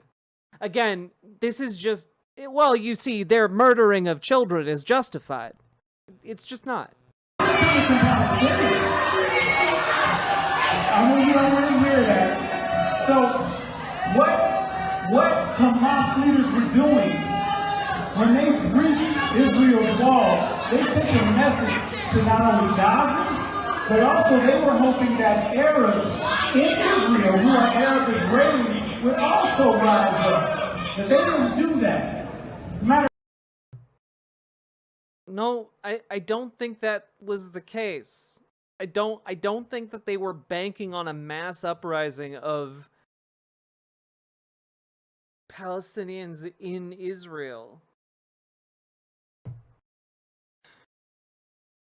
All of the reports, all of the intel that I have read, and people on the inside who have talked on condition of anonymity or whatever,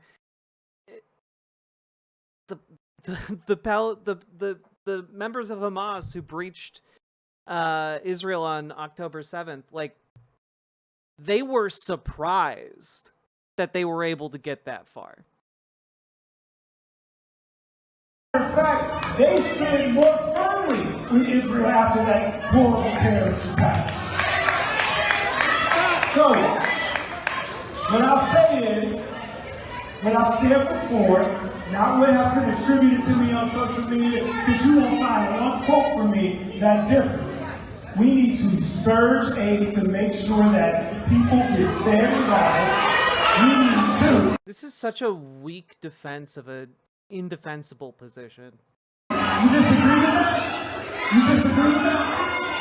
We need to end the war. We need to return every single... Yeah, Wesley Bell, like, seems like he's on some kind of, like,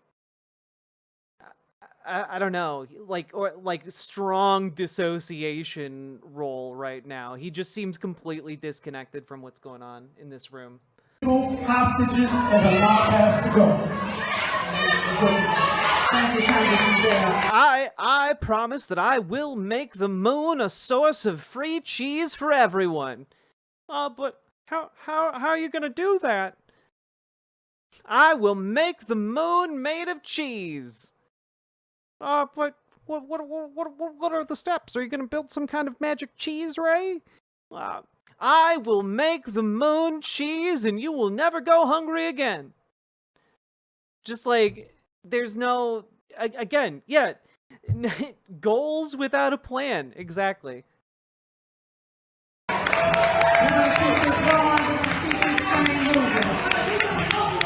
Next question.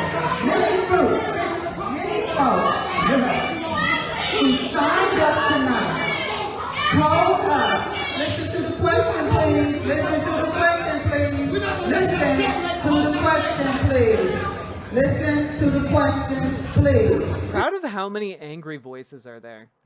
Good job. Many folks who signed up tonight told us they're worried about cuts to Social Security, Medicare, and Medicaid. Several mentioned the so-called one big beautiful bill that made sweeping cuts to Medicaid and SNAP benefits. Congressman, how do you plan to protect these programs that millions of people in Missouri and across the country rely on to get by? That bill was outrageous, and it was disgusting to see tax cuts for billionaires on the burden, on the back. I bet the most he's gonna say here is it was just really disgusting to see that. Anyway. Of our seniors, of our children. Wait, there's a crowd of about 1,000 people in that room? Damn, okay. There's over 17 million people on Medicaid. 1.1 million people in St. Louis. 260,000 at risk to lose their health coverage. And so we are going to, what we have to do is we're going to have to undo that bill. We're going to have to undo that bill. And right now where we are, and that's why when I said earlier, we're going to have to undo that bill at some point. We got to take the House back because right now our House Republicans are not going to do it. Yeah, we got to take the House back. So you all get to work, and I'll just sit back. I'm doing my part by being elected already. Just keep electing me, and you guys get on electing those other people. Chip, chop, chip. They will not stand up. Although it is hurting people in districts, not only in blue districts like up here in St. Louis, it's hurting people in rural areas. And it's hurting our seniors. Over 40% of women that give birth use Medicaid. And then it's cutting those. And here's the thing about it is that these Republicans did not have to cut Medicaid. They don't have to cut Social Security. If they introduced a bill that gave tax cuts to working class families and did not give these tax cuts to billionaires, you wouldn't have to cut Medicaid or Medicare. Democrats and Republicans would have signed on to it. But that's not what they wanted to do.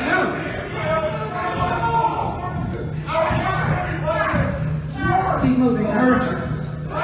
So, someone asked when his term ends. It ends in 2027. So, his next election is in 2028. What we're going to do is 2026. My bad. Math is hard. We're going to do two things. We're going to what I talked about before. We're going to keep standing in the breach and pushing back as much as we can. We're going to litigate with our stakeholders whenever we can to push back. And we're going to keep mobilizing, like when we were doing our Medicaid days, when we were meeting with healthcare providers. Yeah, no, I mean that his term ends like January 3rd of 2027. But his next election is 2026. To keep the word out so that people know that these are not just Democratic Republican arguments. Like, I'm sorry, if you're going out there and saying, look, we need to retake the House, but you aren't doing anything to help retake the House, you're just like sitting fat on like APAC money as you like talk down to your own constituents, fuck you. Fuck you. In DC, but is somebody challenging this guy in 2026, Paladin? Because, like, fuck this man. Impacting people right here in St. Louis.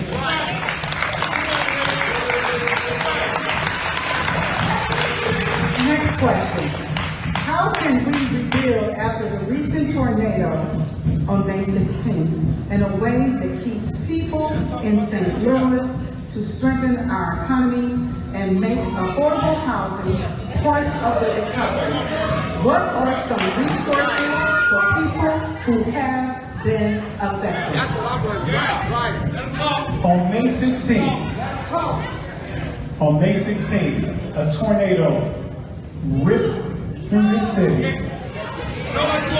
and left a path of destruction. And I'm sorry, there's people in St. Louis that were impacted by this. Go on North St. Louis and tell me that that's not worth having a conversation about. So we're going to talk about it whether I got to get over here or not. So, because, you know, when we walk those streets, we knocked on doors from people whose houses, you can look into their living room from the outside, because their houses were torn apart. And we're talking about people who are already on the brink of falling off that financial cliff, and now and now it's getting ripped away from them. We're going to talk about that, because we got to make sure that these folks have the resources that they need. So there's two things that we need to do that our office focused on. We need to make certain that all these folks have the resources that they need from FEMA.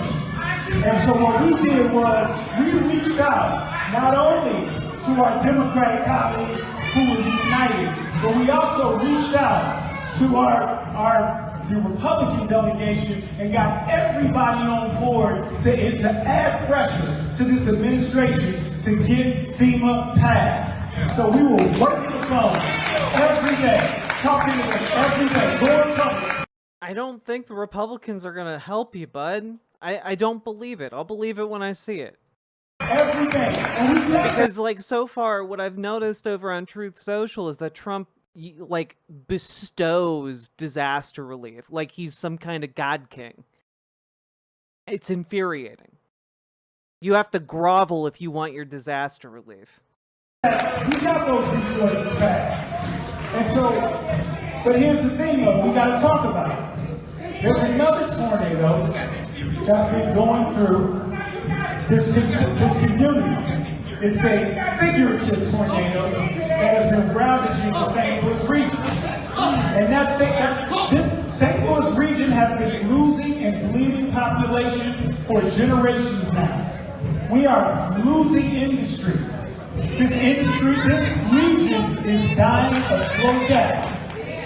And so we gotta not only focus on Dude's trying to filibuster his way through the last, like, 3 minutes of this. those resources. I'm sorry, there are people that need to hear this information because they're black folks and white folks who were destroyed by this tornado. So to say that we can't talk about it is disrespectful, and we're not going to do that. So what we need to do is two things. We need to make sure that we get the resources to those folks, but then part two of that is not only just the cleanup, but the build-up. We got to build up that area. And that's what we had a town hall, a tornado town hall last night. And there was like 30 people on the panels. It was like more panelists than people there. It was a good conversation, but it was just a lot of people, so we didn't get a chance to say a whole lot. But what I wanted to say is that we already have FEMA on the ground. We have folks, we got activist groups, we got grassroots organizations that are on the ground doing God's work. Thank God for Urban League, thank God for Action STL, doing great work. And we appreciate all Tiny Homes Project, doing great work. And we appreciate all that. But here's the thing, when it comes to rebuilding this region that has been neglected for literally generations, there's not anybody that's coming to help us. It's us. We gotta come together and figure out how we're gonna move this region forward. So, there are folks right here in this region, which I believe is a sleeping giant, that we have to focus on economic development, regional development, figuring out how we Anything to avoid talking about Gaza, huh, bud? can work together so that we can attract. Oh yeah, this guy's absolutely one of those abundance dipshits. Absolutely. Industry, jobs, and families back into this area.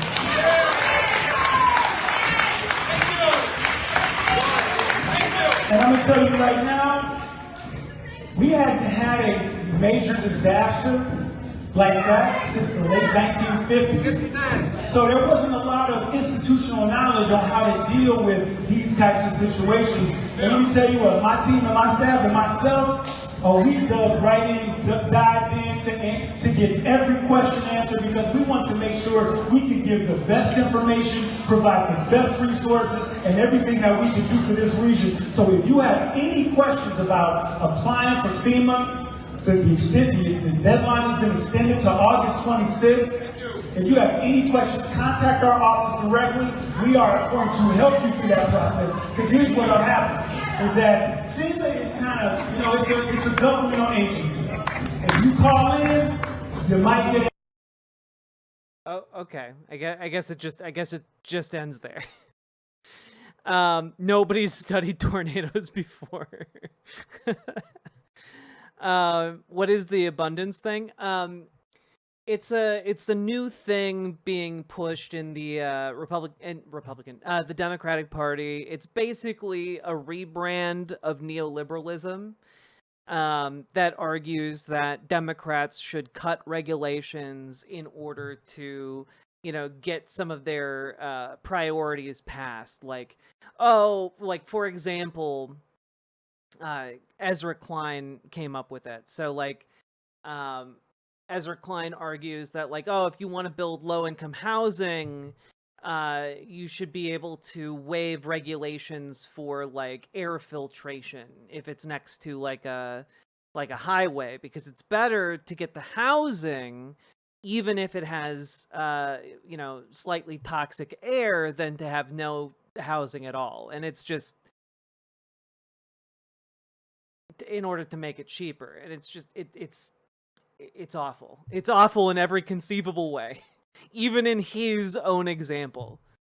Yeah, it's basically, let's be Republicans, but nicer about it. That's ghoulish. I agree. I think that the abundance folks are disgusting. I dislike them a lot. And if you see Democrats dropping like that abundance buzzword, it's usually because they are in some way associated with that faction of the Democratic Party. Basically, the next fight within the Democratic Party is going to be between the socialist wing, or the populist pro-working class wing, and the abundance wing. So that's kind of where we're at.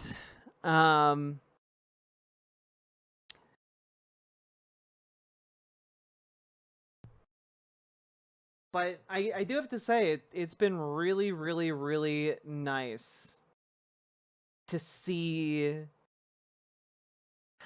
to see that fight put up against a Democrat by other Democrats. Gives me hope with where this inter-party fight is gonna go, because I think we can win. I think we can win if we get more people involved on the local level. I think if you guys start showing up to your local Democratic meetings, I think you guys can radicalize your local Dems, and I think you guys can put up better candidates than these like disingenuous, condescending motherfuckers like Wesley Bell. So go join your local Dems. Go join your local DSA. Go join your local Working Families Party. Like, get out there and join some kind of organizational structure that allows you to funnel your energy into making that happen. Because if none of us work toward that end, it does not happen. No one is coming to do it for us. Okay? So, with that being said, that was really, really cathartic to watch. Now, folks, if you've been enjoying the show, please hit that follow button, hit that subscribe button, hit that like button, do the things. Consider dropping those subs, donos, memberships, super chats, etc. It's good to be back. It's very, very good to be back. Also, if we get 2 more likes on the stream, we'll have 250 likes. Let's go. Hey, Mr. Anderson. Hello, hello.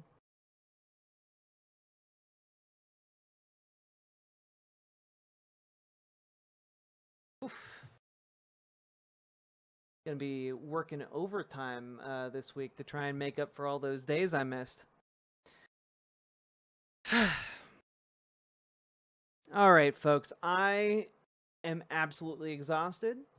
We've been going for 4.5 hours. I am going to go get some sleep, and I will be back at it again tomorrow night.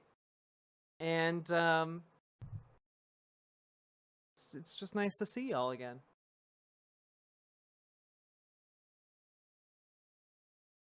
I haven't liked the stream yet. M-Laws, no!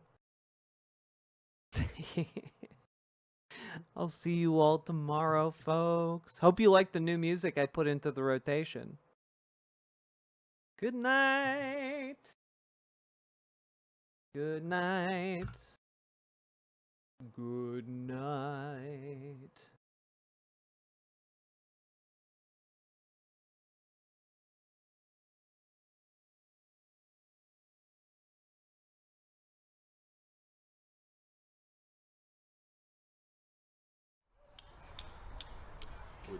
have freedom from wage slavery and join in the grand industrial band? Would you from misery and hunger be free and come do your share like a man? There is power in a band of working men when they stand hand in hand. That's the power that must rule in every land. One industrial union grand. Would you have sharings, the gold in the sky, and live in a shack away in the back? Would you have wings up in heaven to fly and starve here with rags on your back? There is power in the band of working men when they stand hand in hand. That's the power that must rule in every land. One industrial union land. If you've had enough of the blood of the lamb, then join in the grand industrial band. If for a change you would have eggs and ham, come do your share like a man. There is power in the band of working men when they stand hand in hand. That's the power that must rule in every land. One industrial union band. Well, if you like sluggers to beat off your head, then don't organize or unions despise. If you are nothing before you are dead, shake hands with your boss and the wise. There is power in the band of working men when they stand hand in hand. That's the power that must rule in every land. One industrial union band. Oh, come, oh, ye workers from every land, join in the grand industrial band. Then we our share of this earth shall demand. Come do your part like a man. There is power in the band of working men when they stand hand in hand. That's the power that must rule in every land. One industrial union land. Would you take contently what's put in your hand, less than you burn with one leg to stand? Would you believe what they tell you to be, or with brothers go out and see? There is power in the band of working men when they stand hand in hand.